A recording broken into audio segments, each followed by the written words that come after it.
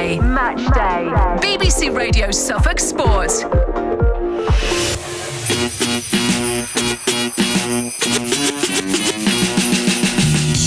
The Sir Bobby Robson Premier League derby is our main feature in Match Day this afternoon. It's not lost on me the relationship that Sir Bobby Robson had with Ipswich. No, it's an incredible legacy. He's an icon here. As soon as you come to the club, you realise it even more. Managers Kieran McKenna and Eddie Howe on the way shortly. Had a full commentary of Ipswich Town versus Newcastle United. Dara O'Shea tells us Town will have to be at their best defensively to get a result against the Magpies. They've got one of the most dangerous attacks in the league, and we know what the threats are. We've been working on that all week. So yeah, it's going to be a good battle for us, and yeah, hopefully we'll come out on top. What a 2024 for the Tractor Girls. We'll hear from manager Joe Sheehan in today's programme, along with last weekend's FA Cup match winner Sophie Peskett. I'm definitely stronger, and as a team we're obviously got a lot more funding now and got a lot more backing from the club. And as ever, we're around the grounds locally as a very busy festive period gets underway for the county's non-league teams. For the players, you know, we expect them to have a good Christmas, but not a merry one, if you like. And it is an incredibly busy period with games sort of like on the 26th and the 29th, and then again on New Year's Day. We'll talk darts and boxing as well. It is the final match day before Christmas on BBC Radio Suffolk. Graham Mack in the studio, Brenna Woolley at Portman Road with today's team news. Both managers have made one change because of players that have been suspended for one game. No Liam Delap, no Joe Linton. Delap's place goes to Smodix up front for Ipswich Town, back after illness. Otherwise, it's the same 10 that helped Ipswich Town win at Wolves a week ago. So Murrich in goal, back four, Harry Clark, O'Shea, Burgess, Davis. Then it's Morsey, the captain, alongside Kayuste. The three are Burns, Chaplin and Hutchinson, and up front Smodix. So again, 6 players from the League One days in that starting lineup. On the bench, Walton, Jack Clark, Johnson, Phillips, Broadhead, Al-Hamidi, Townsend, Taylor, and Jacob Greaves back in the 20. The one alteration for the visitors sees Joe Willock come into a 3-man Newcastle midfield for Joe Linton, who picked up his 5th yellow last weekend. Dubravka is the visitors' keeper. A back four of Livramento, Share, Byrne and Hall. Tonali will hold in midfield, supported by the captain Gimaresh and Willock. Isaac is their central striker. To his right-hand side, the former Norwich player Jacob Murphy. To his left, the England international Anthony Gordon. On the bench, Vlachodimos, Trippier, Barnes, Target, Osula, Almiron, Kelly, Longstaff and the youngster Miley. Thanks, Brenna, and thanks already to Jay in Bury for your text, and a Merry Christmas to you as well. Jay says, can't help but think about Sir Bobby Robson today. Such a connection with him between Ipswich and Newcastle. Great man, 2 great clubs. It's going to be a toughie for Town with Delap out and the injuries Town have, but I think they'll give it their all and hopefully at least force a draw or just nick a win. I've been critical of Murich lately, but if he's at his absolute best, he could be the key to getting a result today. Your thoughts at a kick-off, most welcome. 81333 to text in, 08000 321 333 on WhatsApp. Start your messages with SFK. As Jay alludes to there, it is the first Premier League fixture involving these two since the passing of Sir Bobby Robson, the legendary former manager of both clubs. Current Town boss Kieran McKenna was asked what legacy he felt Sir Bobby had left at both St James's Park and Portman Road. No, it's an incredible legacy. You know, I think it's a massive part. I've said it many times of when I arrived here and there was 30,000 supporters in League One. That wasn't because of me. It wasn't even because of new ownership necessarily. It's because of the history of the football club and the generations of supporters that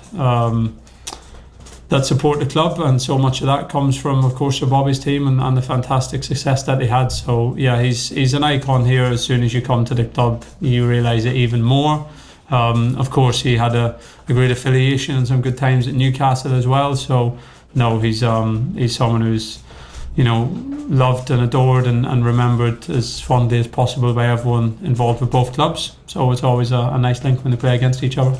Now, given that Jose Mourinho was his translator at Barcelona and that's where he learned a lot of his trade, you then learned from Jose Mourinho at Manchester United. Does that make you something of a direct descendant?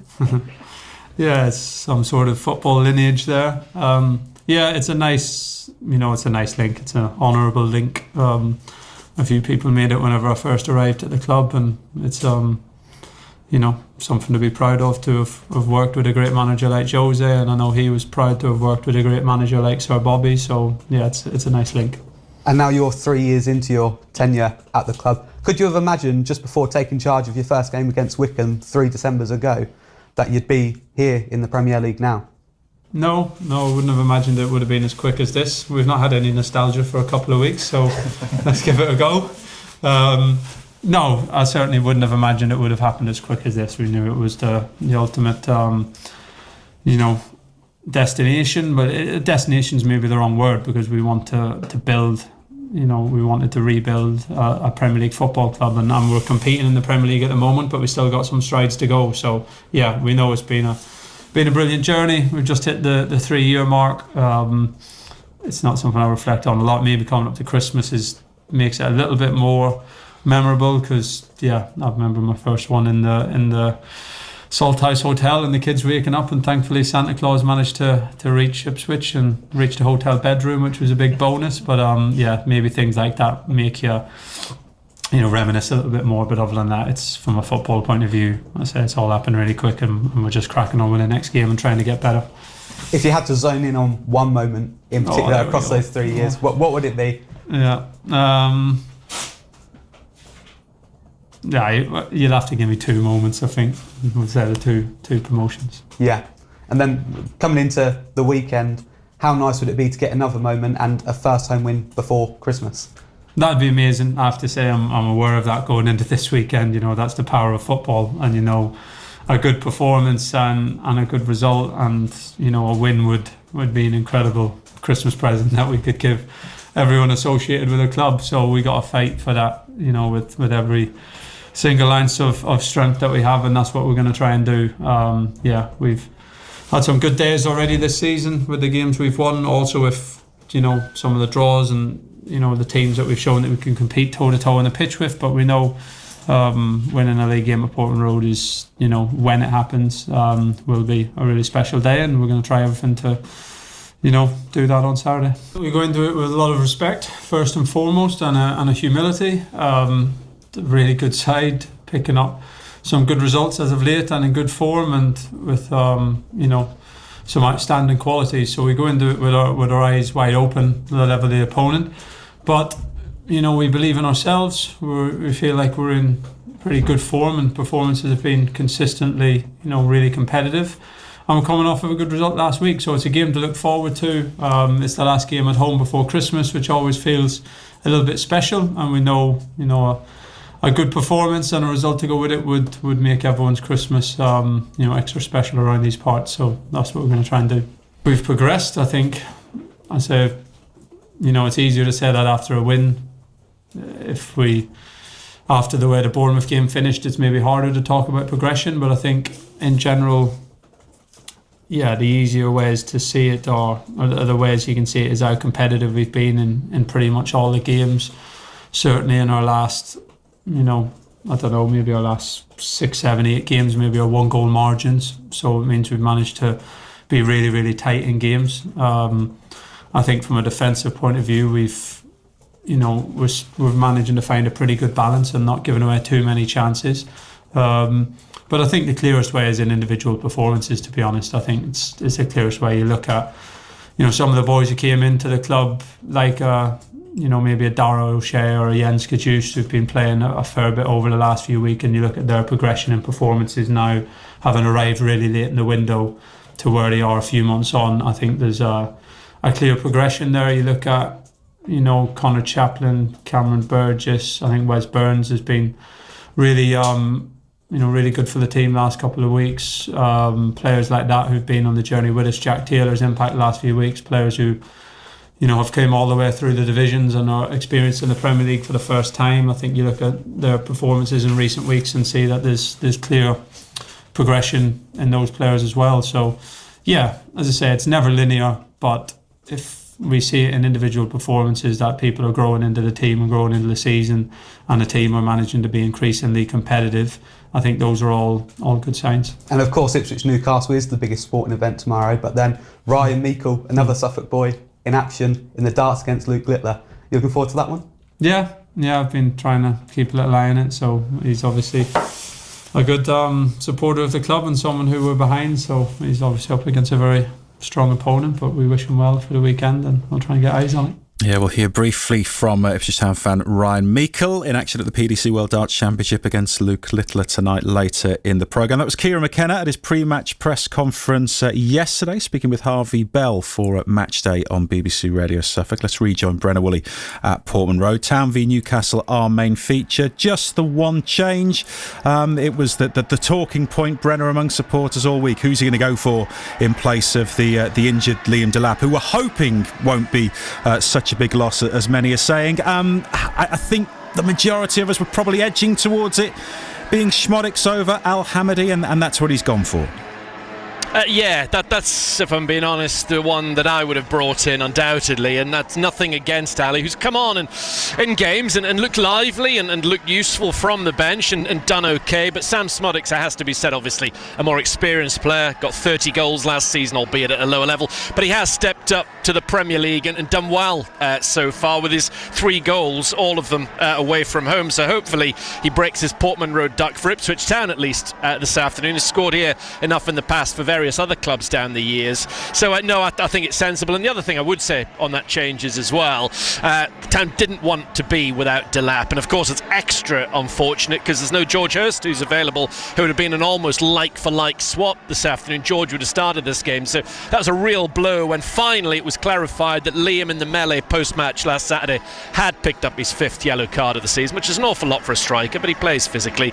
But at least what I would say on it is that decision was made at the weekend, and Kieran has had 5 or 6 training sessions to work with Szmodics in that role. Far better that than Liam pulling up with an injury yesterday or waking up this morning ill. Then all of a sudden you've got to throw Sam Szmodics into the central striker role. They've had a week on the training ground to work at it, and of course he's played centrally in the past, not as an out-and-out number 9. And the other thing I would say is that he's not going to play the same game as Liam Delap. He's not going to be that focal point, that physical threat that's going to hold people off, that's going to hold the ball up. But what he will do, he'll play on the shoulder.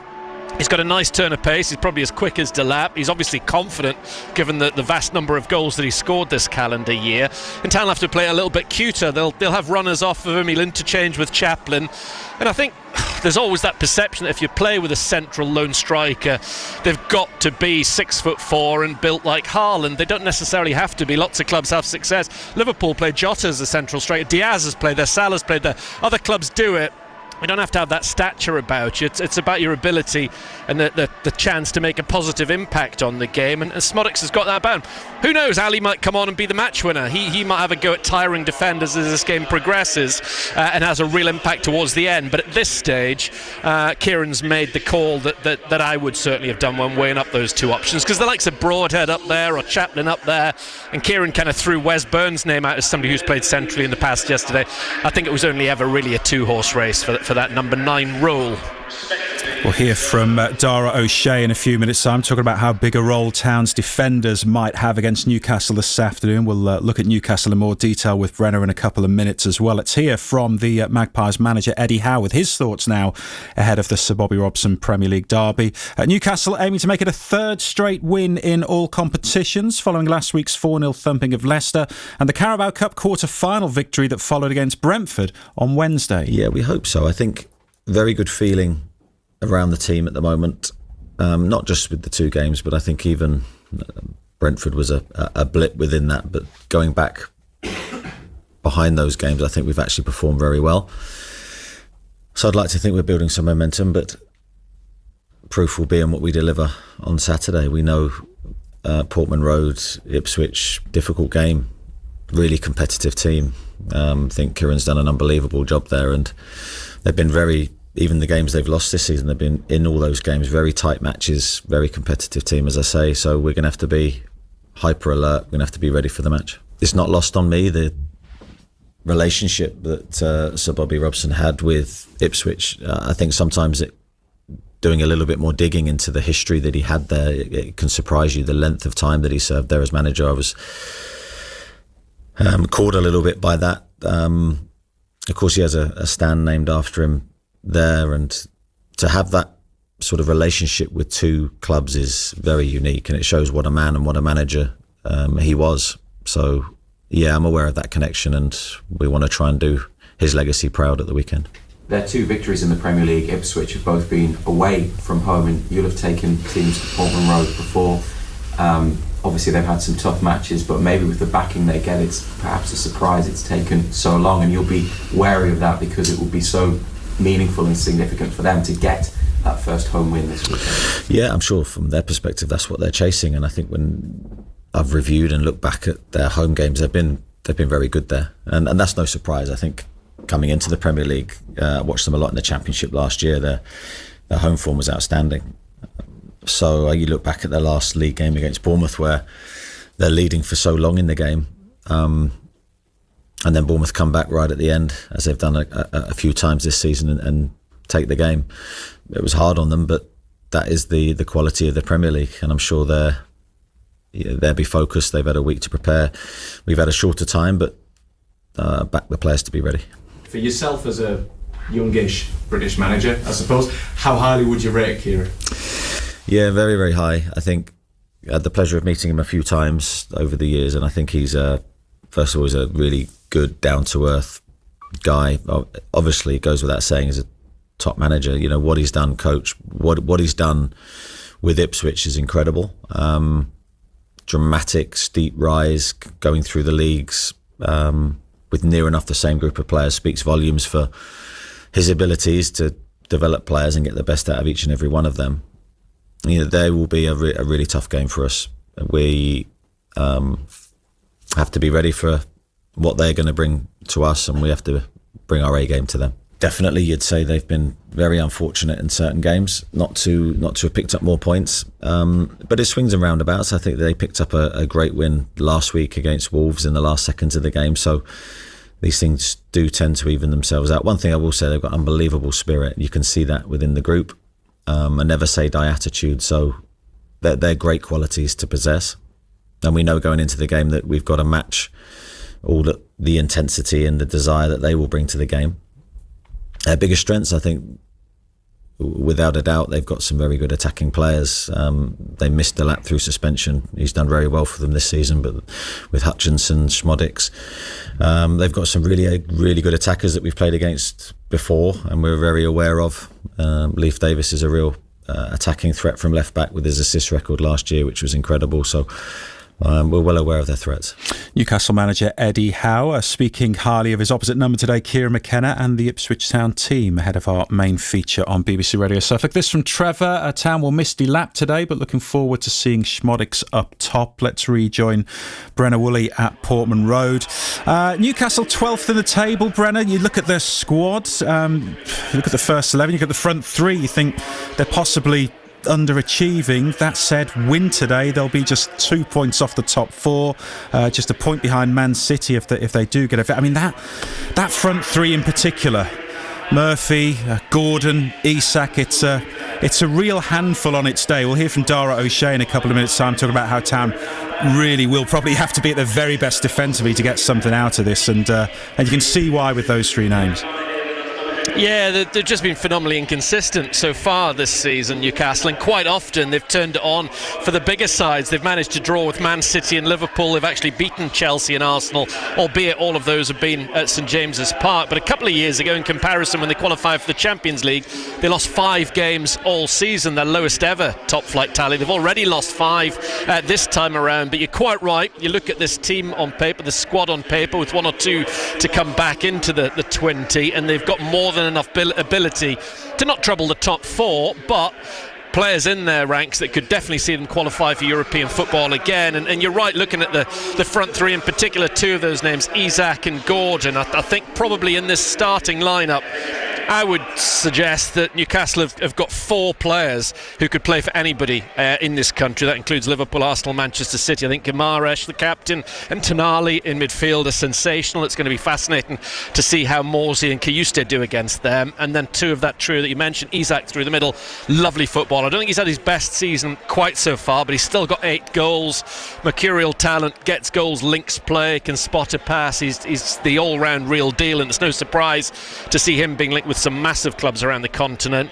and Anthony Gordon, last season he was their player of the year, got his first England goal not that long ago, loves to run with the ball. He's been terrific for Newcastle the last 18 months, and that's a concern. Harry Clark's really got to be on his A game this afternoon, otherwise Newcastle could have real joy down the left hand side. And I look at the two fullbacks, both played for England in the last break, and in amongst all of that, one of them, Lewis Hall, when I spoke to a die-hard Newcastle fan on the Blue Hour last Monday, she immediately said Lewis Hall has been their best player this season. So who's to say when these two sides meet again at St James's Park later on in the season? Because I don't think he's watching games at the moment, Thomas Tuchel, but that'll be fascinating if he turns up for that one, because he could be watching two real future serious candidates for the left back slot. And I know they'll be on opposite sides of the park today, Leif Davis and Lewis Hall, but it's going to be fascinating comparing the two of them. But I come back to the point, although I bigged up Newcastle there, they can be very hot and cold, and this could be a chance, hopefully, for Ipswich Town to get that first home win of the season. But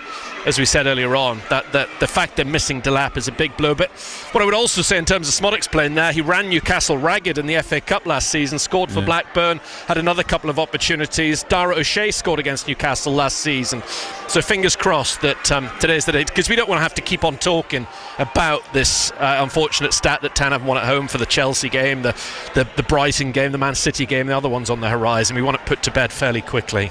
Well, you mentioned Guimaraes and Tonali in there as well. I was just thinking about the Town captain, Sam Morsey, who perhaps in recent weeks hasn't been at his best levels. I was thinking back to his last really, really outstanding performance for Town. It was probably against Manchester United, wasn't it? When he went up against, all the talk ahead of that one was, wow, Morsey against Casemiro. Yeah. He came off the pitch heads and shoulders the best midfielder on the day. He'll be relishing that particular battle this afternoon. We've been talking about their front three, but that battle in midfield, Morsey's going to he's going to enjoy that one, I hope. Yeah, he's up against arguably world-class talent, but you're quite right, he was the best midfielder on the field against Manchester United. Head and shoulders, he's terrific, but by his very high standards of late, not quite at it for me. He's not been as noticeable in matches, but of course it would always be a massive choice if Kieran McKenna were to make an alteration in there and probably give Phillips an opportunity rather than Morsey. But he's stuck with the captain, but you're right, he's up against Tonali, who got a couple of goals for Newcastle in the Cup. Of course, he had 10 months out of the game when he was suspended, but now just kind of finding his feet in there. Eddie Howe was saying post-match after Brentford in the week, they're starting to see the best of Sandro. And Guimaraes, a player who's continually linked with the likes of Manchester City, linked with Real Madrid, Barcelona. He's been a wonderful signing, an early one under Eddie Howe, the Brazilian playmaker in midfield. So that is, Joe Linton is a loss, because he's been wonderful for Newcastle, but they have brought in Willock, who's a more than capable deputy. It would be really interesting to see how Morsey and Kiyuste do up against some serious talent in there. There's these matchups all over the field this afternoon. We'll have to be interested. I bigged up Lewis Hall there, but Wes Burns had a better game last week, so again I'll be looking to see if Wes can build on that up against what I believe is currently one of the best left backs in the division. Should be a great atmosphere at Portman Road this afternoon as well. We'll be back with Brenna Woolley, Mick Mills alongside him in around half an hour's time on BBC Radio Suffolk, with Leicester not in action until tomorrow when they play Wolves at the King Power Stadium. A win for Town today would see them out the relegation zone. Just two other 3 o'clock kickoffs this afternoon, with West Ham at home to Brighton and Nottingham Forest away at Brentford. Forest would go third with a win ahead of the evening kickoff, which sees Arsenal away at Crystal Palace. Already today at Villa Park, Aston Villa 2, Manchester City 1, the latest score. We are deep into stoppage time. Phil Foden has got one back for City in the 3rd minute of stoppage time. Earlier, John Duran and Morgan Rogers on target for the home side, who look like they might be going to hang on for all 3 points in that one. It'd be another defeat for Pep Guardiola's side. In the Championship, a few lunchtime kickoffs. Whistles gone in Hull, home side beating Swansea by 2-1. Portsmouth have seen off Frank Lampard's Coventry City by 4-1. Still playing at Hillsborough, but deep into stoppage time. We're at Sheffield Wednesday 2, Stoke City 0. Needham Market face Darlington at the Ecologic Stadium, Bloomfield today in the National League North. Both AFC Sudbury and Leiston are away in the Southern Premier League. The Yellows 10th in the Central Division ahead of kick-off against bottom of the table Biggleswade. Leiston, currently 13th, are at Bishop Stortford. At Lowestoft, a 4th bottom ahead of today's home home match at home to St Ives Town. In the Isthmian North Division, top of the table, Bury Town entertained Brightlingsea, while second place Felixstowe and Walton are at Goulston.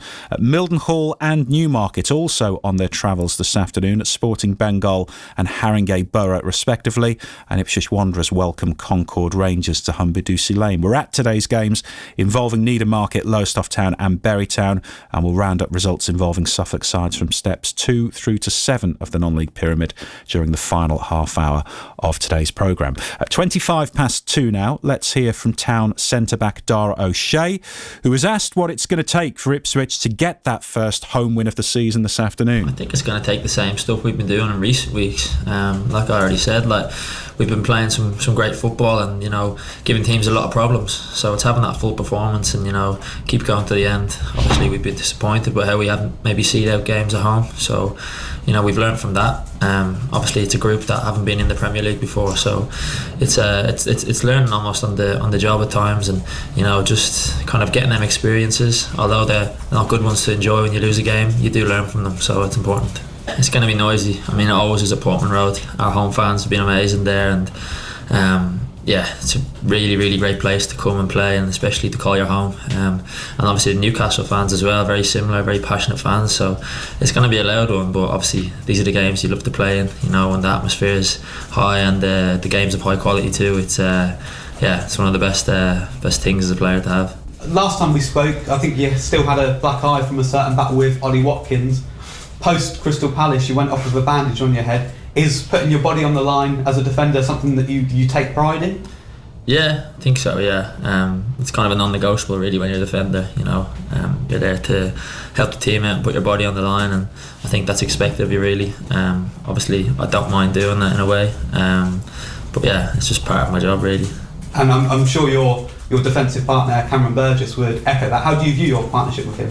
Yeah, it's been really good. I've enjoyed playing with him, and I've enjoyed playing with Greavesy and Wolfie as well. I think as a four we all complement each other quite well, and really push each other in training, which helps, and that's keeping us on it every day. But obviously since we've been playing with Burge, built up quite a good relationship with him. Obviously he's a very experienced defender and plays the game really well and really easy to play alongside. From the start, I always saw him as a player who had some real quality, and yeah, he's just, I think, proven that on the biggest stage now for himself. I think that's the same with a lot of the lads. A lot of the lads have probably come from the lower leagues and they've always had that quality. It's only now they're getting to show that, and playing with maybe better players than they played with before brings out the best in people at times. I was speaking to Kieran just a minute ago about his 3-year anniversary at the club. How big of a role did he play in bringing you to the club, and what were your sort of early impressions of him? Yeah, he was a massive key part to me coming here. Obviously had heard a lot about him before coming here, and from players that have played under him and players that haven't even, and yeah, he was massive. Obviously to come and play for a manager like himself who's so passionate about how he wants to play football, and passionate for the club and really wants the lads here to do well. It's a no-brainer to come to a place like this where you're going to learn a lot, and yeah. And then sort of half the way through the season, what have you learned from him and being in the group? I've learnt loads. If I was to sit here, I think we'd be here a while. It's the small details with him, I think, and they make such a big difference. It's probably on the outside, you probably can't see them, but when you're inside and you're in the classroom with him and you're learning from him, it opens your eyes to the game slightly differently. Like, I played under some great managers, and yeah, he's definitely up there, one of the best. And I think the details are the key point. The small details are the ones that make you into a better player. Obviously when you come to a club, you're hoping that you're going to be playing games, because they wouldn't be coming for you if not. So that was always the aim for myself. Everywhere I've gone, I've not been happy to just sit on the bench. I want to play, I want to experience the games and play against the best players in the world. So yeah, obviously as a player, I think anyone would say the exact same thing. You want to be playing games and playing consistently. And final one from me, taking what you've learned forward from Kieran, what are your own aspirations for 2025? 2025 is to have a great year with Ipswich, to keep ourselves in the league. Obviously that's the position we're in at the moment, is down the wrong end of the table, and I think there's so much more to come from us, and especially as the club as well. The club's growing so much too, so it's really exciting to be a part of this. So I'd say first and foremost for myself is to keep putting in performances, keep playing well, and help the group grow. Town defender Dara O'Shea with our reporter Harvey Bell at pre-match press yesterday for BBC Radio Suffolk. If you've just joined us, this is match day. Half an hour till kick-off in our main feature at Portman Road. Full commentary of Town v Newcastle coming up. One change to the Ipswich Town 11 with Sam Schmodix back from illness in for Liam Delap, who is suspended this afternoon. Whistle has now gone at Villa Park. Aston Villa 2, Manchester City 1.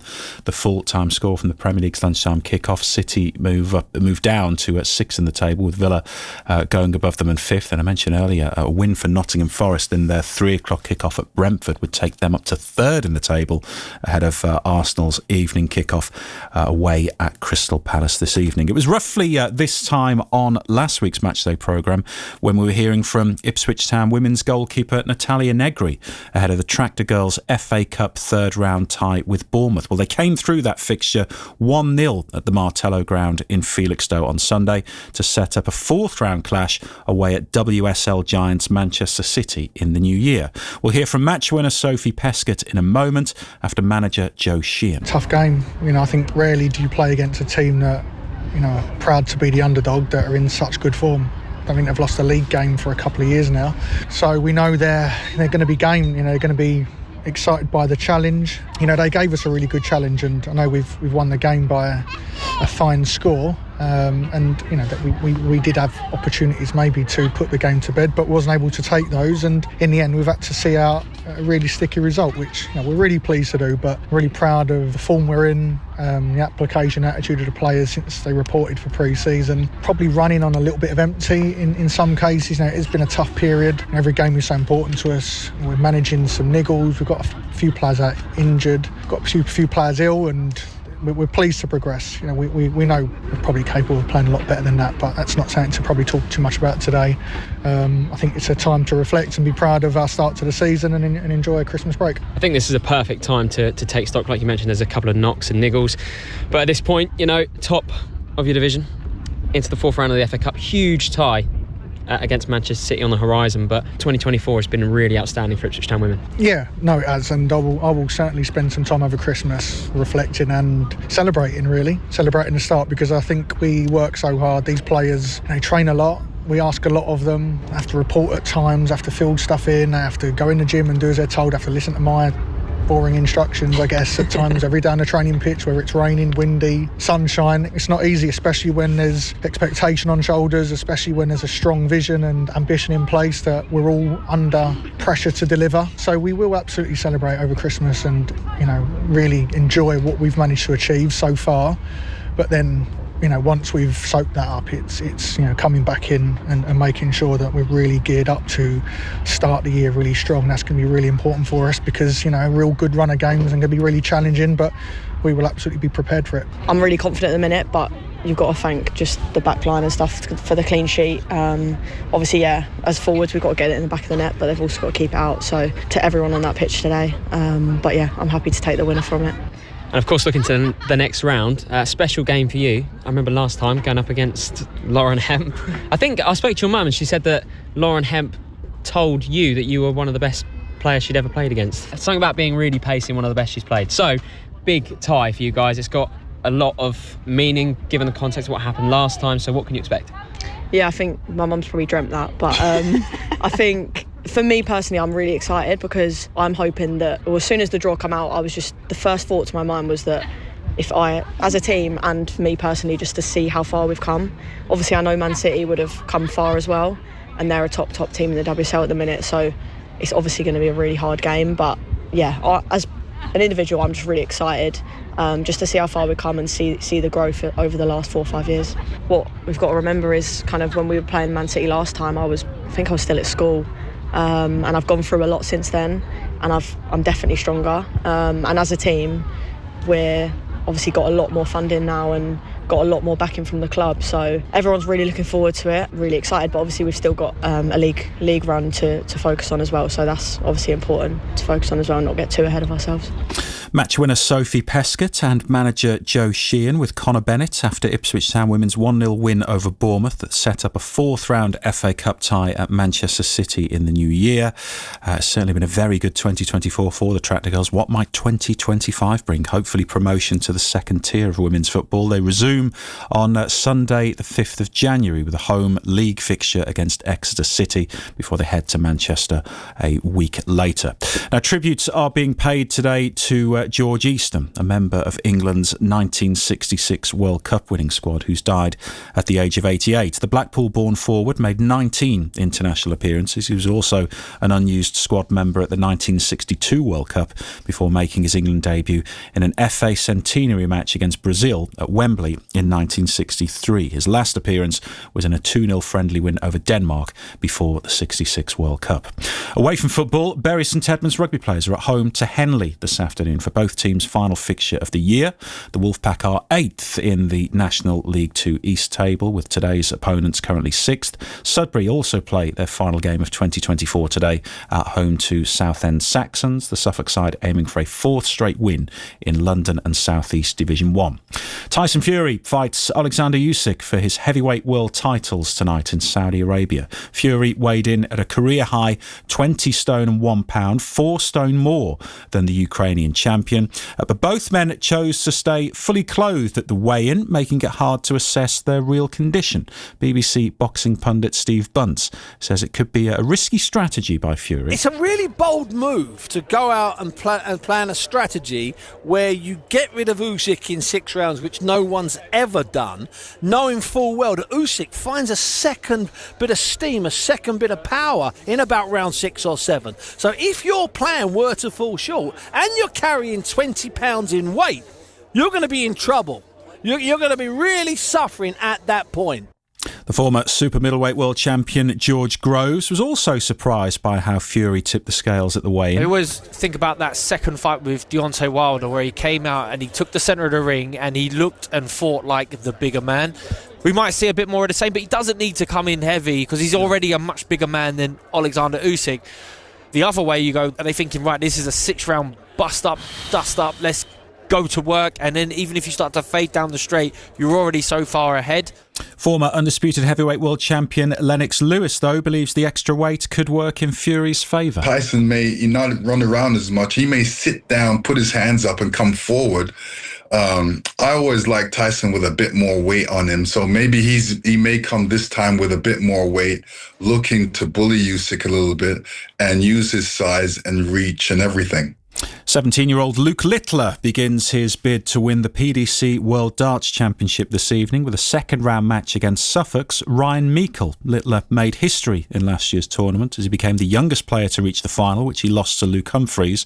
The BBC's James Gregg will be watching at Alexandra Palace. He is the main event, which is bizarre. A year ago, we had no idea who this 16-year-old was.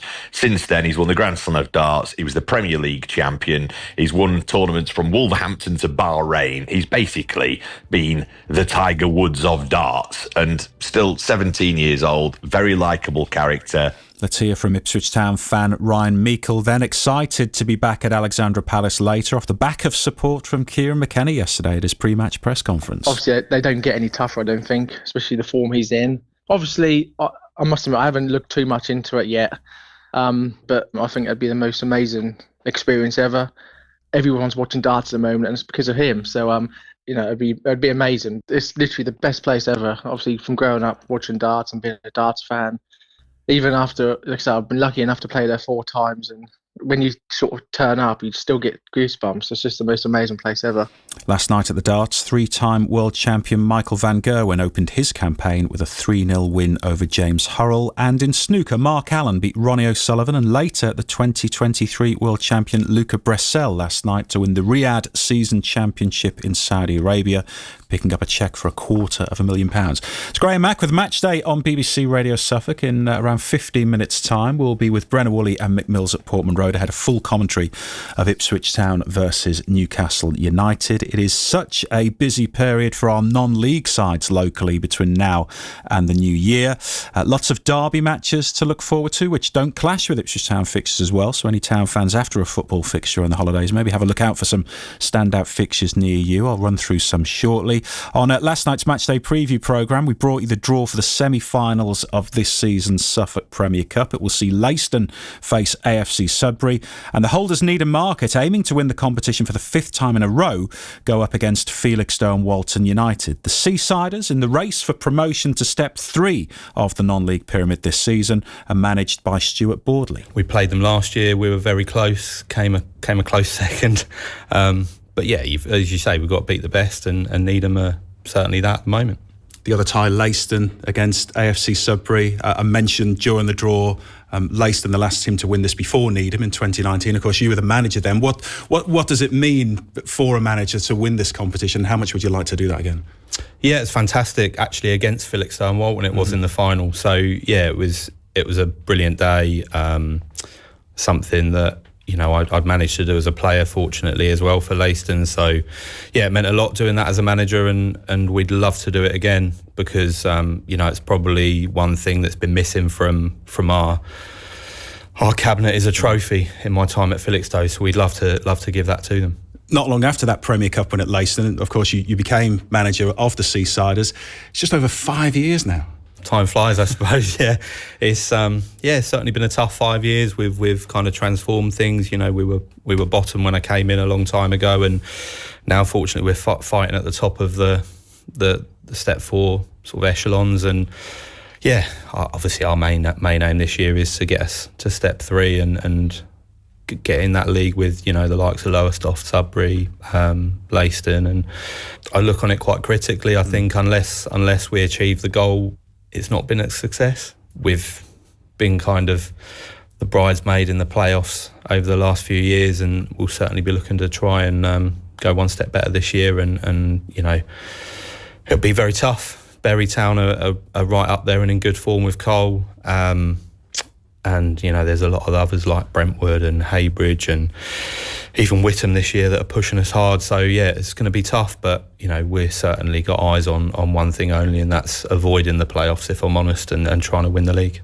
How key is this period now going into the new year? And just how, can you kind of put into words how hectic it is for a manager of a football club during this period? It starts away at Galston this Saturday. You've got this run of 5 games, potentially huge games in terms of that race for the title coming up. Yeah, it's unbelievably busy.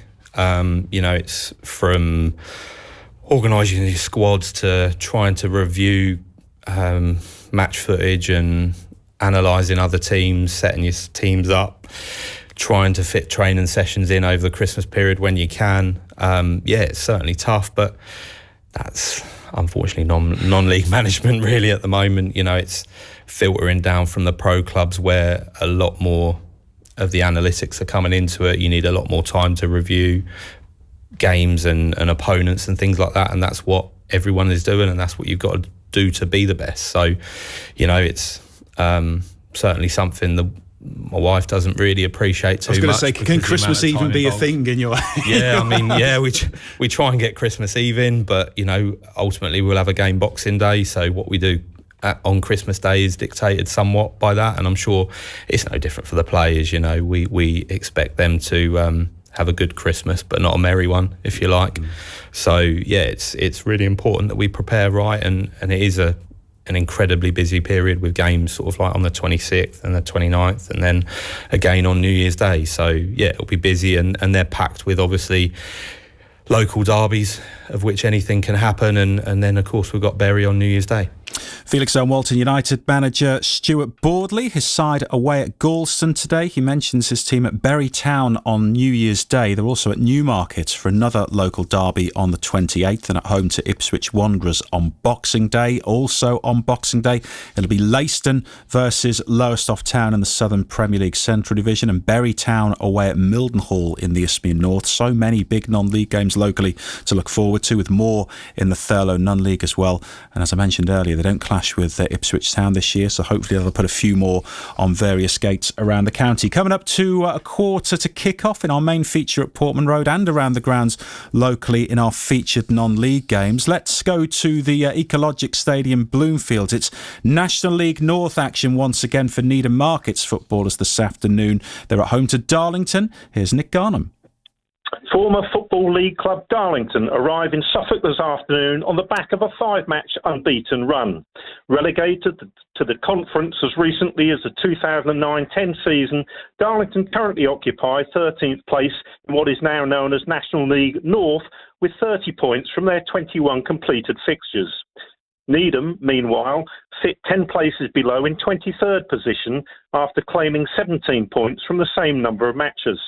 The Suffolk side are undefeated in their last 3 outings, if you include their win on penalties versus Ipswich Wanderers in the Suffolk Premier Cup. The Market men drew 0-0 at Southport last Saturday, on the same day as Darlington shared the points in a 1-1 draw with Oxford City to stretch their unbeaten run to 5. There's just one change to the Needham side from last Saturday, with Liam Cross coming in for Jacob Lay, who is not in the matchday squad. Cross, who is on loan from Brackley Town, and Watford loanee Jake Watkis will be making their home league debuts. This is Nick Garnham at the Ecological Stadium Bloomfields, handing you back to the studio. Thank you, Nick. In the Southern Premier League Central Division this afternoon, away days for AFC Sudbury and Leiston. The Yellows are at bottom of the table, Biggleswade. The Blues are at Bishop Stortford. Let's go to the Foster's Solicitors Community Stadium next, ahead of Lowestoft Town versus St Ives Town. We can join Gary Button. Yes, it's been a stop-start beginning for the reign of Andy Reynolds, Lowestoft Town's recently appointed manager. The Trawler boys have recorded just one victory in their past 6 matches under his leadership, but with games postponed and blank Saturdays due to opponents' successful cup runs, the next month will be a busy time for the North Suffolk side. Last weekend's 4-2 defeat at Bedford doesn't completely tell the whole story. Joe Duffy gave Lowestoft a first-minute lead before the hosts fought back in a flattering final scoreline. Today's visitors, St Ives Town, are currently 9th in the Southern League Premier Division Central table. Improvement in recent weeks after almost the whole of last month, when the Ives failed to pick up any points before an impressive 4-1 victory over Cup specialist Harbour Town last week. Team news: Lowestoft bring in Gabe Overton for Owen Murphy, who is named as a substitute by Andy Reynolds this afternoon. St Ives also make the one. Peter Ambimbola replaces Johnson Giamfi, who drops to the bench. So Lowestoft's line up this afternoon: in goal Sam Blair. In the back four, Charlie Norman, Dylan Ruffles, Harry Barbrook and Robert Eagle, who's the captain. Midfield, Louis McIntosh, Gabe Overton, Kyle Haylock and Wow Rangel. And up front, no Jake Reed, of course, now. We've got Joe Duffy and Harvey Sayer. On the bench, Ashton Blogg, Ben Haddock, Sam Alder, a reserve striker, look out for him, and Owen Murphy, with goalkeeper Ronnie Yeo as named as well. This is Gary Button at the Foster Solicitors Community Stadium here in Lowestoft. Thank you, Gary. Next up, Jack McLean watching top of the table Bury Town in the Isthmian North Division this afternoon at home to Brightlingsea. Jack. Yes, it's a soggy Bury at the moment. The pitch looks a bit wet, but it's game on, and that's the important thing. Isthmian North action for me today as Cole scores his table-topping Bury Town host Brighton Sea Region. Only 2 losses for the Blues this campaign so far. They haven't lost in the league in nearly 2 months. But with the keeper Charlie Beckworth away today, it's a test for young keeper Ollie Killett-Green in his first senior appearance for the club in what is 2 changes from last week's 1-0 win over Tilbury. Defender Joe White comes in as well for Cole Scous's men. It's a tough test for them today though, as the Essex side come into this one sitting in 9th, only losing once in the last 7. But with Scous's men searching for promotion this season, they know 3 points is a must as we welcome into a busy festive period. So it'll be Bury Town asking Santa for 3 points wrapped up under the tree come 5 o'clock today. It's Bury Town versus Brighton and Sea Region here at Crown Meadow, with updates to come. Thank you, Jack. Second in the table, Felixstowe Walton away at Galston this afternoon. Mildenhall on the road at Sporting Bengal. Newmarket at Haringey. Ipswich Wanderers home to Concord. We'll keep tabs on them throughout the afternoon, of course.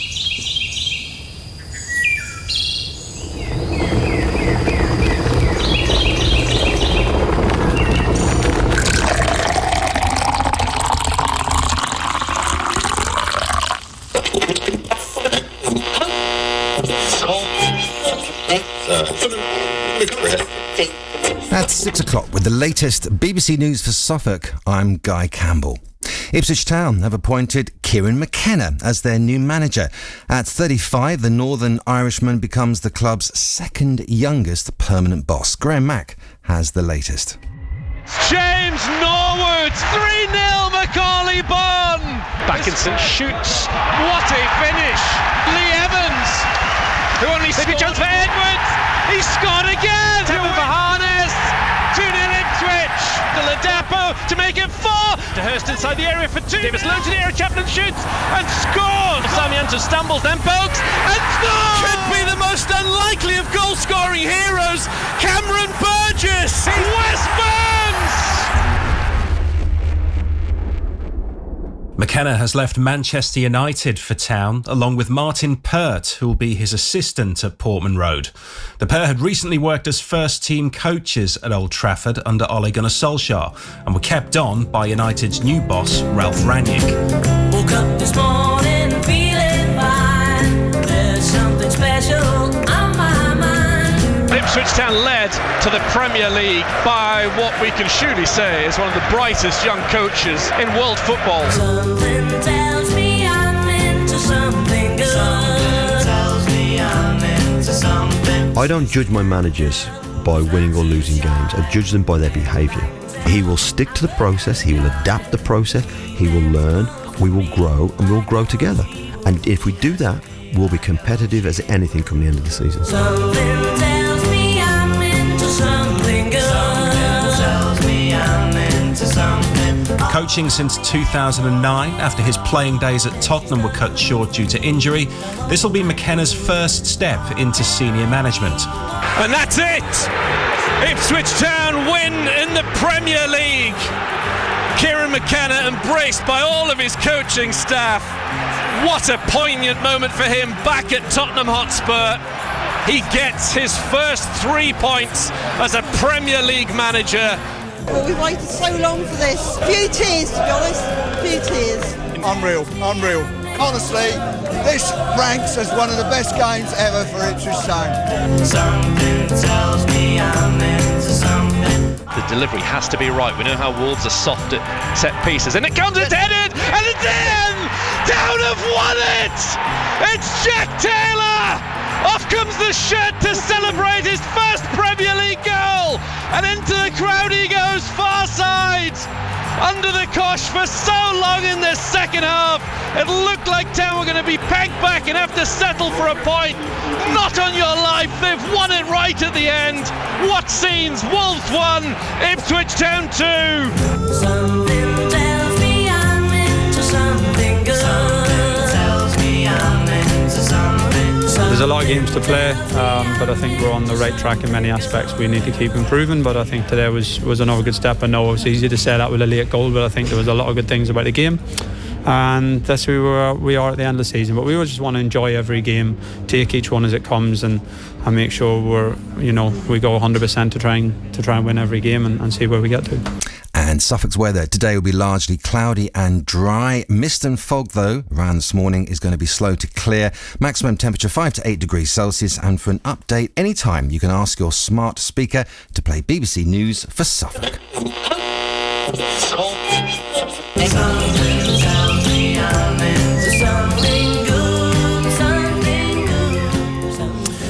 It's been some 3 years, hasn't it? That look back compiled by our reporter Harvey Bell. Town v Newcastle is next. Santa here on BBC Radio Suffolk.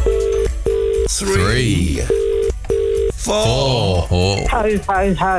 You were very close there, weren't you? Well, I was buttering my toast. I have to eat. Goodness, Jean, but you pick your moments to butter your toast, don't you? Thankfully, you answered within 5 gold rings, because that means... Play Sleeps Till Santa with me, Sarah Lilly, every weekday morning from 10. And join me, Wayne Bavin, for breakfast every morning from 6. And remember, if you don't go ho, ho, ho, it could be a no, no, no. How many sleeps till Santa? BBC Radio Suffolk. Johnson, ball through towards Smodics, the flag stays down, saved by Edison, it's just into the net, so it's rolled into the net, and it's Sam Smodics. Davis gets the moving ball, pulls it back to Hutchinson, edge there, it comes in field, tries repeatedly his goal in the first half, and he does! Zamari Hutchinson with another absolute beauty, who just run by Morsey, and on goal, what a chance, Morsey makes it 2-1! Oh, look at the scenes amongst the town fans! Left-footed, saved by Muric, and again, brilliant from the Kosovan. What a couple of saves from him. Goodness me, that was brilliant goalkeeping. Davis driving up to the halfway line, infield to Delap. He's got Hutchinson to his right-hand side. Still Delap, good strong play. Edge of the box, he shoots and scores a terrific goal! A Premier League goal at Portman Road for Ipswich Town!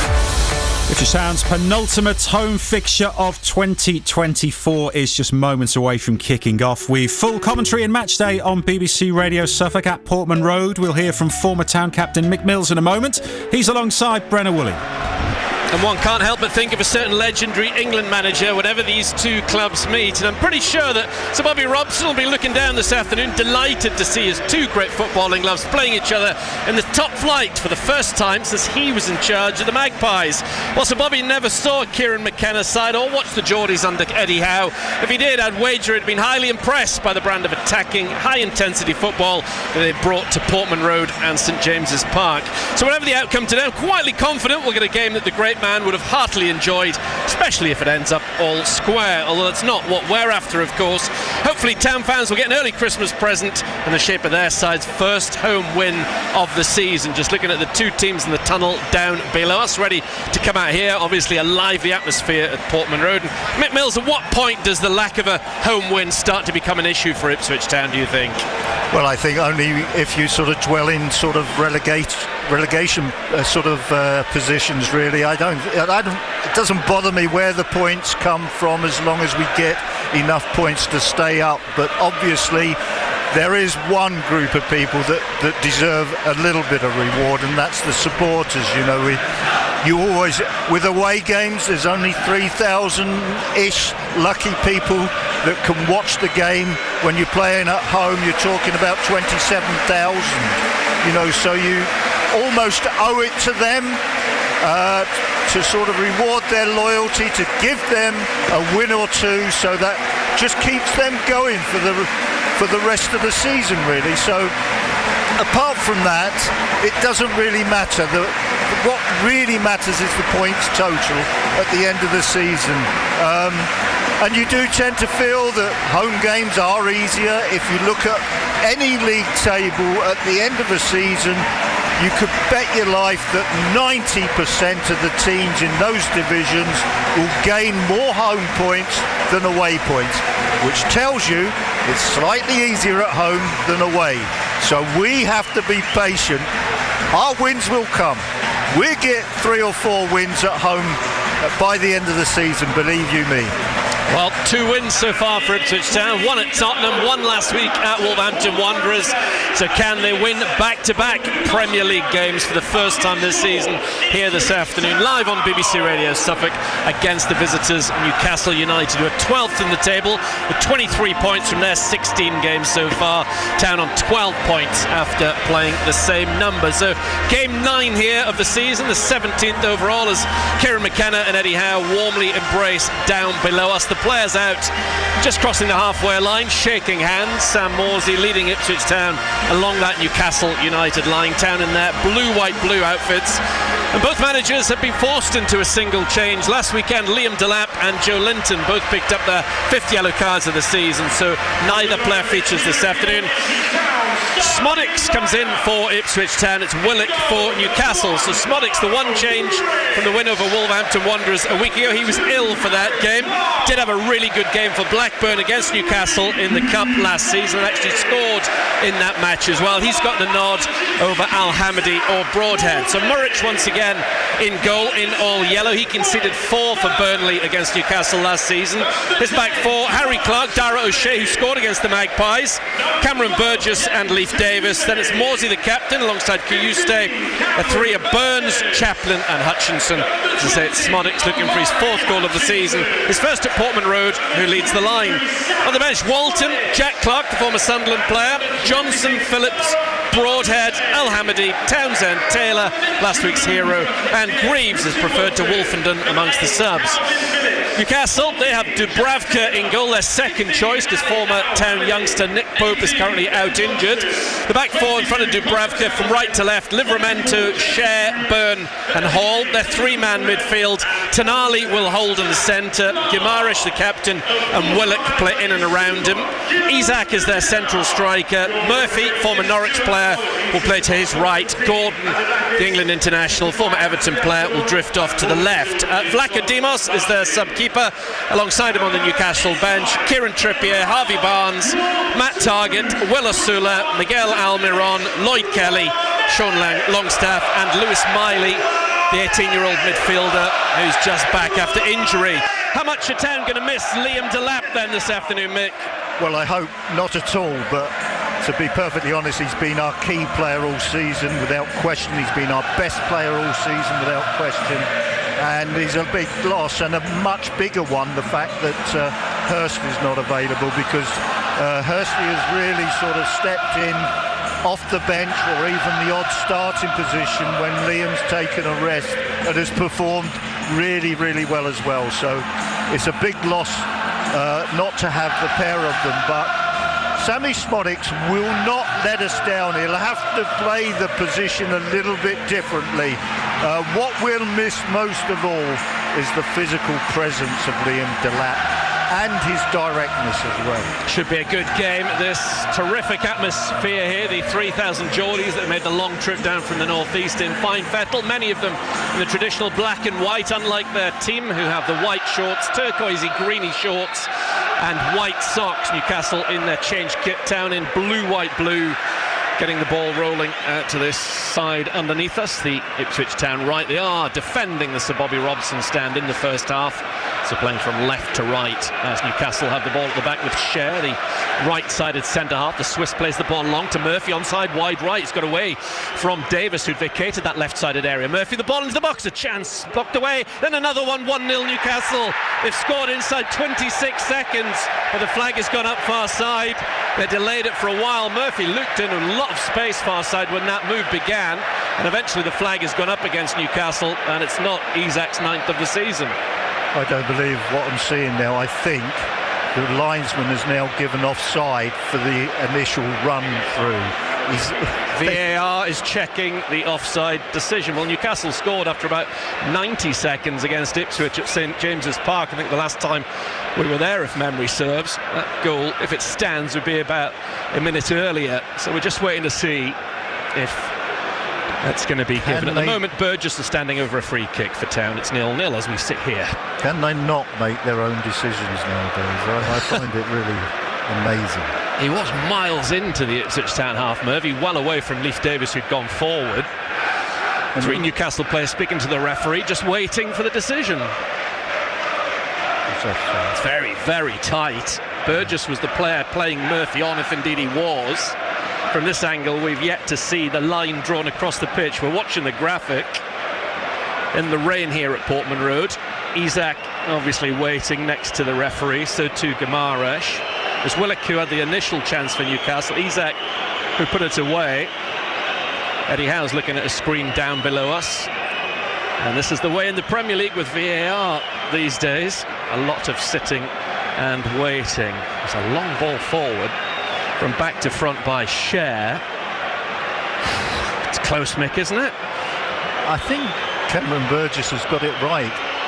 If he has got it right, he's a cool customer, because it was very, very close, but it looks to me as if he's got it right. Well, it must be very tight, the time they're taking over this decision. The ball was in the back of the net after. When I looked down at my stopwatch, it said 26 seconds, so probably 25. Kieran McKenna obviously waiting. The referee now talking to Sam Morsey. Bruno's there as well. Joe Willock. The body language at the moment, I was going to say suggests no goal, but let's just wait and see. This is crazy that it takes so long. What is amazing is we had no sort of decision coming from the linesman, and he couldn't have been closer. Fans, as you can hear in the background, rather disgruntled. He kicks in replays of the goal. Muric got half a glove on it. It ended up in the back of the net. And the referee's blown his whistle. And the goal has been given. Newcastle United have scored inside the first 30 seconds of this game here at Portman Road after a huge delay with the VAR decision. Another one has gone against Ipswich Town this season, and with less than a minute on the clock, well, at least they've got 89 minutes to get back into this game. They trail Newcastle United by 1-0. Well, Cameron got it slightly wrong, but we really should have dealt with the cross. The cross was a poor cross. We had an opportunity to get out of the penalty area. We fouled. 1-0 Newcastle United lead. Ball on the far side is with Smodics. What a start for both teams in this match then. After a long while it did look phenomenally close. And just looking back at the action, Murphy's been credited with the goal inside Portman Road, but it's quite clearly Isak's 9th of the season. So Newcastle on this left with Anthony Gordon playing the ball down the near touchline to Gordon. Gordon's dragged back by Clark. It's going to be really tested, Harry Clark, this afternoon against Anthony Gordon, one of the very best left-sided players at this level. He's done exactly right, Harry. He's gone, he's squeezed him, got tight really well, but he's then overplayed it. He's got to just get tight and just make sure that Gordon does not turn. Share his ball up to the halfway line. It was he who set Murphy free for the opening goal. That's right, if you're just joining us 4 minutes in, Newcastle ahead. Burns against Hall. Burns dragging Hall back. Oh, the decision's gone the way of Newcastle United. Look, 6 of 1 and half a dozen. That's 6-1, I think, in favour of Town. That was a foul by the left back, no question about it. As cleared away by Byrne, nodded down by Isak to the halfway line. Clark lifts it forward. Livramento's header brought down by Morsey. Morsey slides, gets the ball to Cayuste. Newcastle win it back. Now it's with Livramento getting away from Cayuste far side. The former Chelsea and Southampton player Livramento, now full England international. Great play from him, but then just overcooks his pass, trying to get Murphy away in front of him. It's out for a through to the Ipswich Town left back, Leif Davis. Yeah, good bit of attacking play by Livramento. He really was in control of the whole situation there, and he was pushing Town further and further back as he made the run. Heavy rain at Portman Road. Newcastle with their goal scorer Isak outside there. It's Willock who's got a goal in him. Willock into the box to Gordon. Gordon still has the ball. Anthony Gordon shoots, blocked, cleared away by Cayuste. Up in the air it goes. Chaplin's header goes back towards Clark on the edge of his box, and he volleys it away. Newcastle clearly buoyed by that opening goal of the afternoon. Smodics in for Delap, if you missed the team news at the start of this game. The one change for Ipswich Town. Here is that Share. Overhits that pass dramatically on the far side. Here is the former season ticket holder at St James's Park, Leif Davis, with a throw-in down the far touchline. Share just eases Smodics off the ball and then plays the ball along the edge of the Newcastle United 18-yard area to Byrne. Played with Cameron Burgess at Fulham and Sam Morsey at Wigan many months ago. Dan Byrne, the big centre-half. Here is Dubravka, the Czech goalkeeper. Short to Share, who's seen plenty of the ball. He was one of Newcastle's goal scorers in the week as they reached the semi-finals of the Carabao Cup again. Back with Share. Share trying to switch her play out to the left-hand side, testing Clark with a ball over the top of him towards Hall, who's run onto this. He's overlapped. Clark goes back to Muric. Well defended, Harry Clark. Muric with a little bit of a heavy touch, and then he fizzes the pass away. There's two Ball's on the field. Play continues far side. Not sure why the second ball arrived there. Well won by Davis. Here is Amari Hutchinson. Smodics wants the ball down the left-hand side. He's got it. Needs support in the centre. Smodics is all alone inside the Newcastle box, left of centre. Tries to pull it back towards Chaplin. Comes back to Smodics off a Newcastle player. Town 1-0 down. Davis knocks the ball in centrally into the gloves of the man in green, Dubravka. Yeah, that was good. I was just a bit disappointed with the Newcastle attack. I think Harry Clark has gone in to mark Gordon right infield, and he's got caught with the ball to shore. And you've got to get you've got to get more assistance from Wes Burns than he did on that occasion. But that was a good attack. 7.5 minutes gone. Town trailing 1-0. Tonali, great run from him, plays it towards Willock. Cross comes O'Shea. Willock in field, little reverse ball towards the Swede Isak. Two Swedish internationals, one for either side on the park here this afternoon, Isak and Kiyuste. Isak with the only goal we've seen so far. Ball into the centre of the field with Cher. Now Newcastle have it on the far touchline with Jacob Murphy. He's been in good form of late. A couple of goals and a couple of assists in Newcastle's last 2 league games. Jacob Murphy did play in a couple of East Anglian derbies early on in his career. Hall down the line, that's loose, straight to Harry Clark. Well done. Chaplin. There is Wes Burns. Many people thought he had his best Premier League game at Wolves last week, Wes Burns. Clark in field, finds Burgess. Burgess to the left and Davis. That's good play from Ipswich Town. Obviously, it's understandable. They would have been rattled by conceding a goal inside 26 seconds of this game. There is Amari Hutchinson to Kiyuste. Town in blue, playing it around the half off to the left. Given away by Leif Davis to Guimaraes. To the right-hand side, Murphy. Chance to cross into the Ipswich Town area. Plays it instead to Guimaraes. He stands on the ball. Little drag back. Gets to the byline with his orange boots of his. There is Livramento. He goes back to Cher. Lively encounter so far between these two sides in swirling rain. There is Tonali. He got a couple of goals in the week against Brentford. Plays it to Livramento. Whole crowd playing their part.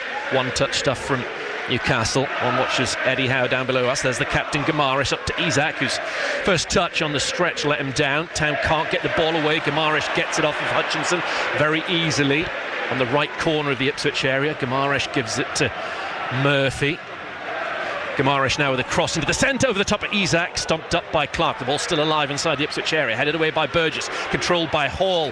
Nice movement there from Hall of his body. Gordon infield to the number 8 Tonali. He's going to have a go. Wasn't far away from Tonali. It was aimed towards the top right corner as he looked at it.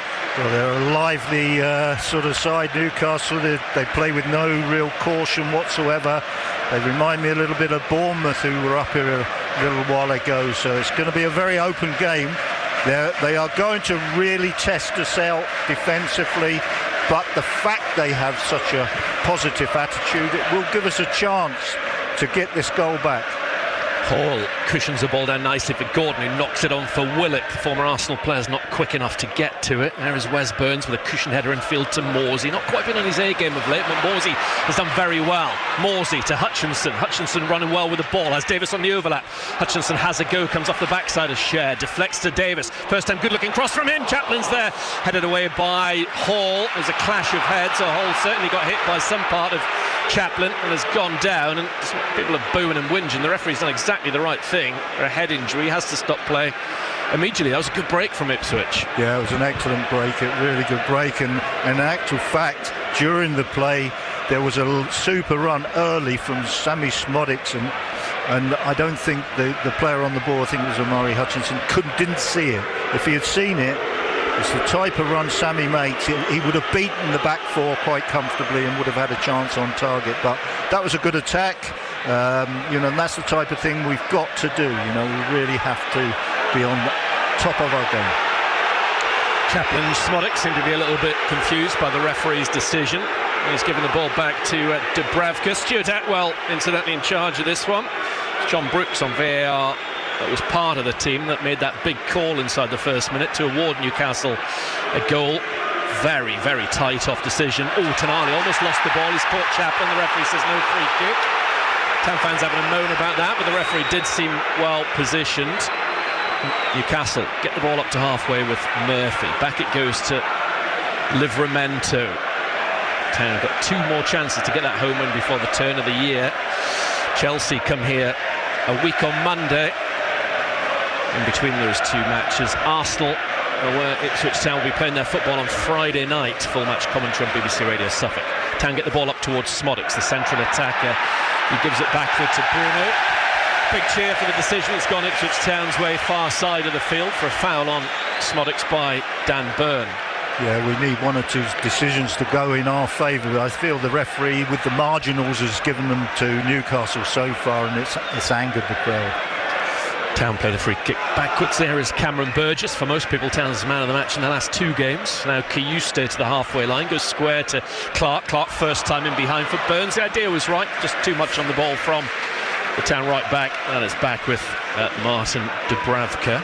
Yeah, good run by Burns, and normally Harry Clark hits him with a good ball there, but that one he's tried to play along the ground. He needed to really get it up and down. Another defeat for Manchester City at lunchtime, 2-1 at Aston Villa. Unbelievable run of form they've got themselves on at the moment. They're one of Town's opponents here next month. Of course, after Chelsea, we've reached the halfway stage of the season. It's the return fixtures, starting with that trip to Fulham in the new year. And Town have got 3 Sunday games in a row because of the Bristol Rovers, one in between Fulham and Manchester City. Newcastle in white, playing the ball around inside their half of the field. There is Tonali, once of AC Milan. Ball goes back to Dubravka, out towards Livramento, who's come into a central position, getting the nod ahead of Trippier at right back at the moment. Back it goes to Hall on the near side. There was a real clash of heads with Connor Chaplin. There is Cher along the floor to Tonali. Good side to watch, Newcastle United. When they're really on their game, they're a massive threat. Travelled particularly well though this season. Tonali over the top. Murphy's going to go after it. Might hold up for Murphy. Murphy gets his cross into the box towards Gordon. Gordon heads down. He should have scored. Real opportunity for Anthony Gordon. I guess you credit Harry Clark for getting back and putting him off, but that was a real chance for Newcastle from nowhere. Yeah, it was a very good chance, and I'm sort of concentrating on Harry Clark's forced positioning, because we're so obsessed with getting Leif Davis down the pitch that we end up with 3 defenders doing the width of the pitch. Harry Clark's having to go so far in that anything like a cross like we had there, or a crossfield ball, he really is struggling on. Here is Guimaraes. Ball in field towards Dan Byrne, who spent most of last season at left back. Now Isak, the only goal scorer. Lovely play from Isak. Oh, he almost got Willock in there. Stretched but couldn't get onto the ball. Aaron Muric, and Willock's now limping a little bit. He was the one change for Newcastle pre-kick-off. 15 minutes gone, but already we'll play an extra couple of minutes beyond the 45 because of that extended VAR decision which awarded Newcastle United a goal inside the first minute of this game. Muric drops the ball down and then kicks towards Smodix, battling with Cher. Flag's gone up. Smodix is really annoyed with his goalkeeper. Very unhappy. Free kick to Newcastle inside their half of the field. Just the 2 wins on their 8 away games so far this season. They've won at Wolves and Forest ahead of today. It's their 8th consecutive season back at this level. Tonali infield towards Isak, back to goal outside the Ipswich area, turns, gives the ball to Murphy. Murphy shoots and it's gone wide off his weaker left boot. Well, we're sort of trying our best to get back into the game, but what is concerning me most of all is that Newcastle's ability to break our back 4 up just by movement and stretching us. I'm looking time and time again and I'm thinking, yeah, the gaps between you defenders is too big, and there's players about to burst into those gaps. And I just saw Harry Clark having a go at Sammy Morsey for not picking his man up. Livramento gives the ball to Bruno. Back it goes to Byrne. As I said earlier on, Newcastle have got some absolutely top quality players. If they're allowed to play, to get the opportunity, they certainly will cause harm to any team at this level. Very heavy rain here. Burgess misses his attempted kick. Drops nicely for O'Shea though. Heavy from O'Shea. Touched on by Leif Davis. Cleared away by Cher. Nice first touch from Davis. Down that far side is Smodic. Share will come across there, shaped to go down the line, in the end turned and gets it back to Dubravka, who's closed down by Smodic. His clearance goes all the way to the halfway line, and Burgess. There is Kiyuste. Gives it to Morsey. Burgess, now Leif Davis. He was praised by Eddie Howe pre-match when the two managers did their press conferences yesterday. Once again, 6 League One players in this Ipswich Town side this afternoon. 4 of them, I think, Paul Cook signings. One of them on the ball now, Chaplin. Chaplin gets to the halfway line in front of Kieran McKenna. Passes it straight at Hall when he was trying to find Burns. Nice turn and field from Hall to get away from Hutchinson. Bruno, the bleached hair, is available. He gets Livramento away in some space, far side. 1-0 Town trail. Here is Guimaraes to Tonali. Quality there in the Newcastle United midfield. Tonali down the right hand side looking for Murphy. Up goes Davis. Ball out of play for a throw to Newcastle, edging towards the Ipswich Town penalty area. Yeah, didn't manage to beat Ipswich Town in his time as the Bournemouth manager, and they came here for a couple of seasons. All draws those games. Hall towards Gordon. Gordon tries to touch it on. Well done, Harry Clark again. Burns down the right hand side wants to take on Hall. He's got away from him. Excellent play from Burns. Is there an end product outside the area? Low ball into the box, collected by Smodic, who's done well so far. Gets to the byline. Back to Burns it goes. Town looking for an equaliser. Tonali blocks off Burns' cross. Clark puts a great looking ball in, headed away by Bruno. That was nice, very nice from Ipswich Town. Well done, Wes Burns. Yeah, very good play. Best bit of play we've had so far. Morsey. Town trying to peg Newcastle back. Morsey getting away from Guimaraes. Gives the ball to Chaplin. The left to Kiyuste. Kiyuste's beaten Livramento. Kiyuste shoots. That was good play. Just over the bar. Unlucky. Yeah, lovely play from the right side of midfield across the pitch, and we just found Kiyuste in a great position, and his taking of the ball was excellent. It gave him the opportunity to get a shot away. That's much better. Yeah, it is. It's given us hope that Town can get back into this game. Been virtual spectators up until then. It was a lovely cross in from Harry Clark. This is the position that worries me when Leif Davis goes to take the right back and we're left 3v3 at the top end of the pitch. Chaplin with a little chest down, gets it off Tonali. Nice bit of fortune into Smodic in the area. Good save by Dubravka. Lovely play from Chaplin. Out as far as Davis. Town having a spell at the moment. Davis infield to Hutchinson, 30 yards from goal. This is much more like Ipswich Town, posing some problems for Newcastle. Back defending the Geordies. Smodic was put through on goal, and he's trying to lift it over the goalkeeper. The ball's now in the centre of the Newcastle half. Kiyuste has it from Clark. All 10 white shirts of Newcastle behind the ball, because Town have got it in the middle third. Morsey wanting to get away from Tonali. Reverse pass up to Smodic. The lay off to Hutchinson. Smodic wants it back. Can't find it. It's congested in there. Newcastle get the ball away, but then given away by Willock. Willock plays it straight to Burns. Can Town capitalise? Burns tries to get his cross in. It comes off Hall high in the air, out for a throw. Yeah, this is better. We're just posing Newcastle 1 or 2 problems for the first time in the game, and they don't look comfortable with it, Newcastle. They've had it all their own way so far, and they have played with an air of confidence. That's the first time they've had to do a little bit of thinking as a defensive unit.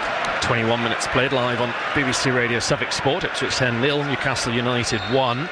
Clark with a throw towards Burns in the area, touches it infield from very close to the dead ball line.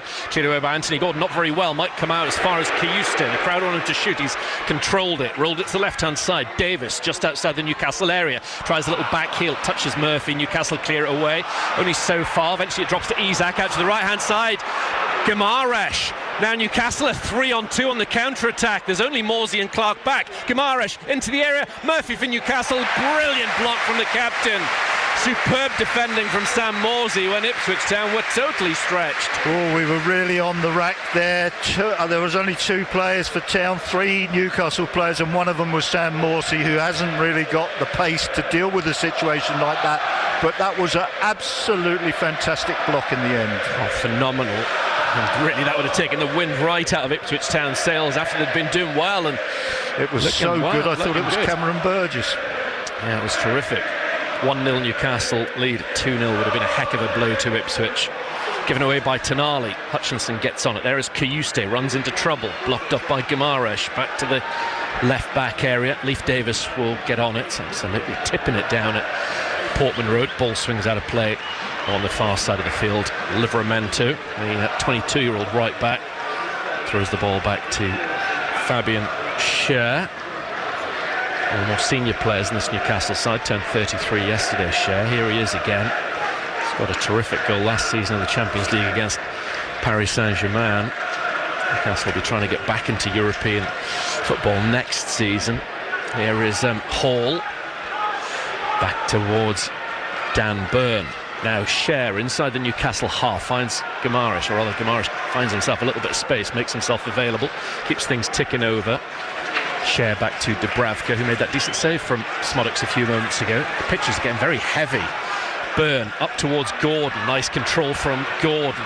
Stands over the ball, comes in field, loses it though. Morsey to Kayuste. Kayuste finds Clark. O'Shea goes back to Muric and blocks off Gordon at the same time. And now Muric in front of the north stand plays the ball out to Kayuste.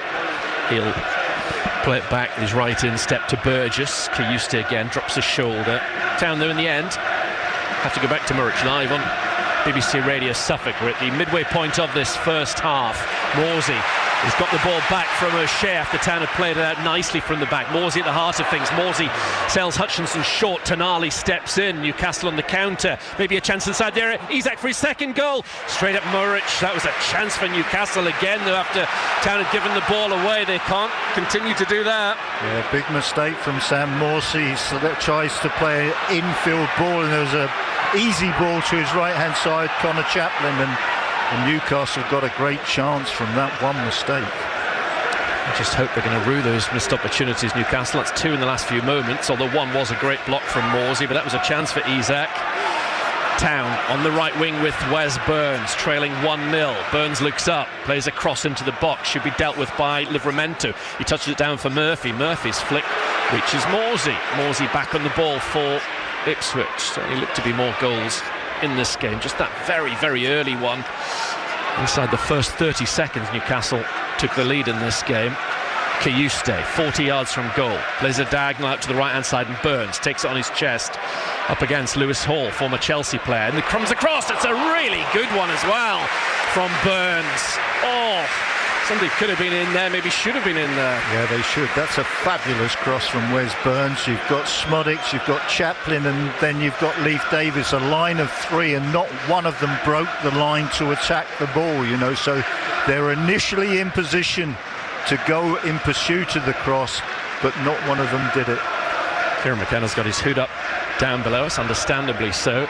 Very wet afternoon here. Livramento underneath the Geordie crowd, far side, gets the throw into Tonali, and Tonali just bangs it up into that grey sky.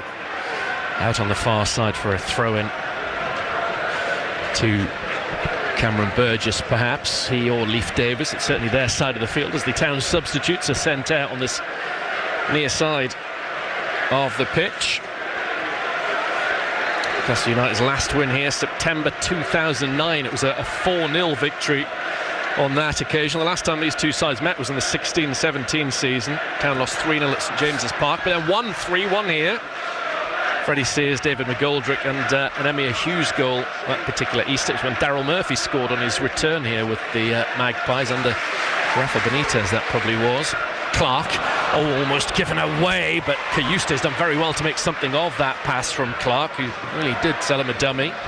Clark now back at right back, finds O'Shea, who we heard from earlier on match day, the Irishman. Good strong run up to halfway from O'Shea, then he tries to find Smodics. The pitch didn't help him, the ball is definitely holding up on this water-sodden surface. Shares come forward, tries to play it in behind for Isak, and again that maybe helped Ipswich Town there. The ball wasn't rolling as well as it might. Kayuste's lost the ball in midfield. The conditions playing a part. Chaplin brings down Guimaraes. Sort of challenge, it might get a yellow card in the second half, but it's just a word of warning from the referee in the first.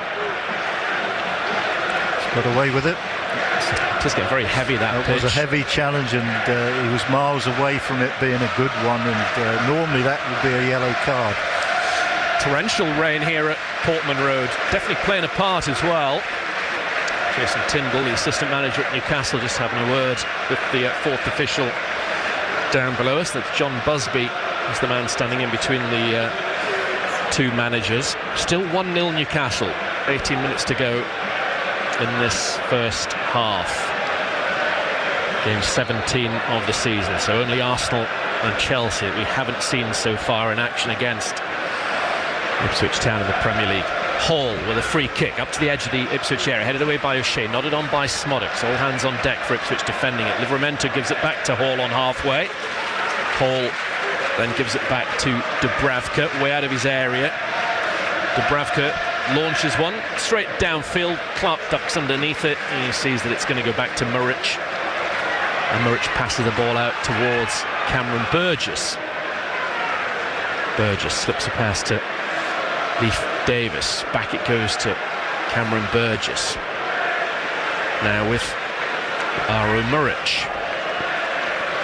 As Burns underneath us, just looking along the line. Muric stands on the ball on the edge of his area, gives it out to Morsey. Morsey then finds O'Shea under extreme pressure. Morsey did well. Now Clark back in the right back area. Clark in field to Kayuste, who finds Muric. He's going to be closed down by Guimaraes. Muric, that's risky.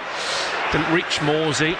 No massive damage done. Newcastle have the ball, but only on the halfway line, going back into their half of the pitch. No, did look risky given that's the where conditions. Muric is. He's not a footballer. He doesn't make the right decisions. He's not like an outfield. An outfield player would not have played that pass. Cher just got away with one against Smodix. I do feel this pitch might play a part in an error at some point, a misjudgment. Guimaraes with a header down, high up in the air from the Murphy. Not what he was intending. Burns allowed to win the header by Gordon. And it goes nicely to Chaplin. Chaplin loses his footing. The ball's out underneath us for a throw to Newcastle, who still lead by that very early goal to 0. They've had other chances. Smodix with Town's best opportunity. Kayuste put one over the bar as well. So fits and starts. Town have been an attacking force in this game.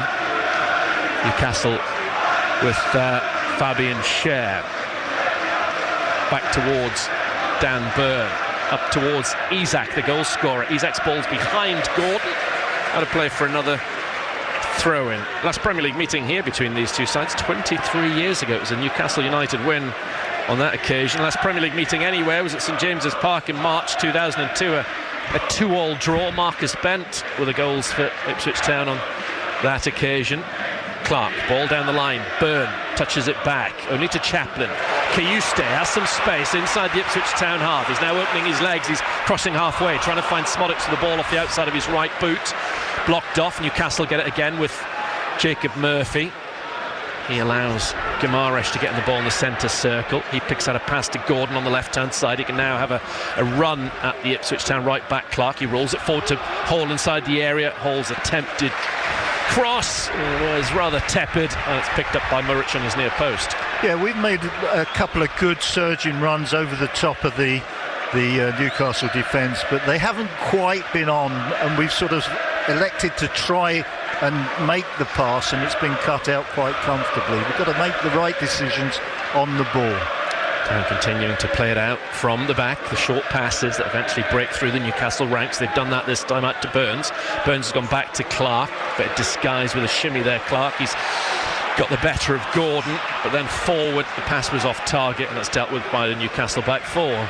No, that's unfortunate. Harry Clark couldn't deliver when Sammy Smodix wanted him to deliver, and then he had to get himself back onside, and that's when Harry delivers the ball. And so everything for me has just been like that, just slightly off. Guimaraes to Tonali. Now it's with Willock. Then Isak outside the Ipswich area. Ball into the box to Gordon. This could be a threat. Anthony Gordon comes in field. Still Gordon on his right-hand side. Tries to pick out a pass. Finds Murphy. Murphy with a shot. 2-0. Off the bar and in.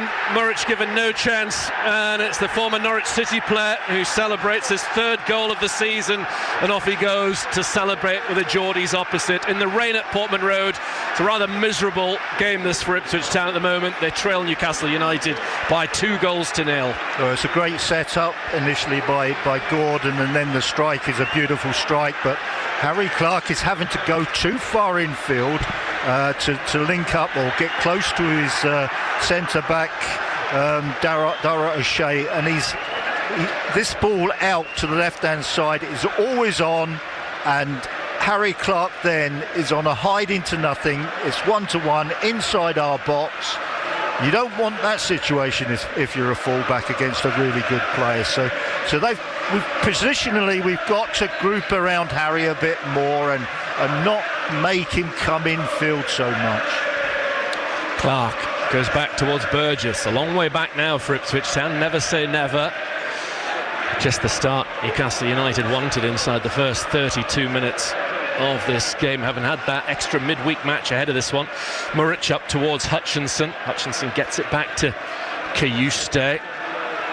Good run of form at the moment, Murphy. It's 3 goals and 2 assists in his last, 2.5 matches in the league. Burgess to Chaplin. Chaplin's just eased off the ball very easily in midfield. Isak, it could get worse. Chance for Murphy again. Burgess goes to ground again. I think the pitch helped Ipswich Town there. The roll of the ball wasn't as Newcastle would have hoped for on a dry surface. Here come Ipswich again in the centre of the field with Hutchinson. Tonali blocks him off.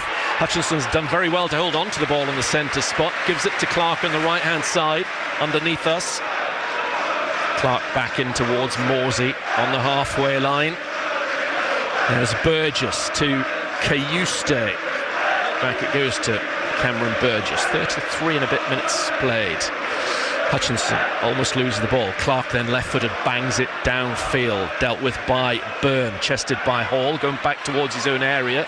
He's held on to it and he slips a pass square to Livramento. He's done very well under a lot of pressure there, Lewis Hall, who's only 20, the left-back. Livramento to Guimaraes. Newcastle fancy more goals before half-time. Guimaraes finds Willock. Willock tries to get it on to Isak. No foul for the challenge on Willock, who went down. Morsey has it inside the Ipswich Town half. Willock has a little drag at his shirt. Morsey's attempted pass is blocked off by Tonali, winning things in midfield. Gordon, who made the last goals now inside the Ipswich Town area, gets the byline. Gordon plays it off of Clark. In goes Morsey, down goes Morsey. Free kick, 1 for Town behind right back. Yeah, this is really worrying me, the way that Harry Clark has to go infield to deny the space between him and Dara O'Shea, who's having to go across the pitch. Sam Morsey's not tracking midfield runs into that space, so Harry has to go there, and inevitably the ball goes out to Gordon on the left with loads of time, loads of space to actually take advantage of a 1-to-1. Another risky ball out there from Muric. Well done actually in the end by Smodics coming back. Newcastle winning the ball well in midfield off various players. They've been swooping on the likes of Chaplin and Morsey when they've been getting a little bit of possession. Tonali and Guimaraes winning the ball for Newcastle, who now lead this by 2-0. As the TV cameras zoom in on a rather concerned Kieran McKenna. As the ball goes back now to Tonali. Tonali looks long. Too long for everyone. Muric out of his area. Gives it to Dara O'Shea, waving people forwards. Stands on it, O'Shea waits. Isak closes him down rather nonchalantly. Back with Cameron Burgess. Chaplin's down on halfway. Not taken apart in proceedings. Leif Davis has let the ball go out far side so he can maybe have a little bit of treatment. Yeah, he was waving to Cameron Burgess. He didn't want to receive the ball there. He's obviously hurt himself, so he then sat down. Ball's been played out. But we are in trouble. That early goal has given Newcastle a massive advantage. It's relaxed them. It's given them confidence. And then, they have sort of marginally been the better team all over the pitch on the 1-to-1s. And then the second goal was a massive goal. It was a great strike. We're now really struggling to get to grips with what we're doing, and I really worry about the massive holes between defenders at the back end of our team. And the fact that Sam Morsey is wanting to pass midfield runs on, but there's nobody to pass those runs on to. So we're in trouble. They've done their homework on us. They know that Leif Davis is going to go on a little wander. It's going to leave 3 defenders, and you can stretch those 3 defenders. Yeah, Town are in all sorts of trouble here. Chaplin's going to be okay by the looks of things. He's just come off after a little bit of treatment with Matt Byard, the Ipswich Town physio, so a bit more time added on beyond the 45th minute. Plenty of conversations going on out there between Morsey and Burns, Kiyuste and Clark. Kieran McKenna now having a word in Connor Chaplin's ear. Very difficult this for Ipswich Town. I think the rain is dried up a little bit, although that pitch is still very heavy. We've seen that on a few occasions. Maybe it's helped Ipswich Town when Newcastle's final ball hasn't quite had the legs that they would have hoped for. Isak gives the ball back to Murich. And Newcastle fans during that break chanting there's only one Bobby Robson, but the Town fans weren't really in the mood to join in. Murich out towards Hutchinson. Tonali is on him. Newcastle win the ball again. They keep doing that. Tonali tries to feed it through. It's very difficult when these boys are trying to hold the ball up under pressure from Tonali, Guimaraes and one of the wide players. 7 to go until half-time, or at least until we're told how much added on time there's going to be. Newcastle's final home opponents of the season, Chelsea. That'll be a nice easy one for them to get their first home win. Here is Livramento towards Isak. Newcastle lead 2-0. Guimaraes inside the Ipswich Town area looks towards Isak by the byline, right of centre, well defended by Dara O'Shea. Excellent stuff from the Irishman. He clears into touch on the far side of the field. Yeah, that was good defending, but our defenders are having to work so hard today to keep this scoreline down. I've never seen us having to do so many sort of one-to-ones and interceptions in the back line. Yeah, this could be a heavy defeat based on what we've seen so far in this game. There is Tonali. I guess the hope is maybe that Newcastle tire given their midweek exertions as the game progresses, but they've got themselves a 2-goal cushion, and here they come again with Isak. They're certainly hungry for more. Murphy on the right-hand side who got the second goal. Early ball in from him, dealt with by Murich before Willock could get a touch on the near post, or it could run through to Gordon on the far. Again, that was a lovely sweep movement. It was simplistic, you know. It's not a modern day thing. That was just a slick movement down the right hand side. 2 players have gone in the box in search of the cross. You know, the cross has been taken by the goalkeeper, but it's a nice slick attacking move. McKenna looking unhappy down below us. Clark with a header forward for Ipswich. Byrne gets there before Smodics. Tough for Smodics up there, I feel for him. Here he is on the ball. He's doing all right when he's been involved. Burns, infield to Kiyuste, drags it, read by Guimaraes. The ball still went through to Hutchinson, using his low centre of gravity to great effect. Hutchinson, he's done well. Dinks the ball over the top, looking for Smodics. Smodics will keep it in play, right of centre by the byline. Back to Wes Burns. Now the flag goes up against Ipswich Town. That was unlucky. It's a nice little bit of build-up play. Yeah, that was better. We've got to do more of that, but we're just not quite at the races, you know. If you look at all of our players, they're all just struggling to be on top of the game, and not just defenders, but the forwards. You know, they're not quite. Wes Burns has been marginal, and Sammy Smodics is struggling in that position. Amari Hutchinson has been the most untidy I've seen him in a game of football, and Connor Chaplin also is struggling to find any sort of space whatsoever. O'Shea hands the ball out near side. The replacement ball's quickly in the hands of Anthony Gordon. He throws it to Isak, wide left. Isak outside the Ipswich Town area, gets inside the box, right of centre with those quick feet of his, holds it up well. Gordon crosses towards the far post, too much on it from Guimaraes, and Davis ducks underneath it, out for a goal kick.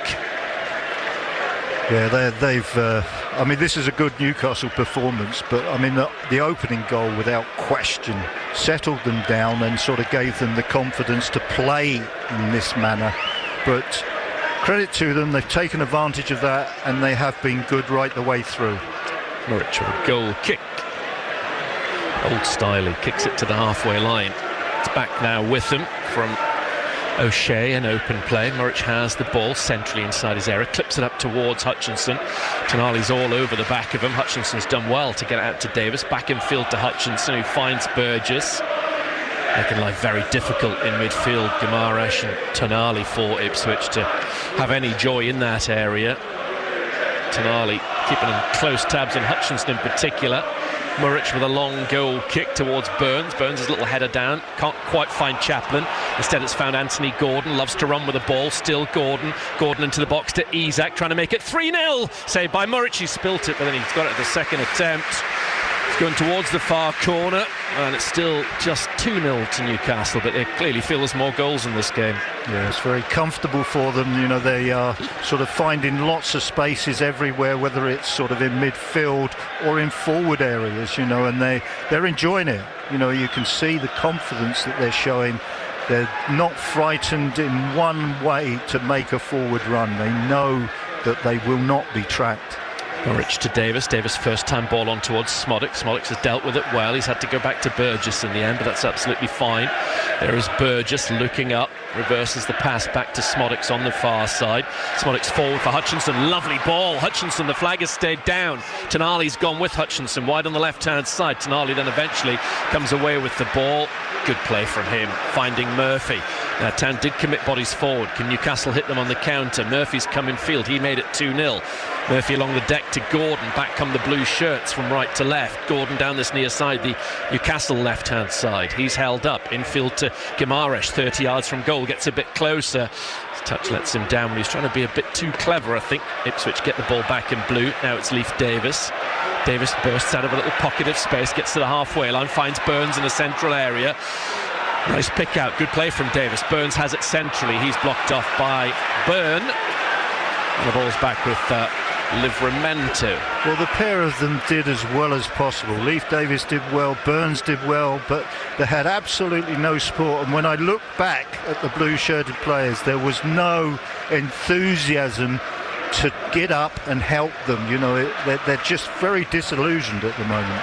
Yeah, not having Delap, they just lose a bit of belief, I guess, because he'd have caused problems for this Newcastle back line undoubtedly. Livramento up towards Murphy, back to Gimaresh on halfway. Morsey nips in with a challenge. The ball finds its way back to Cher. Now Tonali in the centre of the pitch. Has 9th game here in the league this season. Still without a victory at Portman Road since that win over Middlesbrough in the Premier League. This is back in April 2002. A solitary Darren Bent goal gave Ipswich Town their last Premier League win here. At the moment it's not likely to happen this afternoon.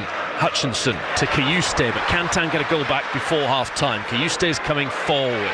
He has an option to his left-hand side. He's given the ball to Davis. Davis cutting in field, gives it to Chaplin outside the area. Chaplin finds Hutchinson back to goal. Then there is Morsey, final minute of the first half. Wes Burns on the right-hand side. 2 players in his way, Gordon and Hall. Back it goes to Harry Clark. We're told soon how much added on time there's going to be. There'll be a few minutes. Clark in field to O'Shea. Almost lost the ball. Eventually goes back to Murrich. Out it comes now to Cameron Burgess on the yellow ball, just about to cross the halfway line at the top of the centre circle. Finds Leif Davis far side. Davis with an early ball into Chaplin. Chaplin cushions it down, looking for Smodic's unlucky. It was the right idea. Newcastle read it and dealt with it. 4 minutes to be played. Largely. It was a great ball there from Leif Davis. Gimaresh gets the better of Chaplin, just shakes him off. Now Isak picks up the ball on the halfway line, far side the Newcastle right. Tonali, his attempted scoop pass hits Kayuste. Kayuste up to Smodics, might have to go it alone, why not? Go on. Smodics inside the Newcastle area, left-footed efforts over the bar. Yeah, and he had to do it. There was very, very little support for him. A great ball up, great collection, and very positively tries to go down the outside. He's not really trying to go past the player. He just wants to be able to see the sight of the goals, and he hits a shot. It's too high, but it's positive. It is indeed. So we are 1 minute into the added on 4. Newcastle leading 2-0 on BBC Radio Suffolk Sport. Big game tomorrow in the Premier League. Leicester Wolves is a big one in terms of other struggling sides. West Ham are playing Brighton today. Crystal Palace are against Arsenal for the second time in a few days. That's at Selhurst Park at 5:30. As Murrich goes out towards Kayuste. Gimaresh wins it. Isak makes it 3-0. Suicidal from Ipswich Town at the back. Disastrous. And you have to fear that even before the half-time whistle, this game is all over. Isak will not score an easier goal all season. It's Ipswich Town 0, Newcastle United 3. See, that is what sometimes you look at a goalkeeper and you think he definitely doesn't know what it's like to be an outfield player where you've got to make decisions and you've got to pick the right pass out. I don't know where he thought that. I believe it was Cajuste that he's passed the ball to. I don't know where he thought Cajuste was going to pass the ball on to. There was nothing on. There was no back pass on. There was no way he could turn. It's suicidal stuff. Just, if you can't do something, don't do it. Just rubbish. Awful from Ipswich Town. 3-0 before half-time. What a miserable start to the Christmas programme this is. Watching on Kieran McKenna down below us. And I think it could have been worse in this first half as well. Chaplin goes back to O'Shea. Well, it's another test of character, which Ipswich Town have never lacked in recent seasons. This second half coming up, because Newcastle keep going. Why not? They're enjoying themselves here. Murphy, whose goal was sandwiched in between two from Isak. Up towards Isak. We're looking for his hat-trick in the second half. Touch forward by Morsey. Heads down in the Town crowd. On the left-hand side now, Smodics. Smodics infield to Hutchinson. Hutchinson gets away from Gimaresh. Little drag back, Hutchinson into the area. Really good play from Hutchinson. In comes his cross out behind. Town have won the first corner kick for either side in this game. Yeah, I was just beginning to think that it was going to be a cornerless first half, which is a real rarity, but that's the first bit of good work that Amari's done. Smodics on this corner kick for Ipswich Town, so a chance for them to give themselves a desperately needed lifeline before the half-time interval. And it comes from Smodics towards the far post. O'Shea's headed back into a dangerous area, cleared away by Newcastle United, out as far as Morsey. Morsey can't go forward. Crowd have got having a go about that. Here is Murrich to the right-hand side, and O'Shea still playing forward in an area since that set piece. Dan Byrne then belts the ball long downfield. Isak's after it. Davis is going to get there first. His little header in a panic drops down to Isak, who's been penalised for a foul, just as he sensed a first-half hat-trick there for a second. I don't think Lee fancied that situation, and he's sort of laying down too easily for me, and Isak didn't do a lot wrong, did he? Just don't do that as a defender. You've got to allow the officials to make decisions. Well, we're 5 minutes into the added-on 4. Surely this is the final passage of play in this first half. Long kick from Murrich, chested down by Scher. There is Tonali. It's a good first half, Tonali. Little reverse pass to Gimaresh. Newcastle have a player coming forward on the right-hand side. It's Murphy again. Back comes Leif Davis. He still has the ball, Jacob Murphy, outside the Ipswich Town area. Maybe a chance for another Newcastle attack. Ball into the box towards Willock. Willock holds it up, gives it back towards Bruno. A better pass. Newcastle could have been in on goal again. They might do now. Isak looking for his hat-trick. Crosses to the far stick. Gordon stretches. It's out behind. Thank goodness half-time's about to come. This has been a shocker for Ipswich Town this first half. That's it for the first half. Bit of negativity in the crowd, which is never good to hear. But comfortably behind in this game, Ipswich Town, Mick Mills. Yeah, it's been a poor performance ever since we didn't get the VAR to our advantage. Was it onside? Was it offside? It was so marginal, and that it's so early in the game, and that's gone in Newcastle's favour. And they really took advantage of it. They are a very open team, they're a very positive team, they're a very attack-minded team, and that early goal just told them that this could be a good day, and they actually set about enjoying themselves. A lot of teams would have said, right, we've got an early lead, let's just sit back now and take stock, and sometimes that is the way to do it, but other times you search, you sort of think, yep, we've got lucky, a little bit lucky. We're 1-0 up early in the game. Let's try and make it 2. And you get that from positive teams. Well, that's what Newcastle are all about. And they have really made us struggle immensely, right the way through that half.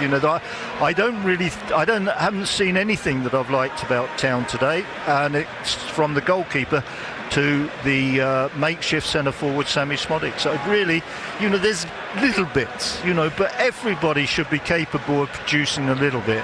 You know, you've got to produce more than that, and unfortunately it's, you know, if I use Murray Hutchinson for example, this is the most untidy I've seen him play 45 minutes of football. Sammy Morsey, why is he trying to pass his man on so much when there are a lack of defenders to pass him on to? Poor old Harry Clark is looking inside and thinking, yeah, I'll go and do it, but I'm going to leave Gordon with acres of space, and that's going to put me in all sorts of trouble, but I'm going to have to do it for you, Sam, but I'm going to be in trouble. But Sam's got to do his own bits and pieces, you know. He's got to track, he's got to do a man-to-man role there, you know, but he's not doing it. Leif Davis has been too adventurous at the wrong times. You know, we are so stretched, it's unbelievable. Bad decisions from the goalkeeper, too stretched as a back four. We haven't got the ability in the midfield, to be honest, and track people's runs. You know, they're elementary things. And then when I look at our four attackers, they have been untidy. They haven't been able to get enough of the ball. When they haven't produced. They've given the ball away far too easily. And really, you can't say this is unlucky. You know, this is a scoreline that's pretty much well deserved. You know, there's been mistakes. There's been things that have gone in Newcastle's advantage, but Newcastle are streets ahead of us. Oh, they certainly are. It's 3-0 at half-time to Newcastle United. Unbelievable. Completely schooled and outplayed, says Trevor, who's texted in. Jay and Berry says, don't normally text at half-time, but what's going on with the town keeper? Muric has to be taken off. It's not all his fault, but yet another blunder. It's costing Town their status in the league, I'm afraid, says Jay. You can text match at any point. 81333 is the number. It's 08000 321 333 on WhatsApp. Start your messages with SFK. The other 2 3 o'clock kickoffs in the Premier League. Brentford 0, Nottingham Forest 1 at half-time. West Ham and Brighton are goalless. Earlier, Aston Villa 2, Manchester City 1. If we've time during our half-time break, we'll hear briefly from Pep Guardiola and Unai Emery, if not later in the programme, but we will go around the grounds locally next. Wayne Babin at breakfast. He doesn't come on this show very often. Kind of like, he's like fourth reserve. Second reserve is the cleaner. Third reserve is the bloke who works at the barbers across the way. Fourth reserve is the window cleaner, Frank. And then when we can't get anybody else, we wheel Ollie out. Has anyone ever been to Christmas to someone else's house and they have like weird stuff that they do? I remember when I was about 19, the girlfriend I was seeing at the time, Christmas Day morning, her mum went, right, come on everyone, let's go out for our walk. I'm like, oh, what? With their rendition of Jingle Bells. Take it away, Julie and Jane. Jingle bells, jingle all the way. Wayne Babin at breakfast. Weekdays from 6. BBC Radio Suffolk.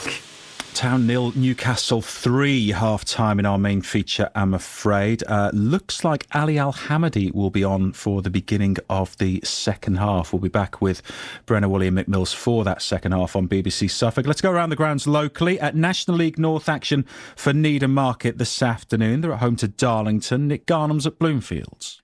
It's Needham Market 0, Darlington 0. It's goalless here at the break, which is no surprise to those watching, as neither side has really looked like scoring. We've had just one attempt on target in the opening 45 minutes, as defences have been on top from start to finish. The first corner of the game didn't arrive until the 29th minute, when Needham's Dan Morphew was unable to stretch enough to get on the end of Watford loanee Jake Watkis's right-wing flag kick. Darlington did manufacture a couple of efforts on goal as the half drew to a close. First, in the 41st minute, defender Ben Headley drew a routine save from Needham keeper Marcus Garman with a 25-yard shot. Then, a minute later, Darlington centre forward Jack Maskell should have done better when he glanced a header wide following a left-wing cross. Here's hoping for a better second period. Half-time at the Ecologic Stadium Bloomfields, Needham Market 0, Darlington 0. In the Southern Premier League Central Division, AFC Sudbury's match away at bottom of the table Biggleswade Town called off earlier today. Leiston are goalless away at Bishop Stortford. Gary Buttons watching Lowestoft Town at home to St Ives Town. Half-time, Lowestoft Town 0, St Ives Town 0. It's been a good competitive first 45 considering the damp heavy conditions. Andy Reynolds' side making a bright start in the opening exchanges. Harvey Sayer finding Kyle Haylock in the penalty area. Haylock's effort not held by the St Ives keeper Dan Wilkes. And then Harry Barbrook also had a half chance, and Haylock again after a series of corners. The visitors broke away on 17 minutes. A poor misplaced pass from defender Ruffles let in striker Josh Allen through on goal, and a good blocking save from Sam Blair in the Lowestoft goal. Allen also hit a dangerous ball across the face of the Trawler Boys goal, while Amimbola and Allen had further chances before half-time. Ethan Creary's flick-on header struck the Lowestoft uprights on 35 minutes, as once again the Trawler Boys goal was leading a charmed life. Sam Blair's attempt to clear that chance for the visitors has led to the recent signing having to be substituted. Reserve youngster Ronnie Yeo has replaced him in goal. St Ives should be well ahead in this match, but at half-time it's Lowestoft 0, St Ives Town 0. Thank you, Gary. Into the Isthmian North Division. Jack McLean is watching the leaders for us this afternoon. Bury Town at home to Brightlingsea Regent. It's Bury Town 1, Brighton and Sea Regent 1. A fast start for Bury Town as they had all the possession from the first minute. And in the third minute, an Ed Upson shot troubled the Brighton and Sea keeper, but it did end up going wide. It took until 6 minutes for the league's top scorer, Samuel Ramadan, to give Bury the lead and something to hold on to. It was a shot that came from pressure on the Essex side box. The shot turned cross from the left-hand side, and Mickey David's ball turned out to be the Christmas present that Ramadan needed as he turned it in at the far post past the Essex stopper. The game then petered out for a bit until the 22nd minute when the equaliser came. Bury played themselves into trouble when they were playing it around at the back. A loose pass from Joe White landed at the feet of Brighton and Sea attacker Teddy Collis, who then dinged it over young keeper Killick Green. 1-1, and the Essex side were on the front foot, where in the next 5 minutes afterwards they hit the woodwork no more than 3 times. Look, it's been a half where Bury Town have struggled to control it and Brighton and Sea have been on top, but they haven't made that pressure tell. Cole Scouse was clearly frustrated with what he was seeing as substitute Ryan Jollard was getting ready to come on for his side in the 38th minute. He chose not to put him on in the end, but changes are incoming at the break. At the break here at Round Meadow, it's Bury Town 1, Brighton and Sea Regent 1. So as things stand at a point this afternoon for Bury Town, Jack McLean watching that one at the Denny Brothers Stadium. Felixstowe Walter United second on the table, currently trailing 1-0 away at Galston this afternoon. Mildenhall Town are 1-1 away at Sporting Bangor United. Ben Nolan opening the scoring for the Hall before the home side levelled. It's Haringey Borough 1, Newmarket Town 0 at half-time, and Ipswich Wanderers currently goalless with Concord Rangers at Humberducy Lane. Couple from the Thurlow Nunn-League in the Premier Division. Brantham Athletic leading Harleston 1-0. At Woodbridge are behind 1-0 at Downham Town. Walsh and Llewellows 0-0 with Dereham. In the First Division North, result from last night, Haverhill Rovers going 14 points clear at the top of the division with a 2-0 win at home to Whitton United. Let's talk Premier League. We'll be back at Portman Road shortly for the second half of Ipswich Town versus Newcastle United. The Magpies 3-0 up at half-time if you just joined us. It's now 9 defeats from their last 12 games in all competitions for the defending Premier League champions, Manchester City. They lost 2-1 away to Aston Villa in the lunchtime kick-off. John Duran opened the scoring at Villa Park after 16 minutes, and Morgan Rogers doubled the lead after the break. Phil Foden got one back in stoppage time. The City manager Pep Guardiola said his side played well in spells during the match. We played a really good half. First half, part of the mistake in the first actions, but I think we played a really good first half. And the second we dropped, we were not good. The way we pressed were more effective. We could drop them quick. We bring the ball in the final third in much better positions than we did it in the second half. And after the tempo when the game goes on is a little bit more difficult. And congratulate Aston Villa for the victory. Do you feel you've identified and are dealing with the reasons why you're in this run of form and seeing signs on the pitch and on training that the end of this sequence is coming? Because it must come, surely. You're Manchester City. Yeah, it can come, it cannot come. So it depends on us and the opponents and the results. I know the solution is, bring the players back.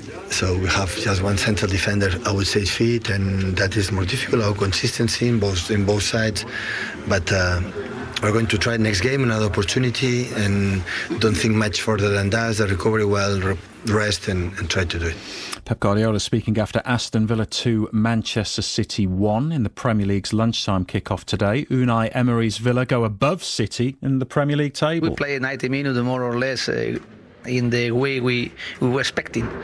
We started in transition scoring one goal. We had some corners as well and chances to score. And then progressively the first half they were imposing, dominating the match. They were pushing us, defending very low, more than we wanted. And they created one or two chances and we saved it through Emiliano Martinez. And then the second half we started again dominating more than the first half, not only in transition, even when we were keeping ball possession, we were avoiding their press. And the second half, I think we played better, like I want here, to try to impose and dominate with the positioning. Of course, against Manchester City it's been very difficult, and the first half happened it. But the second half, I think, more or less, we were playing and getting confidence to dominate, to play keeping ball possession, and as well creating chances and avoiding their chances, because I think the second half, progressively, we impose and we deserved to win through our domination of them.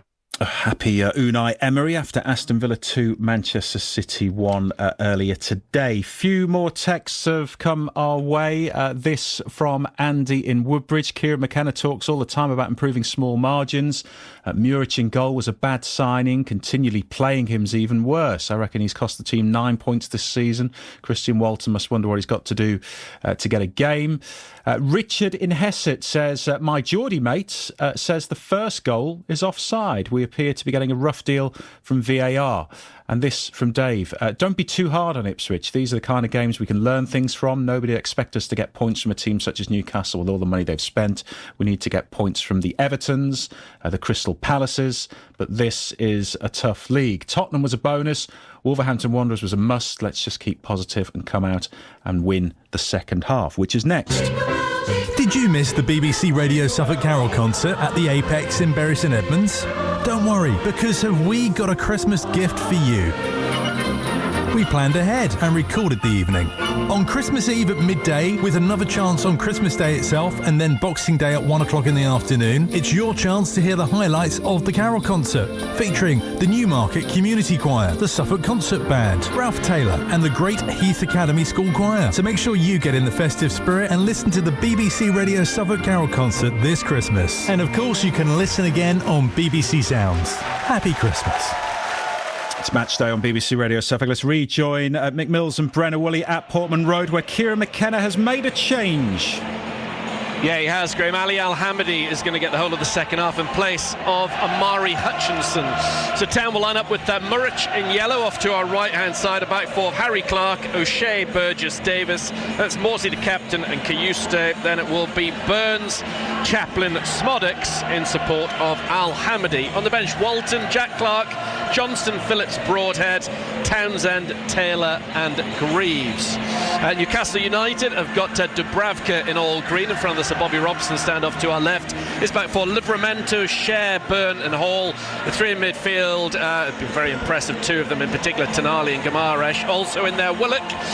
Isaac through the middle's got 2 goals. Murphy off to his right has got 1.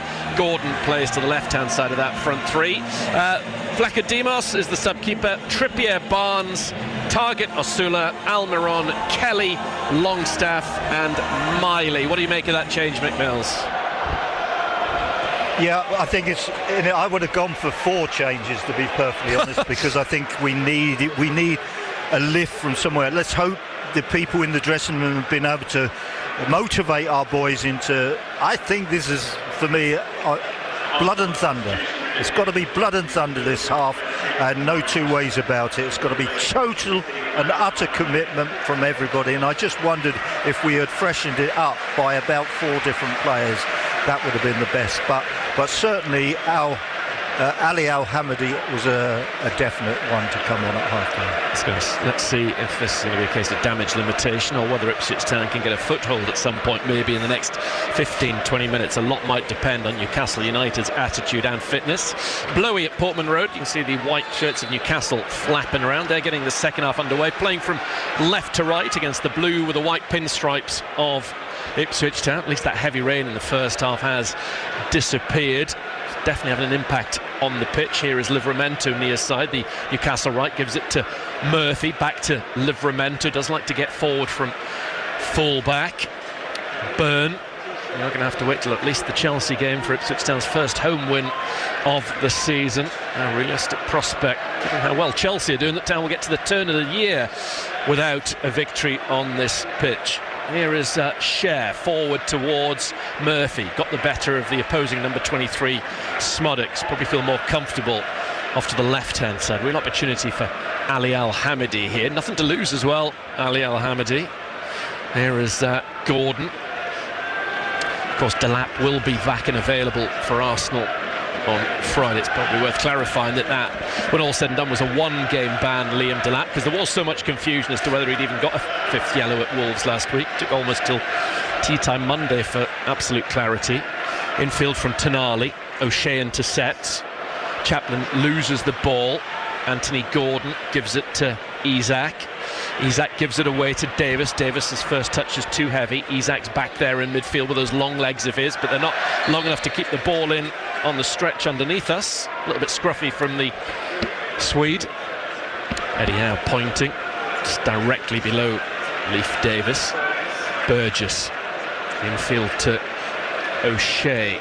Very pleased with his week's work so far, the former Bournemouth manager. Celebrated 3 years in charge of Newcastle recently, the 12th manager since Sir Bobby Robson had a successful spell in his native northeast. Finished fourth just the season before last Newcastle. A lot of these players were in that side as well. That's the task facing Ipswich Town, or always was this afternoon. It's going to be a really tough game, this one, their final match before Christmas. Morsey to Burgess. Burgess gives it away, intercepted by Cher. Newcastle coming forward. Cher with the ball infield, came off the heels of Murphy, and then he's nudged down. Cher gets back up to his feet against Smodix. The referee plays an advantage. He's trying to find Willock in a threatening position. Cher with the initial pass. Back to the halfway line, and Byrne. Very quiet Portman Road at the moment. Dan Byrne, all 6'6" of him, gives it to Livramento. Newcastle with about 90% of the possession in this first 3 minutes of the second half. The crowd trying to lift Ipswich Town. Another good attendance, north of 29,000. So you'll have full commentary of all of those games over the Christmas period. Arsenal, Chelsea, and then Fulham at the start of the new year. Here is the Swiss international Cher up towards Isak of Sweden. O'Shea wins it in the air to Smodix. Smodix gets it back to Leif Davis. Davis finds Kiyuste. Lovely turn from Kiyuste. Runs into trouble if trying to get away from Tonali and Guimaraes. Also Willock. All three Newcastle midfielders in on Jens Kiyuste. Yeah, initially it was a great bit of control and turn, but he was hounded by three players, as you say.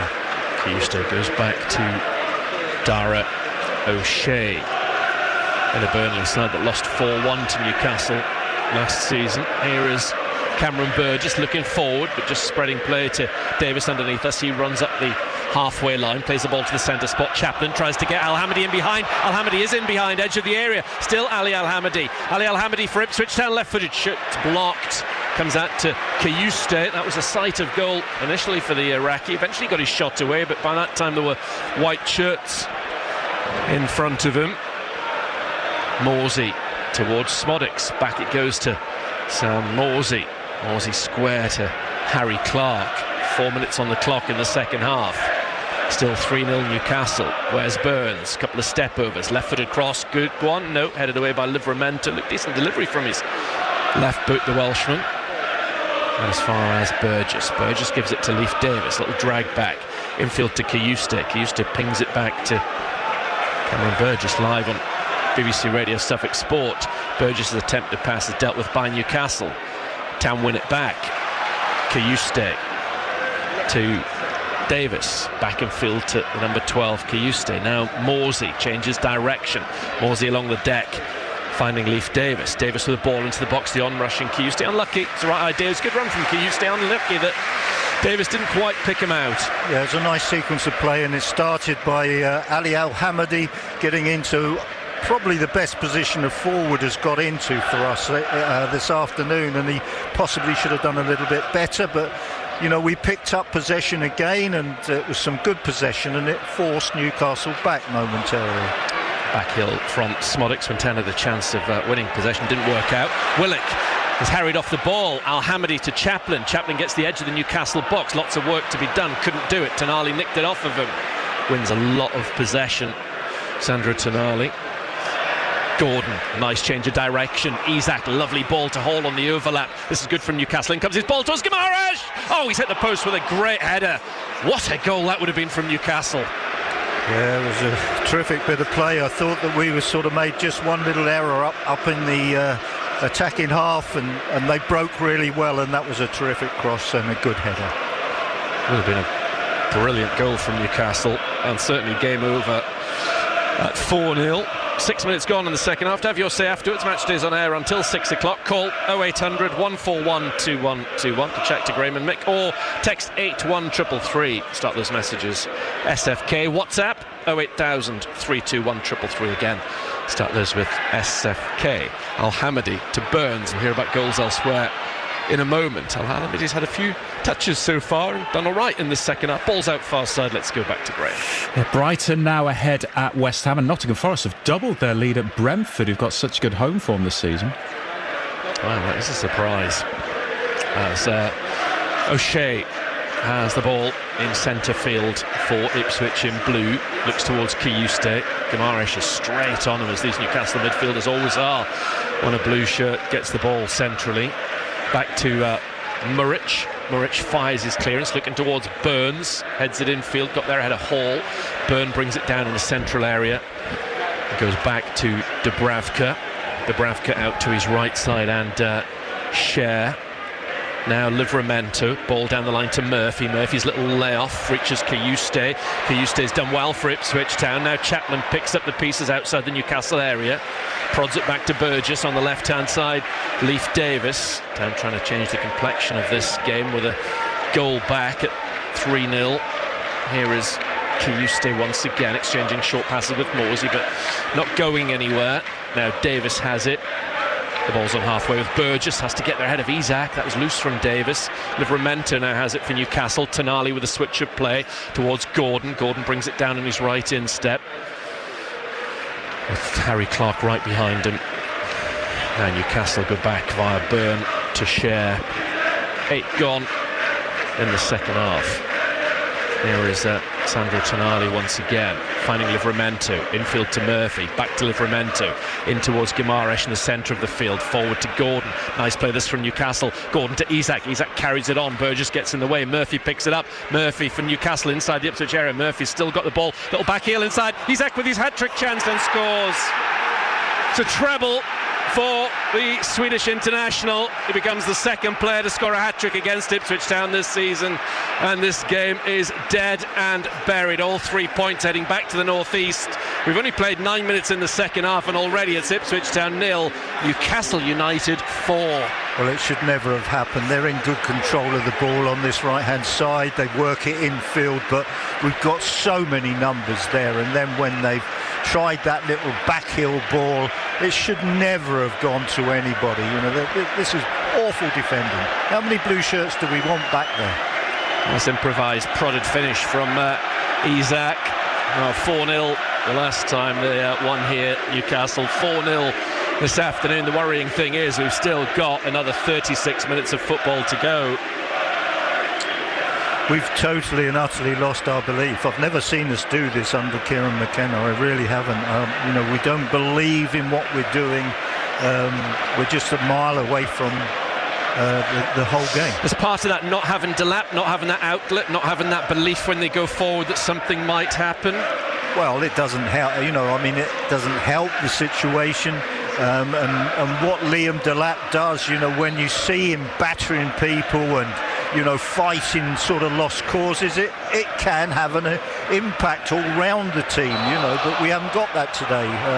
We've had to really sort of cope playing a different way, but just generally, I keep going back to that early start.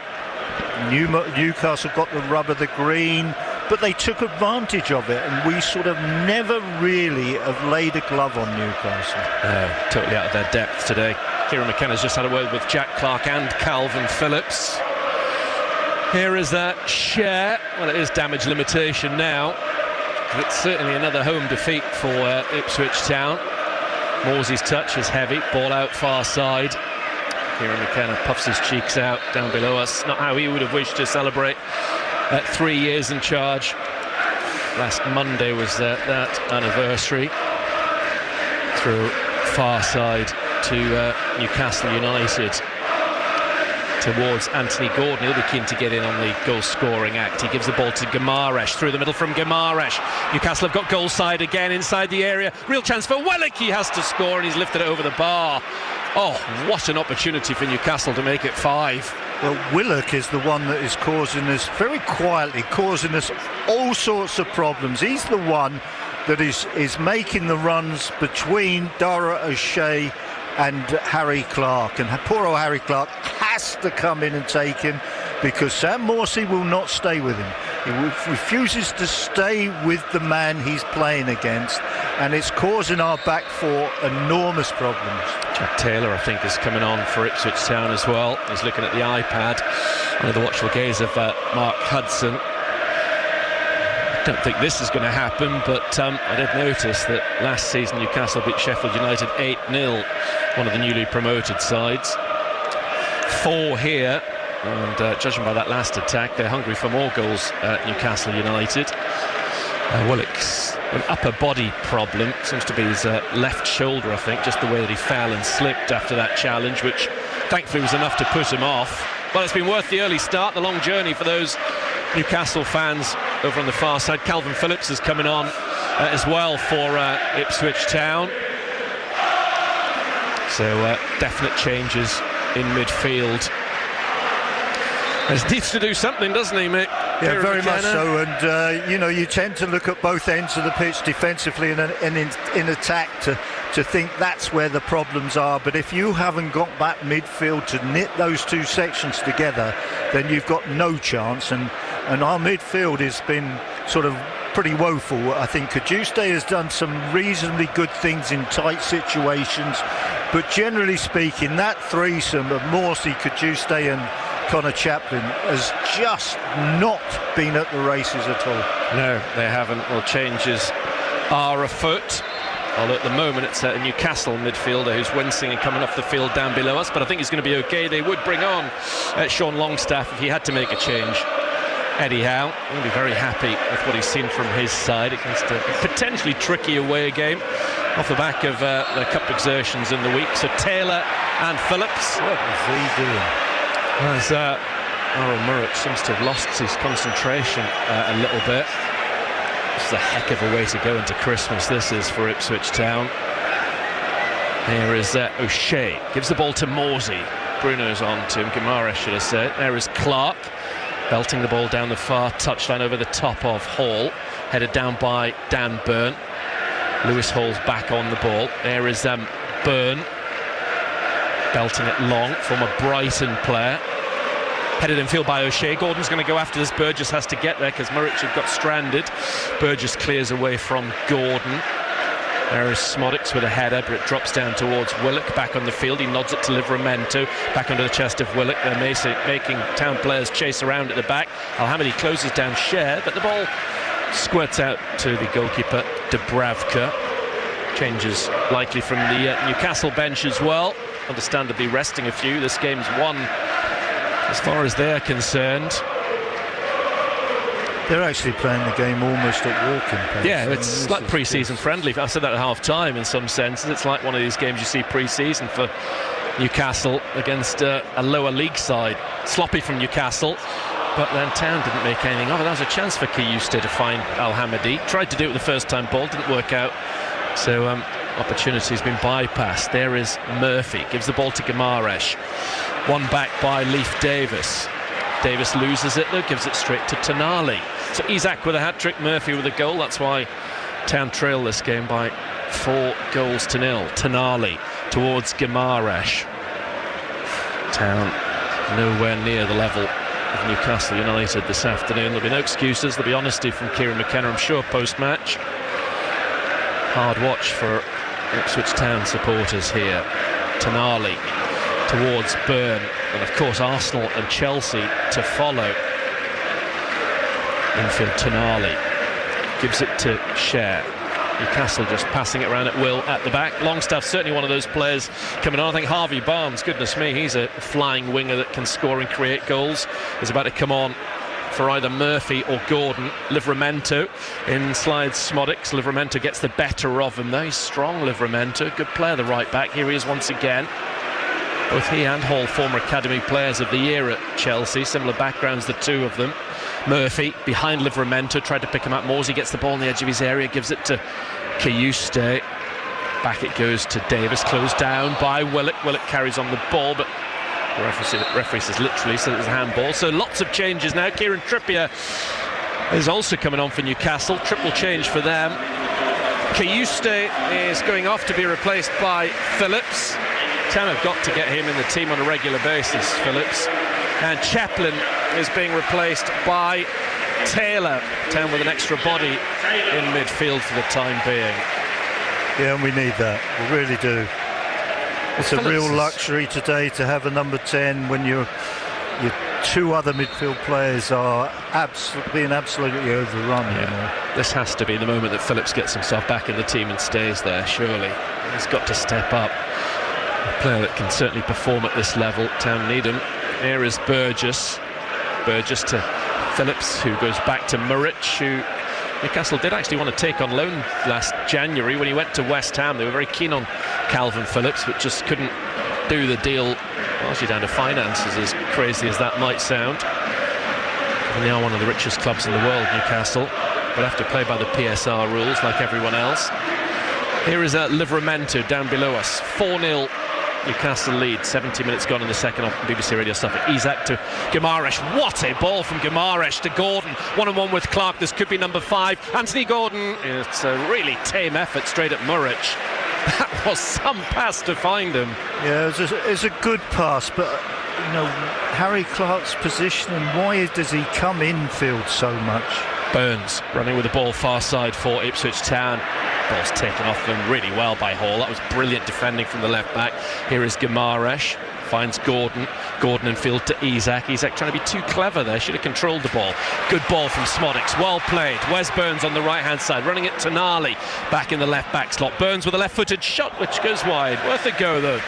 Better. Little spark of action there from Burns. That was better, you know, picked up the ball, got it out to Wes Burns, and we've attacked with a bit of adventure and a bit of pace, and we got a shot away as well. So Livramento will be replaced by Trippier, as expected. Other alterations. Murphy is going to be going off and being replaced by Barnes. Well, that's no respite whatsoever for Leif Davis, because Barnes is a heck of a player. And Longstaff will come into the midfield in place of Joe Willock. So Isak has still stayed on, even though he's got his hat-trick. Hasn't really weakened Newcastle greatly. There's 3 changes. Just past the hour mark as well on BBC Radio Suffolk Sports. So Friday night, we'll have full match commentary. Mick and myself from the Emirates Stadium. First time Town have been there in the league. And then a week on Monday, Chelsea come here as we reach the midway point of this Premier League season. That's with Dubravka, who had a loan at Manchester United really randomly last season from Newcastle. Here is Byrne playing out to Guimaraes, little layoff to Hall far side. He's caught from behind Guimaraes, who's gone down holding his leg, and it's a yellow card for Sam Morsey, who will not be at Arsenal on Friday night. So there's Calvin Phillips back in the starting lineup, one would have thought. Sam's got Christmas off. I'm just looking at it now.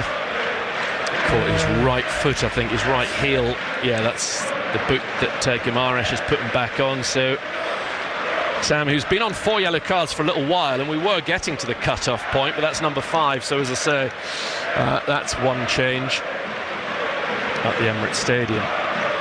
Hutchinson, the other player, incidentally, on 4 yellows now that Delap and Morsey have got their 5th. Guimaraes towards Tonali. Nice way about them in the centre of the park. Kieran McKenna looking on. Long forward ball from Cher. We'll hear from Kieran before 6 o'clock on match day. Headed on by Phillips towards Taylor. Taylor lifts it forward to Al Hamidi. All the substitutes involved. Good challenge from Cher. A few Town fans had the hump, but there's nothing wrong with it whatsoever. Longstaff to Guimaraes. Out to the right-hand side, looking for Trippier. A great servant to Newcastle United and indeed England, Kieran Trippier. Smodics goes back to Muric.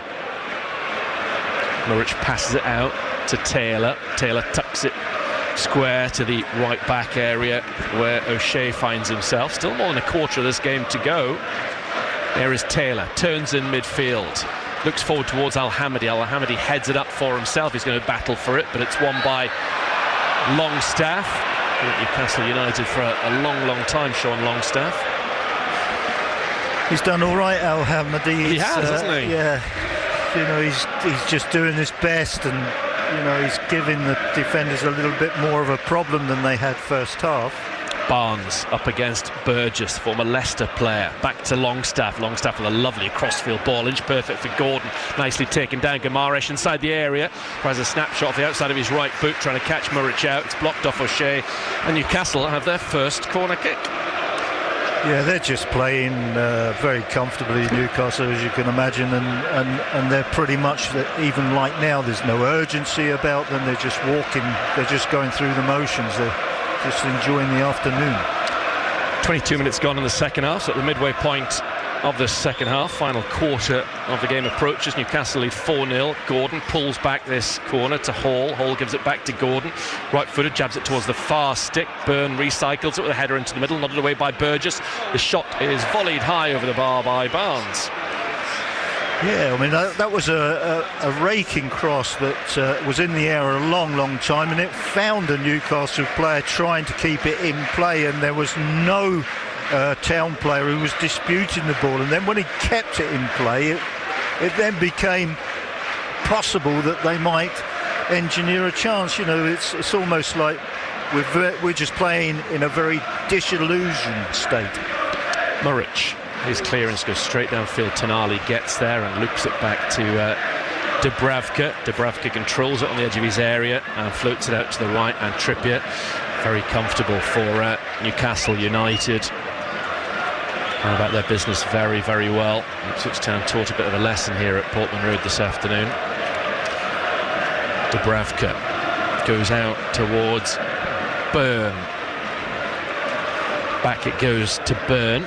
Byrne now looks forward with his pass to Anthony Gordon. Gets away from Burns, comes in field, gives it away. Gordon straight to Smodics. Paul from him, well done by Smodics. Driving forward. Sam Smodics edge of the air, back comes Trippier. Given away, not quite by Newcastle this time. I thought it was loose from Cher, but Newcastle get it back, and here's Longstaff. Town understandably lacking in belief. Barnes to Tonali. Tonali up towards Guimaraes, well intercepted by Phillips. O'Shea's attempt to pass forward, I think hits Morsey, comes back to Burgess. Here is Sam Morsey towards Jack Taylor. Great header from him last week that won the game at Wolves. He's given it out to Burns on the right-hand side. Burns attacking Hall. Attempting a cross blocked off by Hall. And the ball has stayed in. The spin of it has prevented it going out. Eventually, Hall shields it off the pitch, and it's a goal kick to Newcastle United. Yeah, we just haven't got it in us to sort of create anything today. You know, just we've been second best pretty much from about the first 5 or 6 minutes, really. Well, as soon as Newcastle took advantage of that early lead and played very positively, we really have been second best. Electronic advertising boards advertising Ipswich Town women against Plymouth here on the 23rd of March. Hope that's not Ipswich Town's first home win of the season. Burns infield to Al Hamidi. that left from him to the right, and Taylor loses his footing, and the ball's out for a throw to Newcastle. At left back, Hall is going to be taken. He has had a good game. He's looked the part, Lewis Hall. Didn't play an awful lot last season, his first season there while he was on loan. Ipswich win the ball on the right-hand side. Al-Hamadi bursting into the area, tries to get to the byline. He's done well, Al-Hamadi. He's won a corner kick off Byrne. Yeah, he has done well. You know, he was our most natural sort of choice to make with the absence of our two key strikers. Kieran decided to go the other way with Sammy Smodics, but it's seeing this now in the second half, he possibly should have been the choice, really. He's more natural, and he's doing quite well.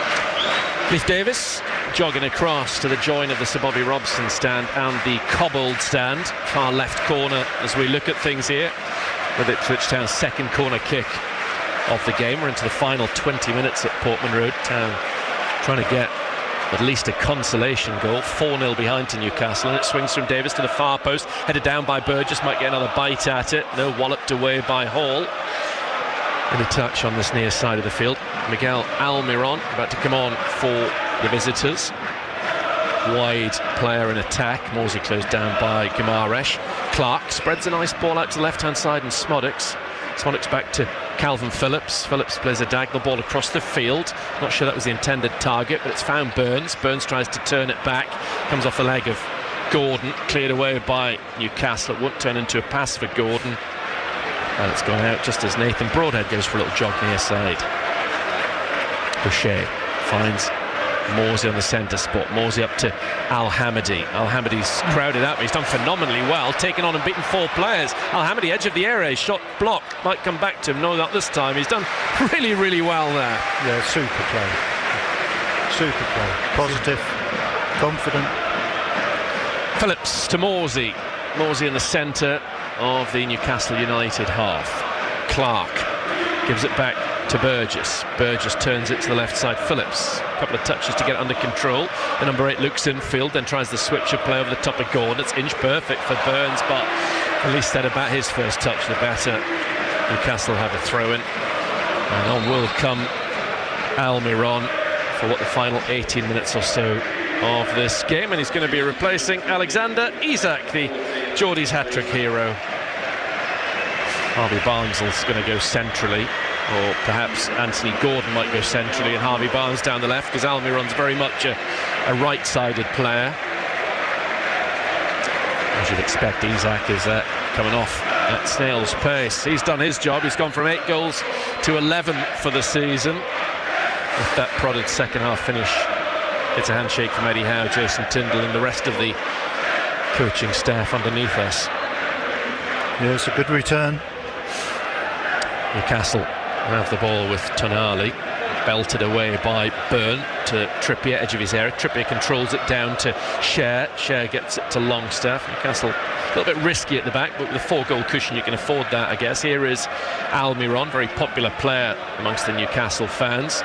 Dubravka inside his 6-yard area, closed down by Smodics, gets it out to Dan Byrne, and now it's with Hall.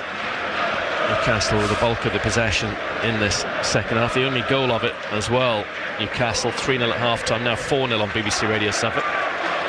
Given away by Newcastle. Harry Clark on the far side for Ipswich. Too much on that pass. Out behind, goal kick off the floor to the visitors. Very difficult circumstances to keep going. It really is. 4-0 down at home, having not played at all well. No excuses. To keep going is difficult. Up towards Anthony Gordon, who might be the one that's playing the central role. Back to Murrich. Murrich pass it out to Clark. Ooh, Clark almost gave it to Barnes.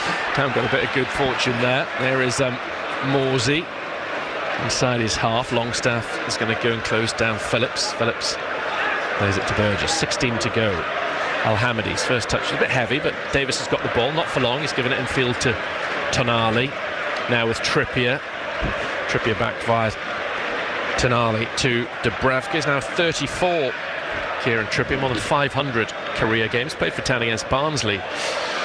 Played for Barnsley whilst on loan at Man City early on in his career. Since been at Tottenham and Atletico Madrid, numerous England caps. Here is Morsey. Gordon's having a nibble. Morsey holds on to the ball. Still has it in midfield, not going anywhere, but at least he's keeping a hold of it. Phillips against Longstaff, can't go forward. Phillips plays the ball up the halfway line to Clark on the far side. Burns is upended. It's a throw though to Newcastle United. Nathan Broadhead's about to come on. Really good, couldn't get free of them there, could we? No. You know, there were very few options on where to pass the ball. We had to go round the back of the pitch, and every time we passed the ball, somebody was closed down. Newcastle United with Guimaraes in a position just in front of the back four. Passes it up towards Almiron, the Paraguayan. Trippier's given it back to Almiron. Talk that he might move on in the January transfer window. Al-Hamadi into the back of Guimaraes. That's going to be a yellow card. Totally needless from Ali Al-Hamadi to do that. Daft caution for him. Stuart Atwell straight on him for that. Just showing some frustration, the Ipswich Town striker. Oh, yeah, it's totally unnecessary. It's late. He's had a few words with Cher about something. Fellow Scouser Anthony Gordon is also just telling him to walk away. Guimaraes still arguing with Al-Hamadi over the challenge.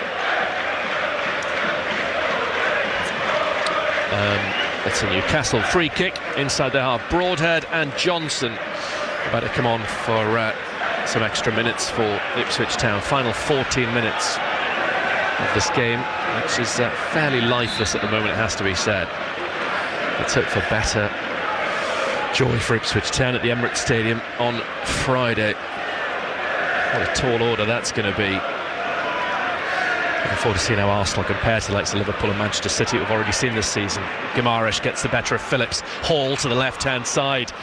Barnes for Newcastle inside the Ipswich Town area. Barnes with a cross to the far stick, just too high for Almiron. Goal kick to Muric. Yeah, I think he would have been offside as well in the end, but you know, this is a real drag, it really is. You know, we're bringing another couple of subs on to see what we can do. Smodics is going off, getting a warm round of applause, to be replaced by Nathan Broadhead, and Burns is going to be replaced by Johnson. 13 to go. Let's hope it doesn't get any worse for Ipswich Town. Back here for Chelsea a week on Monday the 30th. That's another evening game. Arsenal, incidentally, is a 8:15 kick-off on the 27th. We'll have start the build-up after 6 o'clock on match night. Muric, right-footed, straight downfield, dealt with by Byrne. Morsey gets on it ahead of Guimaraes. Remember, Morsey won't be at Arsenal. Morsey to Broadhead. Broadhead's first touch of the game is a good one. Al-Hamadi inside the area now, off to our left-hand side. Gives it back to Broadhead. Broadhead tries to pick his spot, saved by Dubravka. Needed some help from a colleague to clear it away. That was a very, very bright introduction from Nathan Broadhead. Yeah, it was. It was a cracking shot too. Morsey, crossfield ball looking for Johnson. Back goes Hall. Hall's dragged down, is he? Yes, he is. Decision given against Ben Johnson. Hall's holding his right Achilles. Felt that one from the Ipswich Town substitute. Lewis Miley is about to come on to play his first Premier League minutes since March. Very talented 18-year-old midfielder. Played a little bit against Chelsea in the League Cup earlier on this season. It's been out, 9 months with an injury before that, the number 67. Played a lot of football for a 17-year-old last year at the highest level, and more than held his own. 79 on the clock. The two clubs have been on it. The two teams have been on different levels this afternoon at Portman Road. It's going to be a free kick which Dubravka is taking. Signs that one or two fans, Ipswich Town fans, are disappearing off. O'Shea wins a header against Gordon. Al-Hamadi battling. Played forward by Trippier, out to the far side Gordon. Don't know who's going to be man of the match in this one for Ipswich Town. That's an interesting shout. Maybe Nathan Broadhead after the last 2 minutes, I don't know. Ali Al-Hamadi's possibly as much as anyone in the reckoning. Miley is going to be coming on for Bruno Guimaraes. absolutely adored by the Newcastle fans. As you can probably hear, he waves to them far side, hands the armband to Kieran Trippier. 29,774 watching this game. You're listening to it live on BBC Radio Suffolk. Afterwards, 0800 141 2121 if you want to chat to Graham and Mick, or text 81333. Start those messages SFK. WhatsApp 08000 321 333. Also start those with SFK. Or if you want to get in touch with me on the Blue Hour, the final one of the year, on Monday night between 6 and 7, brenner@bbc.co.uk is the email address, BRENNER@bbc.co.uk. Look forward to hearing from you between 6 and 7 on Monday. Sadly, talking about a defeat though. Trippier clips the ball forward, headed off the edge of his area by Burgess. Gordon's down far side for Newcastle. Play continues with Al-Hamidi taking on all comers. Broadhead tries to win it too. Tonali back towards Byrne. There is Cher, and Trippier gets the ball back towards Dubravka. Has made a couple of saves in this match, the Czech, but fairly comfortable really. Here is Cher. Once again, came from Spanish football when he joined Newcastle. Cher with a lovely ball forward. Clark's header finds O'Shea. Johnson back to Clark. Those two working in tandem far side. Morsey on his chest. Infield to Taylor. Taylor almost allows Almiron a sniff of the ball. Taylor gets it back on the halfway line. He's done well. Johnson for Town. Obviously nice and fresh, having just come on. O'Shea, lovely spot, picks out a pass to Broadhead running forward. Nathan Broadhead for Ipswich Town. Little ball to Al-Hamidi inside the box. Still Ali Al-Hamidi on his right side, shoots, but it's sliced out wide. Yeah, you just tend to think there Broadhead did superbly well, and then Al-Hamidi should have just passed it on to Leif Davis, who's down his outside, and he would have had a shot, with a clear shot, would have been a bit of a tight angle, but he would have had a great sighting of goals. He is almost genuinely a shout for Town's man of the match, Ali Al-Hamidi. I'm genuinely thinking round who's been playing the whole match, who's on there now. It's wow, it's a difficult one. It's 8 minutes to go. Lots and lots of people departing early, perhaps for their Christmas drinks. Clark heads it to Johnson. Newcastle lead 4-0. Johnson to the centre spot, goes back to Cameron Burgess. He finds Leif Davis. Davis straight in field, but straight to Miley. That was a bizarre pass. Trippier almost gets it back to Miley. Morsey steps in and wins it. Davis, this time he does find a blue shirt, and Nathan Broadhead running over halfway. Broadhead tried to squeeze the ball through to Davis. Trippier gets there, plays it off Davis. Newcastle throw, 7 minutes plus a little bit to go in this game. Kieran McKenna's thoughts before 6 o'clock, possibly those of an Ipswich Town player as well. Byrne up towards Miley, the number 67. Hall gives it back to Miley. Miley to Tonali. Tonali to Trippier, playing it forward towards Almiron. O'Shea takes it on the chest for Burgess. Burgess down the line to Leif Davis. Infield to Phillips. Back it goes to Burgess. Now Muric across the edge of his, right through his 6-yard area, finds O'Shea. O'Shea up towards Al-Hamidi, up against Tonali, the furthest player back for Newcastle, not a defender. Al-Hamidi's held it up. Comes in field, Ali Al-Hamidi, gives it to Johnson. That was neat. Square to Broadhead, who's caught the eye since he came on. Davis on the left-hand side. Phillips wants it just in field of him. Phillips gives it back to Davis. Can he get one good bit of distribution into the Newcastle area? Not on this occasion. Phillips to Morsey, forward towards Broadhead. Newcastle happy for Ipswich Town to have the ball 30 yards plus from their goal. Tonali then engages with Morsey. Morsey gives it to Phillips. Phillips looks to play a ball into the box, headed down by Cher. Comes towards Miley. He glances away from Al-Hamidi.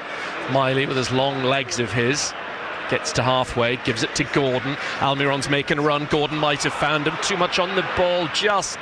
Maybe if Almiron hadn't stopped his run a bit soon, it might have held up for him. Looked to be onside. Broadhead loses out to 3 white shirts. Gordon's taken a smack in the jaw. Now with Trippier. Trippier once again. Ball down to Ryan Meikle now to hopefully give us some sporting joy tonight. Alexandra Palace in round 2 of the PDC World Darts Championship. The Leiston player up against none other than Luke Littler. It's a miserable sporting afternoon so far for Ipswich Town supporters. Gordon rather clashed with the back of Nathan Broadhead's head. Two players coincidentally made their Everton debut in the same game, the Europa League game a few years ago, Broadhead and Gordon, so they know each other well enough. Not how they really wanted to be reacquainted. Maybe signs of blood from Gordon's nose or teeth. He's certainly been dealt with a bit of tissue down below us in the final 5 minutes of this game. Not how any of us wanted Ipswich Town's pre-Christmas fixtures to be rounded off. Cher plays the ball to Trippier in space. Almiron's on a run. Out comes Muric. Muric gets there ahead of Almiron. Timed his run well. Good positioning from the goalkeeper. Newcastle playing with 10 men because Gordon's still getting some nasal treatment. Al-Hamadi is caught by Cher on halfway. Free kick. Certainly giving them more to think about, the Newcastle centre-halves in the second half. Ali Al-Hamadi. Yeah, without question. He's been certainly our plus point today, and he's just taken advantage of an opportunity. Morsey over the top to Broadhead. He's done well since he came on as well. Flag's going up against him now. Anthony Gordon ready to come back on. Played a big part in Murphy's goal in the first half. 3.5 minutes to play at what's a rather flat Portman Road. There is Dan Byrne going back towards Dubravka. Dubravka hits his clearance to the halfway. Burgess is always going to be a favourite to win that. Miley trying to get on the ball before Morsey. Phillips goes in there, all guns blazing, but his challenge come pass ends up with Lewis Hall getting it on the far side. Now it's with Dan Byrne once again. Dubravka. Hall to Tonali. Hall continues to do well. Tonali can't get the better of Phillips, but in the end Phillips' pass finds a Newcastle player. Gordon to Miley. He's very tall in midfield, very lean, the teenage midfielder. Here's Longstaff, the number 36. Longstaff draws on the challenge of Taylor and Al-Hamadi and then plays it back to Cher. It's been an ideal game for Newcastle off the back of their cup win, this one really. Longstaff finding Miley out to the left-hand side, and Gordon. Sorry, it's Hall on the far side. Gordon's in the middle. Here come Newcastle with Miley. Little chip ball across the area. Finds the chest of Almiron on the right corner of the Ipswich area. Gives it back to Longstaff. Longstaff trying to thread the ball through to Gordon, who'd made a run inside the box. Comes out to Trippier. Trippier's intended pass beyond Davis is intercepted by the left back. Now Miguel Almiron. Final couple of minutes. Newcastle possibly trying to get a fifth when an opportunity arises anyway. More than happy with a 4-0 away win though. All three of their away losses this season have coincidentally come in West London. Brentford, Fulham and Chelsea have beaten them. Here come Newcastle. Hall gets inside the area. Lewis Hall dinks it into the middle for Almiron, but Muric read it well and caught it well. Yeah, super run and very creative. Just unlucky with the cross. Goalkeeper took it comfortably, but very good run from Hall. Muric, he's got serious competition as an England left back going forward. Leif Davis. Here is Muric. Disguised pass to Leif Davis. Controlled near side. Plays it up to Broadhead, former Sunderland player, of course. Phillips to Al-Hamadi. Al-Hamadi gives it back to Taylor. There's Harry Clark in towards Morsey. Won't see him till Chelsea. Morsey to Broadhead. Broadhead's got it. Town looking for a consolation goal. Broadhead outside the area. Tries to find Johnson. I thought he was going to hit it, Broadhead. He had a couple of half chances to do that. In the end, it's not come to anything, that attack. Yeah, I think he wanted to, but he was just searching for the perfect situation. He should have just let fly. He'd done good work on the ball. He had got a little bit of space and should have just let fly. Byrne takes the ball outside the Newcastle area. We're about 30 seconds away from being told how many added minutes there are going to be. Hopefully not too many. Neither team will want many out there. Hall goes back to Byrne. Onto the chest of Trippier. Trippier to Almiron. Gordon's making a run. Almiron's held on to the ball. Gordon's gone offside. 4 minutes of added on time. Keep getting wafts of Curry sitting in the press box. That's arguably the best part of today. Gordon with a nutmeg on Al-Hamadi. Then to Trippier. Trippier gets it back near side. Tonali gives it to Trippier once again. Bad defeat this for Ipswich Town. Always was going to be a tall order if Newcastle turned up and were on their A game, and I think they could probably play better. Newcastle Town have certainly not been anywhere near their best this afternoon. It's been a bit of a lesson for them. Hopefully when Town go to St James's Park on the 26th of April, ideally with Delap and Tuanzebe in the side, there'll be a different outfit. Dubravka gives the ball to Cher. Now crouching down Eddie Howe on the edge of his technical area. Very good week for him, reaching another Cup semi-final for the second time in 3 years through the last four of the Carabao Cup. They'll play Arsenal over 2 legs for a place at Wembley against either Tottenham or Liverpool. Dubravka to Hall, infield to Miley. 90 seconds into the added on 4 minutes. Newcastle have just finally progressed the ball up to the halfway line, just making Ipswich Town chase shadows at the moment. Newcastle keeping a hold of the ball. Chastening afternoon this for Ipswich Town and their fans. Trippier, every pass now being olayed. This must be up into the 30s consecutively from Newcastle United, one would have thought by now. They've had all the possession for at least 90 seconds. Tonali to Byrne. Brutal, the Premier League, it really is. Such a tough challenge what Ipswich Town are trying to do and survive this season. Dubravka. As Al-Hamadi presses to Byrne, towards Tonali. Back it goes to Byrne. Byrne, bit of a heavy touch, he's got away from Al-Hamadi. Hopefully Ipswich Town get another touch in this game. Miley to Gordon, 90 seconds to go, they might not. Gordon trying to play it through to Barnes. Barnes in on goal, great chance for goal number 5. Goes Squay, should have scored. Barnes back infield, Longstaff. Surely Newcastle get a 5th, they do. The flag stays down. It's eventually gone up, just as Dan Byrne started to celebrate. It looked like it was going to come. He hasn't realised over on the far side, but it looks like it's still 4-0 rather than 5. Are the linesmen instructed to take their time like they do? I mean, that was unbelievable. You know, just wondering, the VAR obviously are getting involved, but VAR right at the start of the game and right at the end as well. I mean, Barnes should have scored. I don't know why he was square at what on earth he was thinking of. That was the time to score. That's come off of Sam Morsey, isn't it? No, I think it's Longstaff. Checking disallowed goal offside, like we really care actually. We were waiting with bated breath in the first minute. That was a massive decision for VAR, but 4-0, 5-0. He was really bothered. Yeah, he's offside. Yeah. He's come back from inside the goal. Taking a long old time today, John Brooks and co.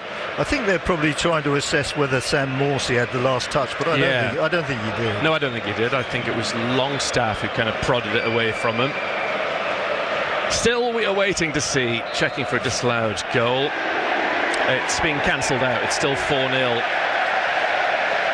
Sarcastic applause from the Newcastle fans. Goodness me, there's hardly anybody in the north stand or the south stand. Look, it's the first time I've really looked up. I've had my eye obviously on the game. Eddie Howe with a wry smile. So many empty blue seats at both ends of Portman Road. None amongst the Geordie faithful. So Dan Byrne's first goal in inverted commas of the season chalked off. Cleared to the halfway line by Newcastle, nodded forward. So one VAR's gone against Ipswich, one's gone for them. Bookending this match, this very, very disappointing afternoon. Trippier back to Cher.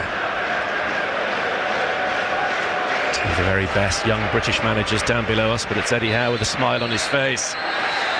It's a very unhappy Christmas for Ipswich Town. Their first fixture of the festive season has ended in a chastening defeat. Totally outclassed by Newcastle United, who've won this game by 4-0. Yeah, they just enjoyed the afternoon, Newcastle.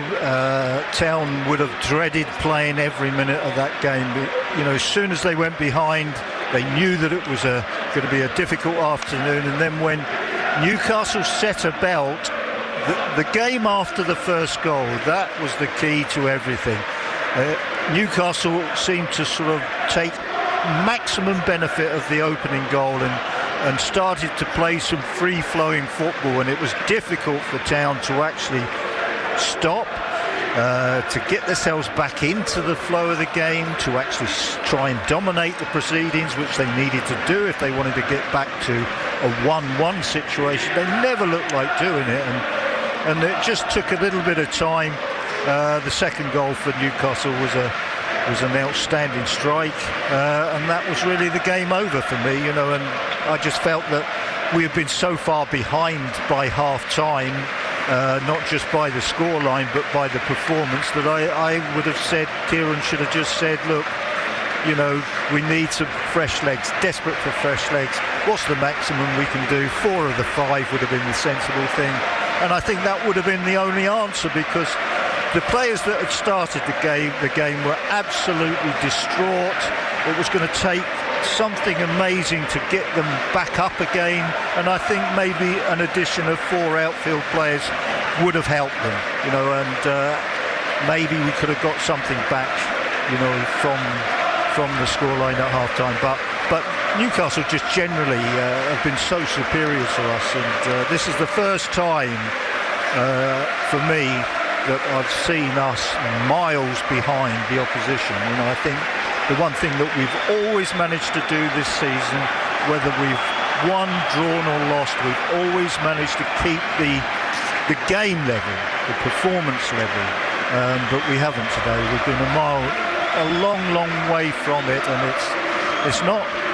If Liam Delap had been available, we would have been better, there's no question about it, because he gives us something, he inspires his teammates, but that was a woeful performance from the ones that took part in the game, and it starts at the back. The goalkeeper had a poor match. Our back 4 as a unit were very, very poor. The midfield as a unit were very, very poor, and then the front end of the team just not in it really. And Amari Hutchinson, if I could give you an example there, that's the poorest I've seen Amari.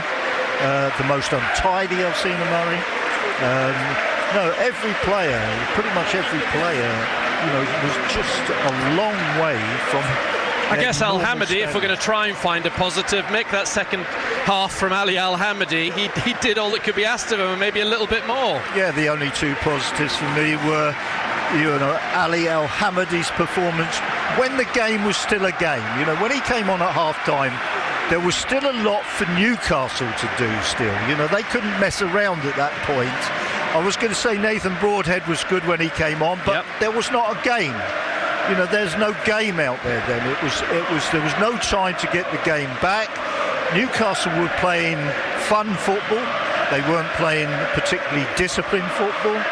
So you can't judge anybody's performance at that stage of the game, but you can judge Ali Al Hamadi's performance, because when he came on, Newcastle will have been sent out here with the last message from Eddie Howe: don't mess up, boys, you're in a great position, don't mess up, get the first 20 minutes of the second half right, and then the game is yours. So he would have still been throwing out messages to his team to play proper football, and that's when Ali Al Hamadi came on, and he did some inspiring things, you know, but you're talking about one player, you know, over a lot, you know, sort of 11, 12 players, if you like, and it wasn't good enough. Town totally outclassed in their penultimate home game of the calendar year. Sadly, the wait goes on for that first Premier League win at Portman Road. They've been taught a really harsh lesson here this afternoon. Newcastle by far the better side, and they've won this game by 4-0. Kieran McKenna's on the way at some point.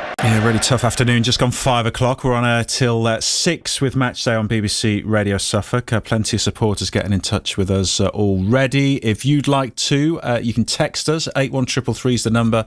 You can WhatsApp us 08000 321 333. Start your messages with SFK, and me and McMills will be taking your calls shortly if we have any of those. 0800 141 2121 to speak to the former town captain at Portman Road for us this afternoon. Let's go through a couple of your texts before we go around the grounds locally. James in Clacton says we're just not good enough. We really missed a lap, but don't have the squad depth. Some of our League One players sadly out of their depth at this level. Bob in Newmarket says that's what you get when you go 1-0 down after 25 seconds with a Championship back 5, says Bob. Not acceptable when you put on a Town shirt. It should mean something, but that was pathetic. Jay in Bury, shell-shocked at how bad Town played today. Take nothing away from Newcastle because they were really good, but Town were outclassed all over the pitch. Second half slightly better, but nowhere near good enough. Disappointing, and how many blunders does a keeper need to make before he loses his place? Bring on Walton, also critical of the Town defence today. Andy says any supporter with an ounce of sense would have realised this was going to be a very difficult season, but when you have someone in goal like Muric who'll cost us umpteen points this season, it's going to be almost impossible to survive. Every goal conceded today could have been avoided. Bad decision making all over the pitch. More of those coming through. Elsewhere in the Premier League today, the lunchtime kick-off ended Aston Villa 2, Manchester City 1, a 9th defeat in 12 games in all competitions for Pep Guardiola's side. Brentford 0, Nottingham Forest 2. Forest up to 3rd in the table ahead of the evening kick-off at Selhurst Park, which sees Arsenal away at Crystal Palace. Another result from the London Stadium. West Ham 1, Brighton 1 in the Championship. Leaders Sheffield United 2-0 winners at Cardiff. Leeds in second place have beaten Oxford by 4-0. Third place Burnley also winning today by 2-1. And Sunderland made it wins for the top 4 in the second tier. They came from behind to beat Norwich City by 2-1. Let's go around the grounds locally. We'll start at the Ecologic Stadium, Bloomfields. Nick Garnham watching Needham Market in National League North action at home to Darlington. It's finished Needham Market 0, Darlington 1, and an 81st minute thunderbolt from Will Hatfield saw the visitors claim all 3 points here this afternoon. It was certainly a bolt from the blue, as an encounter low on quality was not worthy of such a winning goal. There appeared little danger as a cross from the right was half cleared to the edge of the penalty area to Hatfield, whose stunning volley smashed against the underside of the crossbar before coming down over the goal line. In truth, neither side deserved to win a match of few goal-scoring opportunities, with both goalkeepers not having to make a real save of note. Needham did have a couple of chances to equalise in injury time, but substitute Jamie McGrath lobbed wide of the post, and then with the last kick of the match, Tevin Allen got clear down the right and cut inside a defender, but shot tamely at Peter Jameson. Final score, Needham Market 0, Darlington 1. Thanks, Nick. In the Southern Premier League Central Division, AFC Sudbury's match at Biggleswade called off earlier at Leiston. Got a late winner at Bishop Stortford. George Quantrell with it. Bishop Stortford 1, Leiston 2. A point for Lowestoft Town. Gary Button today at home to St Ives Town. Yes, Graham, full time here. Lowestoft Town 1, St Ives Town 1. 2 goals inside 5 second half minutes settles this absorbing fixture, which visitors St Ives dominated for much of the first half, despite a bright start from the Trawler boys. David Amimbola and Josh Allen had good chances for the Cambridgeshire side, while Ethan Creary hit the uprights with a header which seemed to leave Lowestoft keeper Sam Blair with a hand injury in attempting to save. Youngster Ronnie Yeo replacing the recent signing. On 64 minutes, the visitors finally went ahead. Meads' swivel shot on the turn produced a flying save from Yeo, but striker Emir Hadi smashed home the loose ball from 8 yards. However, Lowestoft's Harvey Sayer, after being denied by the legs of keeper Wilkes a minute earlier, Sayer made space and cut inside, and a flat arrowed shot beat an unsighted Wilkes for the equaliser on 69. Sayer seemed inspired by his goal, and keeper Wilkes then struggled to fist away a dangerous and swinging free kick. End-to-end half chances followed, numerous substitutions too. Lowestoft 1, St Ives Town 1. Thank you, Gary. We'll talk Isthmian North in just a moment. More of your texts coming through there after Ipswich Town 0, Newcastle United 4. This from Andy in Melton. A huge Christmas turkey from Town today. Totally outclassed by a very good Newcastle team. Conceding the early goals seemed to sap our confidence. We never recovered. Think Muric must be dropped now. Far too many errors to defend. No need to panic, but feel we need to strengthen in the transfer window. Josh in Framlingham says, real gut puncher. Hayden from Headingham. How many chances does a keeper get? Harry Clark impressed though, and good to see Calvin Phillips back. We'll go through more text shortly. And like I say, lines are open. I'll be back with McMills at Portman Road shortly. 0800 141 2121 to speak to him. We'll hear from Kieran McKenna and hopefully a Town player before we're off air at 6 as well. In the Isthmian North Division today, mixed fortunes for the top two. Felixstowe Walton United have won 2-1 at Galston. They're second in the table. The leaders, Bury Town, Jack McLean, beaten this afternoon. Yes, it's a first league defeat in nearly a month for Bury Town. It's finished here. Bury Town 1, Brighton and Sea Regent 2. The second half started with the two teams filling each other out. Once again, neither team looked in or out of control. Brighton and Sea were dangerous from set pieces though, and in the 56th minute, a corner caused havoc in the Bury box with a goalmouth scramble almost turned in for the away side. They then stayed on top and took the lead on the 63rd minute. A ball caught out the Bury defence with goalkeeper Green off his line and captain Curry unable to get anything on the ball. Jake Clousey, the Regency sub, chipped it over the young stopper who had managed to get a hand on it, but it wasn't enough to stop it going in. The game turned into a scrappy one after this. Fouls and time wasting tactics being used by the Essex side. There was a chance to equalise for Bury and it fell to who it would have wanted to. Ramadan was through 1-on-1 in goal but couldn't get it past the Essex stopper.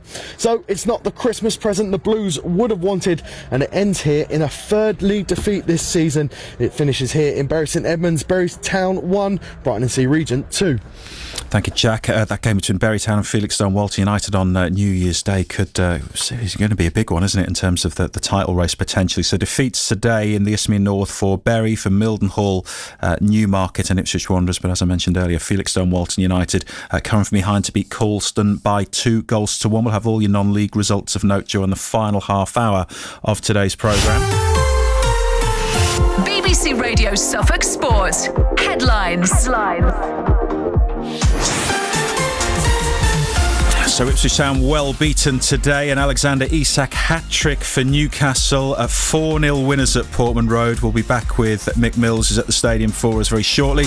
Your calls to him on 0800 141 2121. Lines are open, loads of texts coming through, more to go through shortly. Elsewhere in the Premier League, Manchester City have now lost 9 of the last 12 in all competitions, beating 2-1 at Aston Villa in the lunchtime kickoff. Forest up to third after beating Brentford 2-0. At the London Stadium finished West Ham 1, Brighton 1. Crystal Palace v Arsenal to come. That's the 5:30 kickoff. Bury St Edmunds rugby players have ended their 2024 on a high, beating Henley at the Haberden this afternoon. 41 points to 17, the final score. It's the Tyson Fury versus Alexander Usyk rematch in Saudi Arabia tonight, with an undisputed heavyweight boxing title and a reported split of £150 million up for grabs. Fury's opted to fight at his heaviest ever weight and is more than 4 stone heavier than the Ukrainian champion. And Luke Littler begins his bid to win the PDC World Darts Championship this evening with a second round match against Suffolk's Ryan Meikle. BBC Radio Suffolk. Heard from Ryan Meikle very briefly earlier in the programme. If we've time, we'll do that again before we're off air at 6. Kieran McKenna's thoughts, possibly those of Connor Chaplin, to come in the next half hour or so. This from Stephen Berry. Well, I thought we'd miss Liam Delap, but how much did we? Sadly, we were totally outclassed today by an excellent Newcastle team. We never got near them. They were fast, superb movement, cut through us like butter. I was relieved at 4. It could have been much more. The effort was there, but they were miles better. I'm realistic and knew we would suffer a beating now and again. Today was that day. Let's rejoin Mick Mills at Portman Road. Yeah, today certainly was that day. Town disappointing. It's touch of reality there from Steve, though. At this level, you're going to get games like this, sadly. Lots of effort, lots of endeavour. One of those days, though, where Town were we're below par. We've seen them in games up to the death this season. They were never really in this one though, Mick. No, they weren't. But I wouldn't go along and say that this is what we were going to sort of come up against, sooner or later, because I think that I've witnessed enough of the games this year to say that, we've handled the level really, really well, and there was nothing to tell me that this type of performance was around the corner, and this inability to match the opposition was just around the corner. This totally and utterly shocked me today.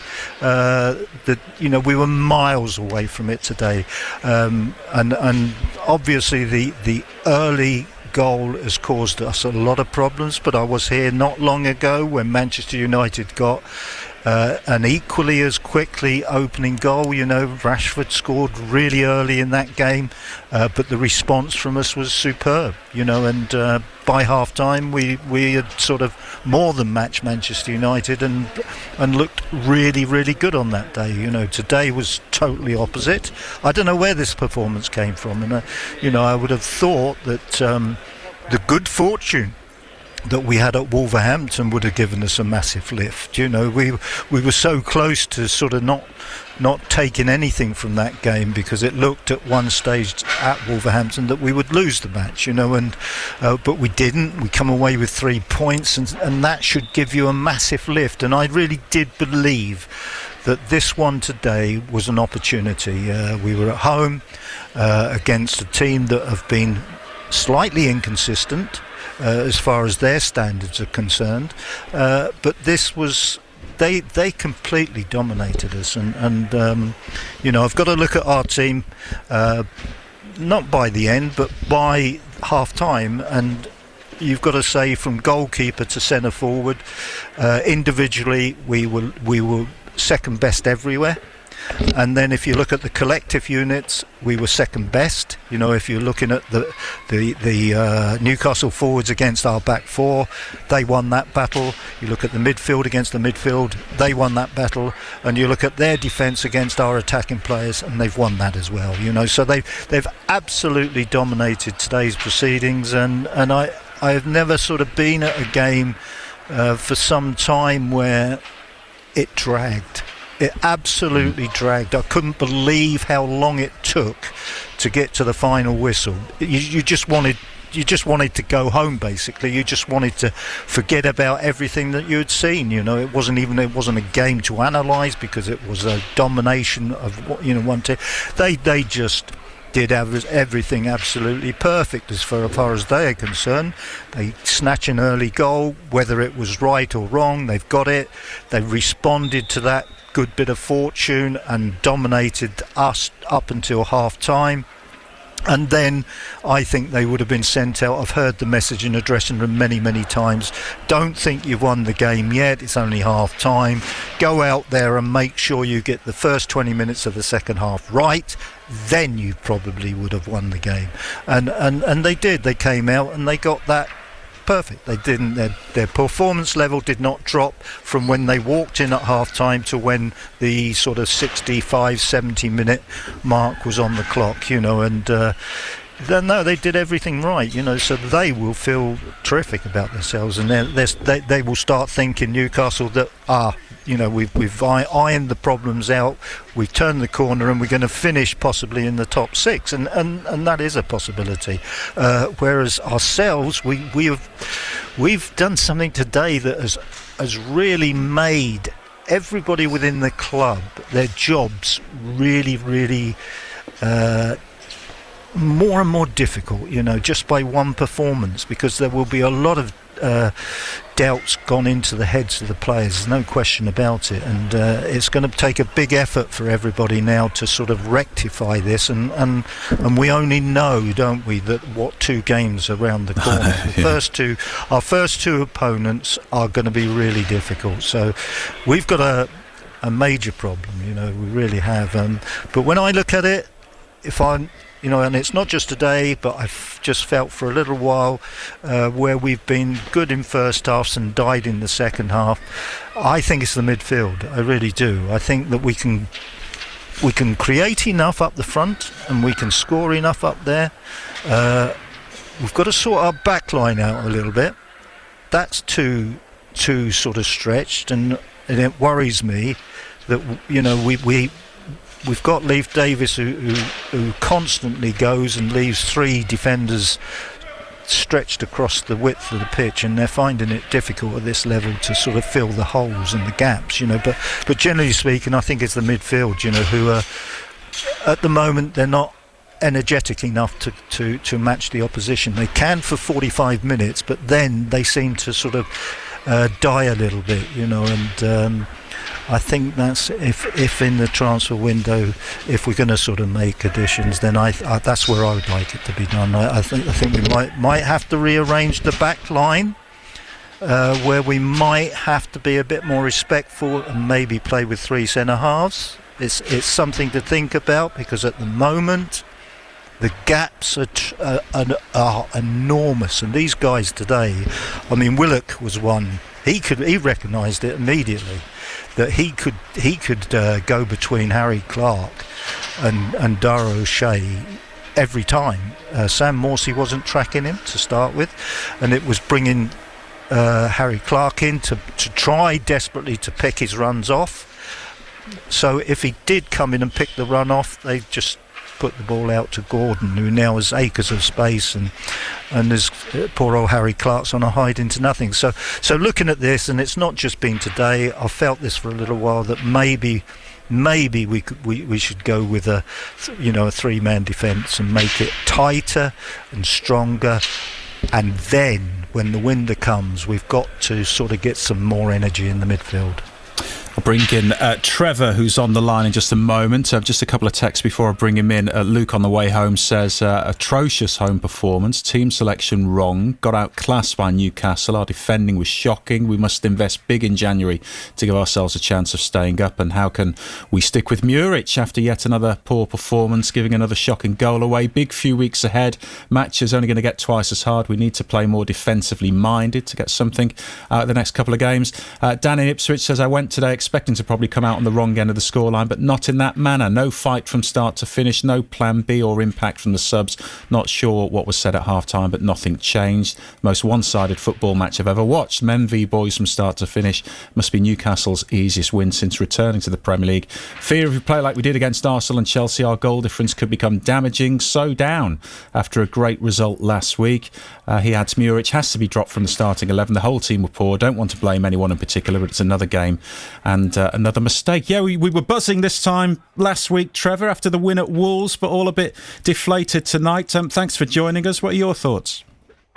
Hi, Mick and Graham. Yes, you made some very interesting comments tonight. I'd agree with what you said. I mean, we come over to Cambridge to watch the games when we can in the ballot system, but that's another story. But at the end of the day, I do think that, unfortunately, I would say possibly the defence just don't trust Muric at the moment. Yeah, I'm sure he's trying to give it, trying to sort it out, but I think in his head, he just seems to be a bit inconsistent. I do think that he should be given a rest. I do think that we should give Walton a chance on the games that we have come over to see. Everybody around us is screaming, Muric, come on, get the ball out, let's speed it up. He seems to take the ball on his foot, dilly-dally around a bit and then decide whether he's going to go left or whether he's going to go right. And because of the calibre of players that we're now coming up against, they know how to play the high press and put him under pressure. And obviously, there are games that we could have won. And I think statistically, I heard on the website the other day that if we had perhaps been able to turn over the games that we could have won and the mistakes we made, we would certainly be hopefully in a better position. My second point is I do think that I'm an old 4-4-2 person, but I do think that you've got to have a really good engine in midfield, and I do think that I listened to Mick say a couple of weeks ago, Kieran needs to decide who is his best 11, and let's put them out. Whoever that best 11 is, and let's stick with them, and and give them a good chance to prove that they are good enough to match these quality players that we're coming up against. Because I do think that, you know, the last form of defence is the midfield, and once they're through on our defenders, then they are in on goal. And I do think the best form of attack is by, you know, good solid defending, you know, and that's quite through the spine of the team. But we've got to have a really good spine of the team. You know, I don't believe that we will go down. I know the pundits like Alan Shearer and everybody else, we have to listen to them on Saturday night saying, oh, well, if you know you're bottom at Christmas, you're going to go down. But, you know, we've got an amazing, you know, manager. We've got an amazing county, which is Suffolk. We're right behind the team, and a lot of the people in the county will still be behind the team tonight, because at the end of the day, as Ipswich fans, we all still believe that we can do it, and that's it, really. Trevor, thanks for your call. Good to hear from you. Some good points there. Before I come back to you, Mick, let's hear from Ian in Shotley, who was listening into that. Talked a little bit about the goalkeeper situation there, did Trevor? Mick's touched on the midfield. Quite a lot of texters talking about how big a miss Liam Delap was today. What are your thoughts, Ian? Yeah, some of the stuff Mick was saying, I agree with formation. I've been looking at that for a while now, thinking that with the centre halves we've got, we probably could go for it at the back and try it. But when you look at today's starting lineup, I mean, to be honest with you, who have we got over 6 foot in that team? Apart from the keeper, 2 centre halves, everybody else is struggling for height. You look at the Newcastle team, full of height. They're a well-drilled team. We were second best all over the pitch. We're missing a lot of players through the injury. I think Axel is missed. No disrespect to Harry Clark, but as a defender, you don't want to be playing facing your goal. You want to be playing with your back to the goal, and most of the time he's facing his goal because he's just beaten all the time. But, you know, the other disappointing thing for me is sitting amongst up in the West End today. I've been there every home game apart from the Fulham game. It's the moaning and groaning from the fans. They've got to realise that this is what the players are being told to do. I know Muric annoys a lot of people, but he's not doing it because that's what he wants to do. He's told to play that way. And people need to realise that if the manager is telling these players that's how I want to play, that's how he's got to play. It was an awful mistake. And I agree that in the midfield, we need some legs in midfield, certainly. I like Jens. I think he's a good player, but obviously he's not got 90 minutes in his tank because he's not finished a full game yet. So disappointing. I was going to ask you, Ian, what is your midfield? What's your perfect midfield then? Who out of the players available, who would you start with? I would say we need 3 in midfield because most of the games I've seen, we seem to be overrun through the midfield. We need that third man in there, and that means changing the system. Amari's been very off the last few games. Connor tries hard. Wes has been okay, but I don't think technically he's got what we need. It's tough with Hursty missing and Liam today. Yeah, Ali's going to run. He'll run and chase the ball down, but the quality, unfortunately, is not there. But what do we expect from coming up in the last 2 years with the players we've got? Unfortunately, it's going to take time. Ian, good to hear from you. Thank you very much for that. After your heart there, isn't he? We're talking about a 3-man midfield, Mick. We were debating that a few weeks ago. You talked earlier about the midfield, that being an area you'd look to strengthen in January. Missing Delap today, obviously through suspension. No, I don't know. There's backup for him in Ali Al-Hamadi, not to maybe the level of George Hurst. Would you, given Hurst's out, given Ali Al-Hamadi possibly isn't at this level for all the hard work there is, and it was, I guess, a good performance from him when he came on today, would you look to bring in another forward as well? No, not particularly, because I would just, sometimes you have to take a slight sort of calculated risk, if you like, and the risk is that Hursty's not going to be long. He's going to be available soon. How quickly, is any sort of deal going to be done in January? So we could be, we certainly know that when we hit January, we've only got 19 games left.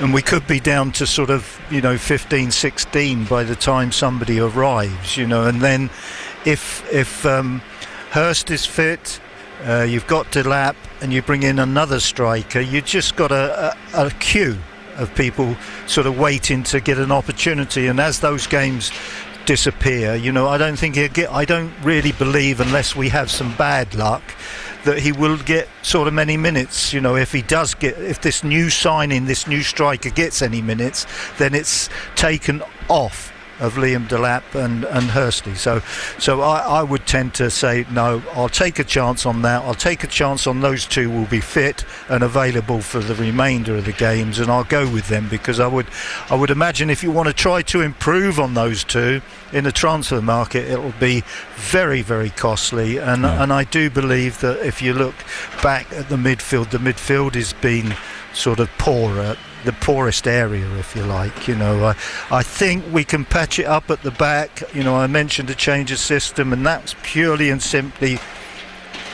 because I'm looking at these gaps that are appearing there. I love Leif Davis's adventure. I love the attacking side of what he does. I quite like him one-to-one against a good winger. He seems to be able to do all those things, but he has got a habit of disappearing in an attacking situation a bit too early. He often, I see him concerning himself when the opposition immediately get the ball. He's concerning himself now with the opposition right back, not the right-sided attacking player, and Cameron Burgess is automatically coming over to occupy the attacking wide player. Now that worked in the Championship and obviously worked fine in Division 1, but if you imagine when that happens, you've got Leif Davis down the left touchline and Cameron Burgess say 25 yards, 30 yards behind him, almost in a direct line up and down the pitch. Then looking across our back line now, you've got Cameron Burgess very close to the left touchline. You've got Dara O'Shea central. You've got Harry Clark on the right hand side. Massive gaps. If you've got anybody that can really hit you on the break, we are vulnerable. And I've seen it, and I've been sat many times thinking we're going to get caught with doing that. I can remember seeing it at Brentford, and that was a long time ago, and we did get caught with it.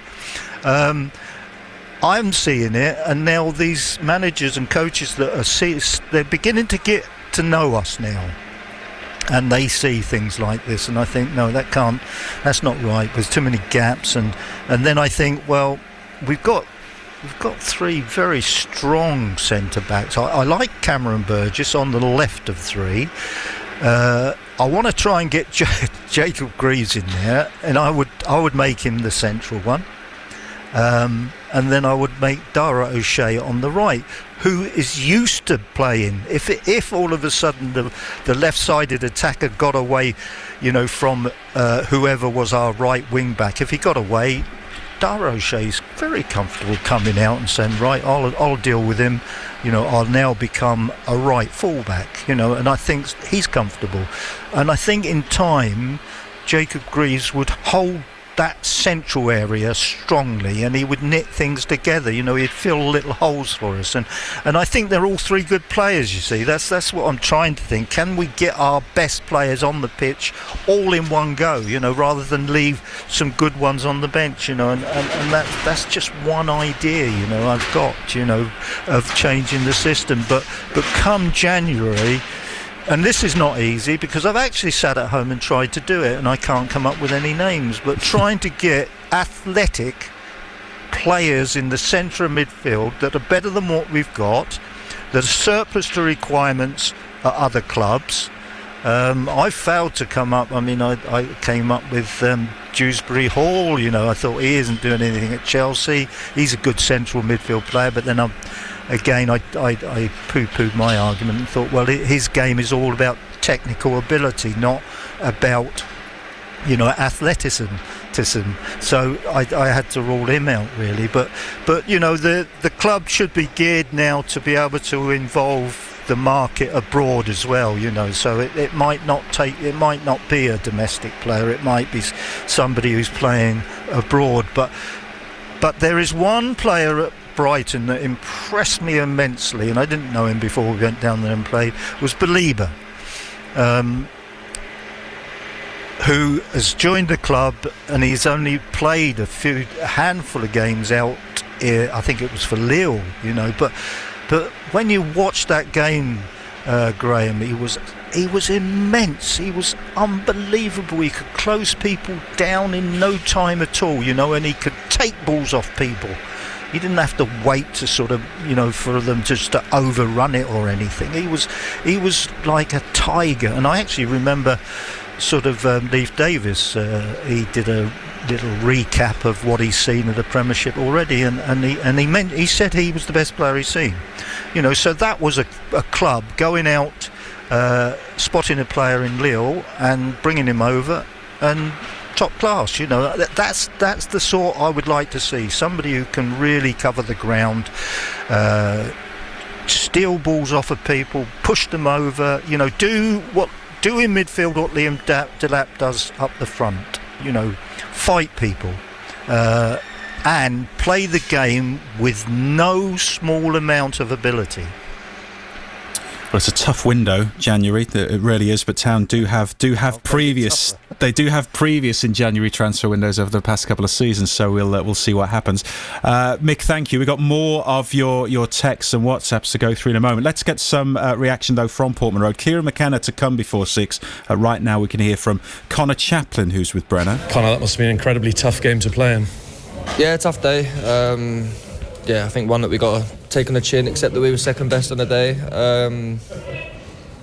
But yeah, look, we've had tough days before and come through it and taken the learnings, which is what we need to do again. But we're not naive to think that we're going to have a season in the Premier League and not have tough days. As a newly promoted team, we know that that's going to be something that was going to come up in the season. I don't think we've had many. That's probably the hardest it's been so far in terms of games and matches. But yeah, look, that's something that we need to rectify and look to improve going into the next one. What do you think it was down to? Was it them being particularly good, you having a bad day, a bit of both? I think, yeah, potentially a little bit of both. I think decision making at times. I think our game management wasn't good enough for probably maybe a 15-20 minute spell when it felt like the game was getting away from us. I don't think 2-0 at half time would have been a bad scoreline for us going in, because I felt like we were actually a threat going forward. I feel like we had a few chances and moments where we felt like we could hurt them. So 2-0 at half time is not a disaster in terms of getting back into the game. The third goal was obviously a very poor goal to concede. We need to do better in moments, but yeah, I think even the second goal we can look at as well, and there's individual moments and actions that we need to own as individuals and own as a team, and do better. But I don't feel like we weren't a threat. I think they played through us, probably played through us maybe similar amount of times we played through them, but decision makings at certain times wasn't where it needed to be. Did you miss Liam up top? Just that belief as a team that he'll hold on to it, he'll create something up top? Yeah, I think of course. I think the way he's been playing and the physicality and the attributes that he has in a game like that, where especially where their press is so strong, it's probably a full court press and one of the most aggressive presses we've played against. Obviously you can look at that and it's an area where it probably would have helped, but we didn't have him today, so it was something that we needed to deal with on the pitch and in the prep, and felt like we were prepped to do so, but on the pitch we didn't do our part, and we've got to own that. What's the manager been like? What was he like at half time? What's he been like in the aftermath of that one? Same as all, yeah, disappointed. I think we disappointed, angry as well. I think it's one that we know if we are ever at 95% of our capacity, it's never going to be enough in this league. We need to be 100% capacity every single day, especially on game day. And I think if we come off 1, 2, 3, 4%, this is not going to be enough. So it's a good reality check in that. And maybe it's needed. Maybe this game will help us longer down the road. Maybe this game will help us for the next tough away game.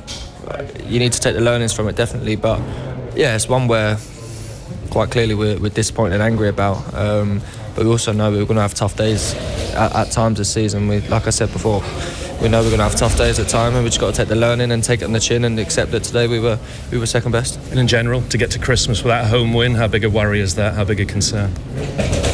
Yeah, we obviously we feel like we've been good at home. We feel like we have been, like we said, when we touched on it before, and today wasn't one of them, but we've been competitive in every single game, and today wasn't that. I think that's clear for everyone, but look, we need to, our form at home is going to be important, and we need to start picking up more points there, definitely. Ali was a bright spark in the second half. Yeah, I was really happy for him. Thought he'd done really well, done what he's good at. He hustled and bustled. I thought he took good responsibility at times as well, for such a young lad, and someone that's obviously new to the level like all of us, but new to the level in terms of being League Two not so long ago as well. So it's I thought he'd done himself proud today, and I was happy for him.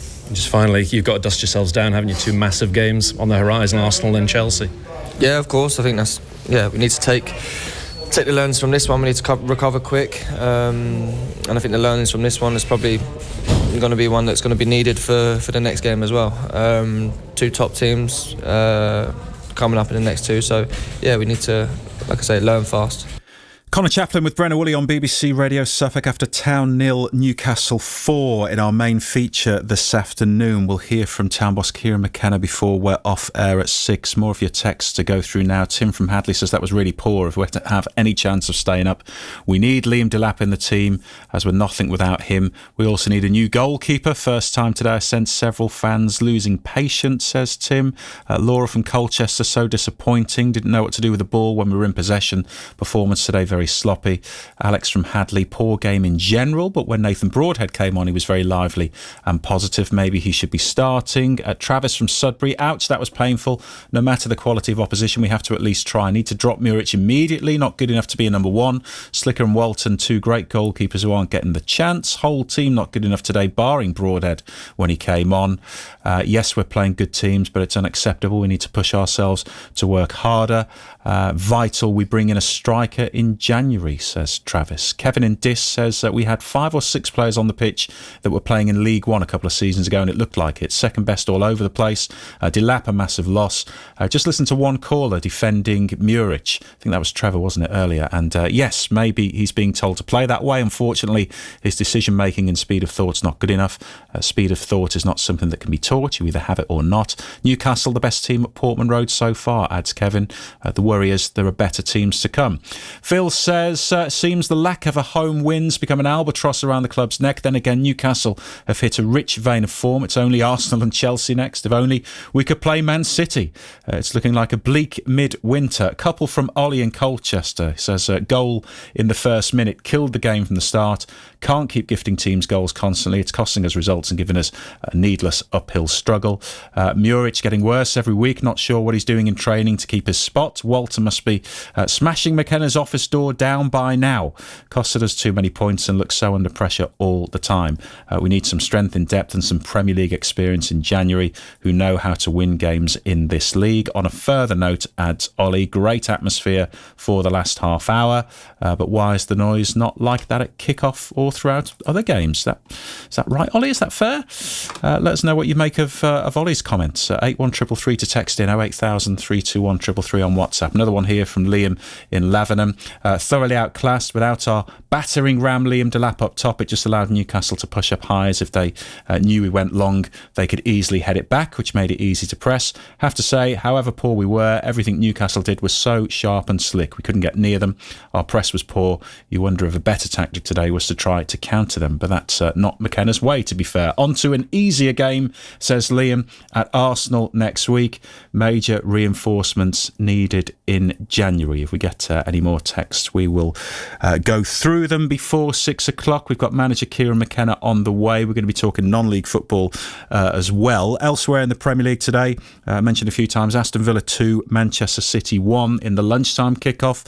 Brentford 0, Nottingham Forest 2. Brentford have been in terrific form at home, but that win for Forest moves them up to 3rd in the live table. At the London Stadium, it finished West Ham 1, Brighton won.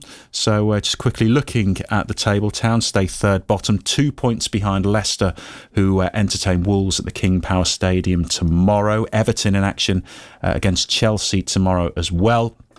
Arsenal back up to third in the live table because their evening kickoff at Selhurst Park is underway, and the latest score is Crystal Palace 0, Arsenal 1. Gabriel Jesus with the opening goal in that one.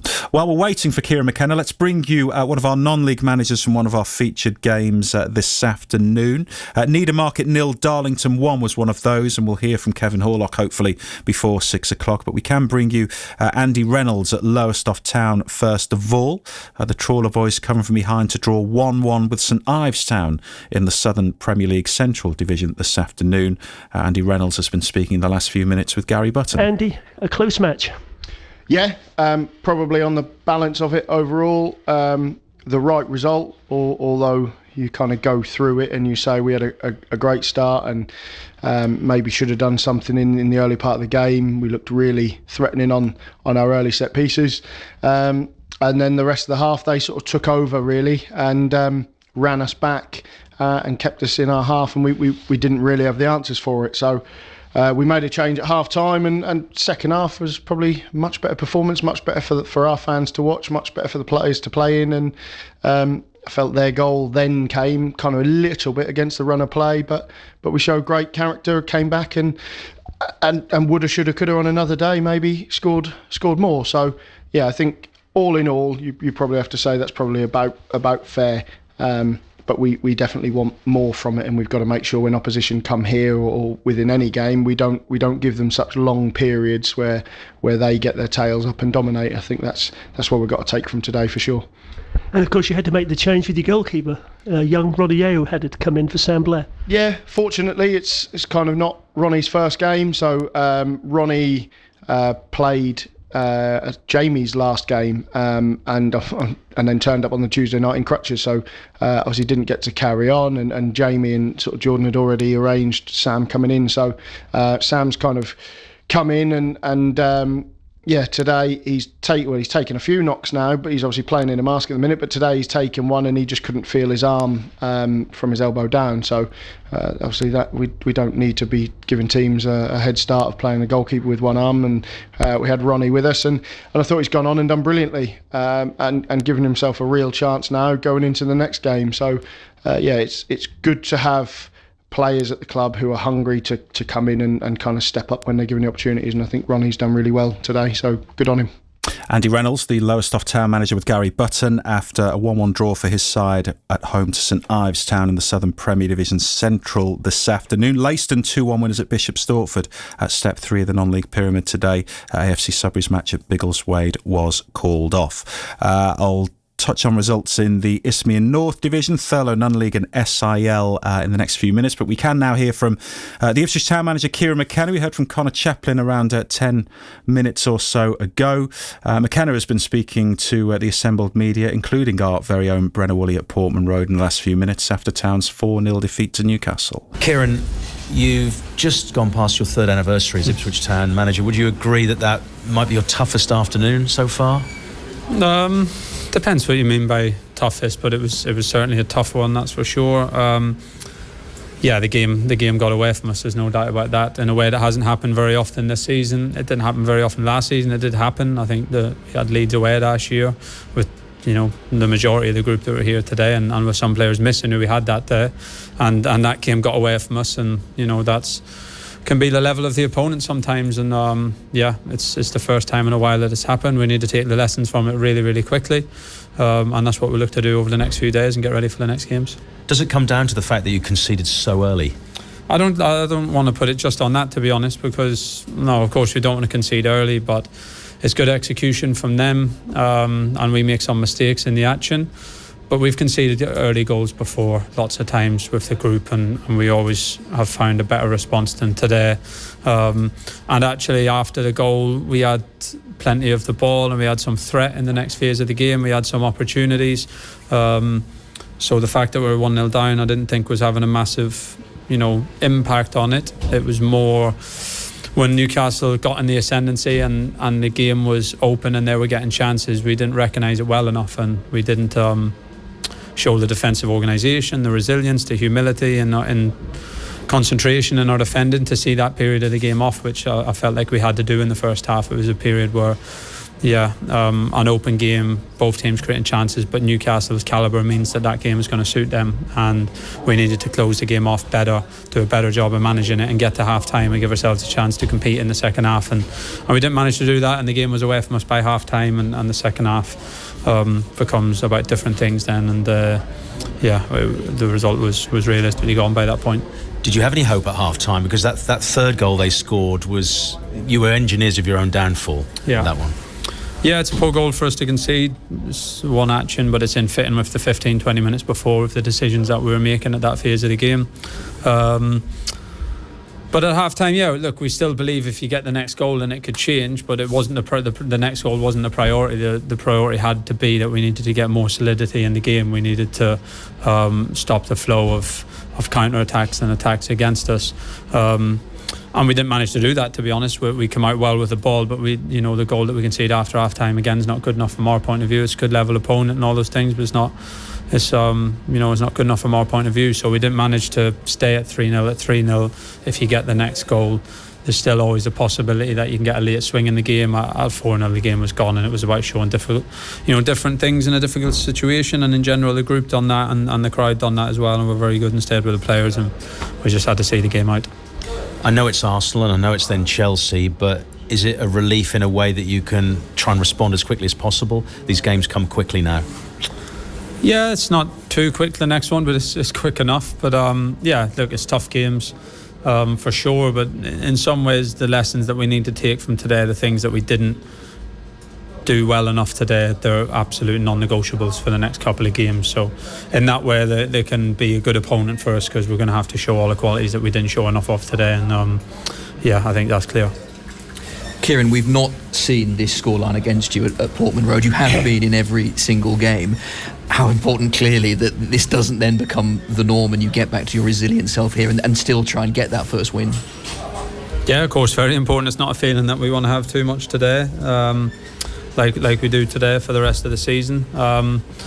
So we need to take the lessons quick. Again, I've been saying how well the group's been doing to be competitive in games. I know the jump for the group and how well they've been doing to be tight every week, and we've had some credit and praise for that. But that can't be taken for granted, because anything less than 100% on all our details, on our organisation, on our togetherness, and games will get away from us quick. And today we weren't at 100% on those things. Newcastle hit a really good level and the game got away from us quick. So we need to make sure that we take that on the chin today and we learn from it, and we make sure that we respond better in that type of situation again. I know it's a team game, but did we see today just how important Liam Delap is to your team? Yeah, probably in some aspects. To be honest, I didn't think our main problems in the first half were attacking. I still thought we had some chances, and we got to good positions. So yeah, you're always going to miss Liam's quality in the final third, but I didn't think our main problems were from an attacking point of view. Our main problems were a defensive transition point of view, and we had a team on the pitch that were capable of doing better on those phases. So yeah, of course we missed Liam and George Hurst, but I don't think that was the only problem we had today. And lastly from me, I know it's a bit of a cliche when you talk about the home support, but they were with you, and they have been with you. I guess an admission of the journey that everyone knows that this team is on, and there might be bumps in the road like this. Yeah, they were very good, and look, we don't take it for granted. I think they know, because it's not hard to know. It's players that they've been watching for the last 3 years and have earned a lot of credit, and we don't take that for granted, but they stuck together, and that's what we're going to have to do. Realistically, we're going to have some hard days in the season. We've had some hard moments, some hard results go against us, but we haven't had many days in the context today where the opponent is better than us and the game gets away from us. So we have to take it on the chin. I thought the crowd were very good throughout the game. We have to take it on the chin as a group and show a really good response and keep giving, and trying to reach our absolute maximum. In terms of Liam's replacement, you went with Sam. Was that a straightforward decision? What was the thinking there? No, it wasn't necessarily a straightforward decision. Of course, there was a couple of different options in the building, and Ali came on in the second half, and it was one option. But we went for the guys who are up to speed in terms of fitness and match fitness in the games, and went with the same team that we had against Wolves, with Sammy coming back in, who's of course played lots of games this season, and believing that if we could stay in the game, then we had some goals and some forwards on the bench. So yeah, that was what we went with. Of course, we'll never know what the alternative would have panned out like, but yeah, it is what it is. Just finally, Calvin ready to start games this week, as Sam now misses Arsenal, doesn't he? Yeah, he had a better week in training this week. It's the first time he's managed a full training week probably since he had his injury after Leicester, so he had a better week in training this week, so hopefully he'll be fully available for the next game. Better news there with regards to midfielder Calvin Phillips. It was town boss Kieran McKenna speaking to the media, including our very own Brenna Woolley, after Ipswich Town 0, Newcastle United 4 on BBC Radio Suffolk this afternoon. Another text from Andy in Edwardstone, and Merry Christmas to you as well, Andy. Says totally outplayed, found out in all departments. We've put in some really good performances in the Premier League this season, but today wasn't one of them. We most definitely want strengthening in the January window, but that's easier said than done. Very tough window to do this in, especially where we are in the league and the calibre of players we need. A delap and injured players back will definitely be a help. Thank you for that. Merry Christmas to all our Matchday listeners. Hope you have a good one. Of course, we're going to be back with a programme on Friday the 27th of December, Town away at Arsenal. 8:15 kickoff, but we'll be on air from 6 p.m. with Match Night. For the first hour or hour and a half or so of the programme, we'll be looking back at Ipswich Town's phenomenal run to promotion to the Premier League, bringing you most of the goals from last season in the Championship, and what we don't play out ahead of kickoff at Arsenal, we'll do so ahead of the Monday game against Chelsea at Portman Road. In the evening kickoff in the Premier League, a couple more goals. I mentioned Arsenal ahead at Crystal Palace by a goal to nil. Make that 2-1 now. Palace levelled. Jesus has got his second of the game and Arsenal's second. They were 2-1 up inside the opening 15 minutes. Let's return to non-league football just before we go. We've heard from Andy Reynolds at Lowestoft after his side's 1-1 draw with St Ives Town. I've got results to bring you from the Isthmian League, the Thurlow Non-League and the SIL before 6. We'll hear briefly from Bury Town manager Cole Skews as well. But let's hear from Kevin Horlock, the Needham market manager, after his side's 1-0 defeat to Darlington today in the National League North. He's been speaking with Nick Garnham. Kevin, I guess that game was a snapshot of your season so far. Tight game, few chances, and then settled by the odd goal, and it's gone against you. Yeah, I think so. Look, it was a difficult game for both sets of players to play, and the pitch was really heavy. And we sort of nullified each other, and an error from us.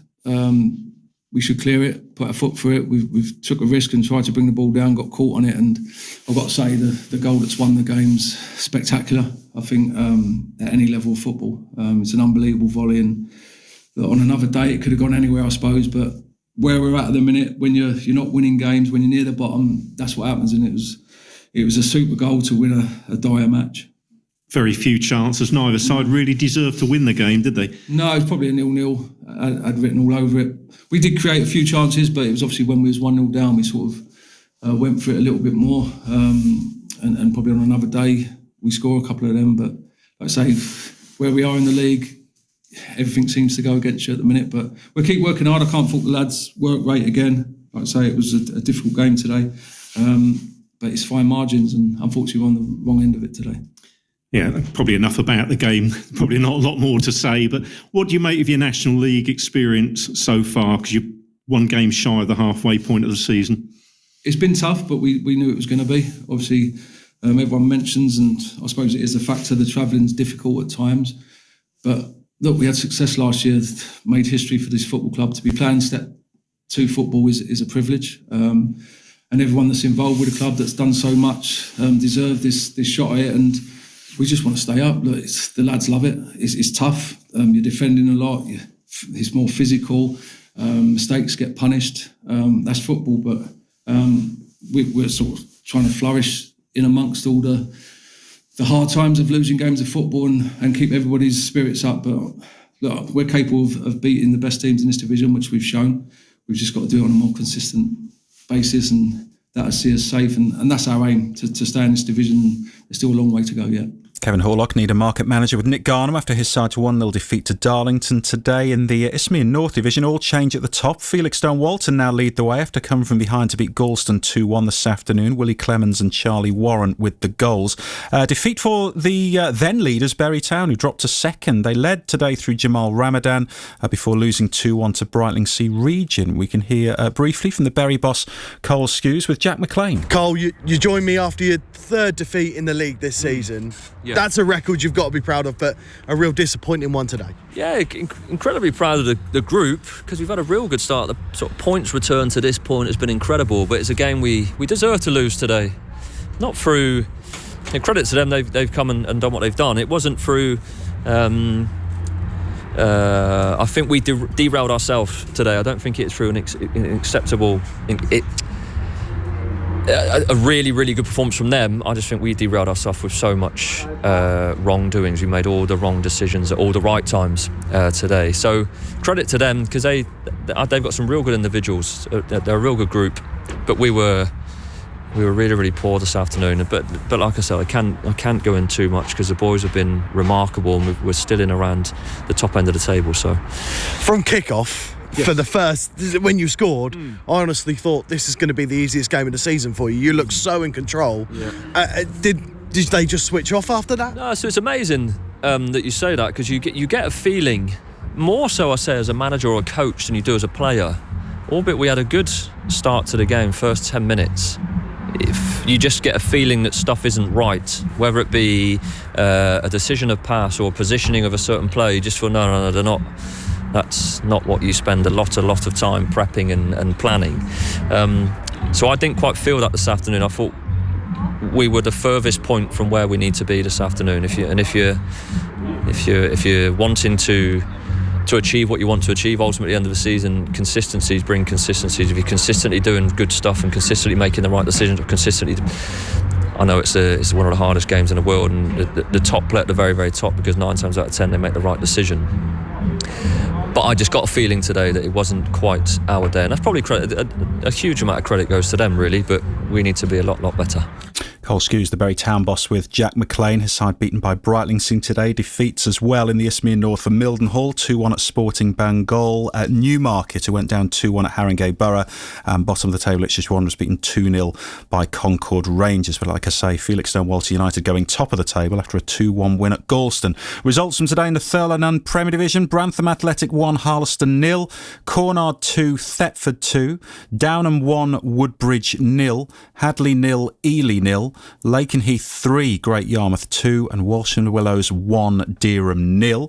In the First Division North, Haverhill Rovers beat Witton United 2-0 last night, top of the table by some distance. Framlingham 4, Galston Reserves 0 today. Leyson's under-23s beaten 4-1 at home by Pinchbeck. Needham Market Reserves going down 4-0 away at Stanway Pegasus. And in the SIL Senior Division today, Backton United 89-0, Wickham Market 3, Copplestonians 3, Tattingstone 2, East Berkholt United 0, Halesworth Town 0, Grunsborough 2, Debenham LC 1, Hawley United 0, Old Newton United 6, Sporting 87 3, Trimley Red Devils 1, and Stow Upland Falcons 2, Henley Athletic 2. So Old Newton United now 10 points clear of Trimley Red Devils at the top of the table.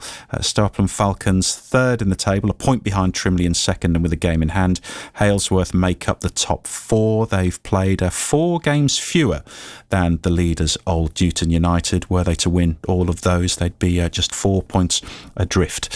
That is it for our, I was going to say penultimate match day. Well, it's our final match day of the year, in fact. We've got 2 match nights now to come before we welcome in 2025. So next Friday, Town away at Arsenal. Like I say, we're on air from 6 o'clock through till 11. It's an 8:15 kickoff. A couple of days later, every kick of Town at home to Chelsea. This coming Monday, Brenna Woolley with another Blue Hour on both BBC Radio Suffolk and BBC Sounds, going through the bones of this one. Town 0, Newcastle United 4 this afternoon. Wishing you all a very Merry Christmas. BBC Music introducing in Suffolk and Norfolk on the way from 8 o'clock. But now, with the time at 6, it's time to join Rob Jelly and the Upload team. BBC Upload. BBC Upload. It's just so easy to upload. Just a few clicks and then the next thing you hear, you're getting played on air. The best in new comedy, poetry and spoken word. Grab yourself some shortbread and your Christmas socks. BBC Upload is mounting the pantomime reindeer for some festive fun.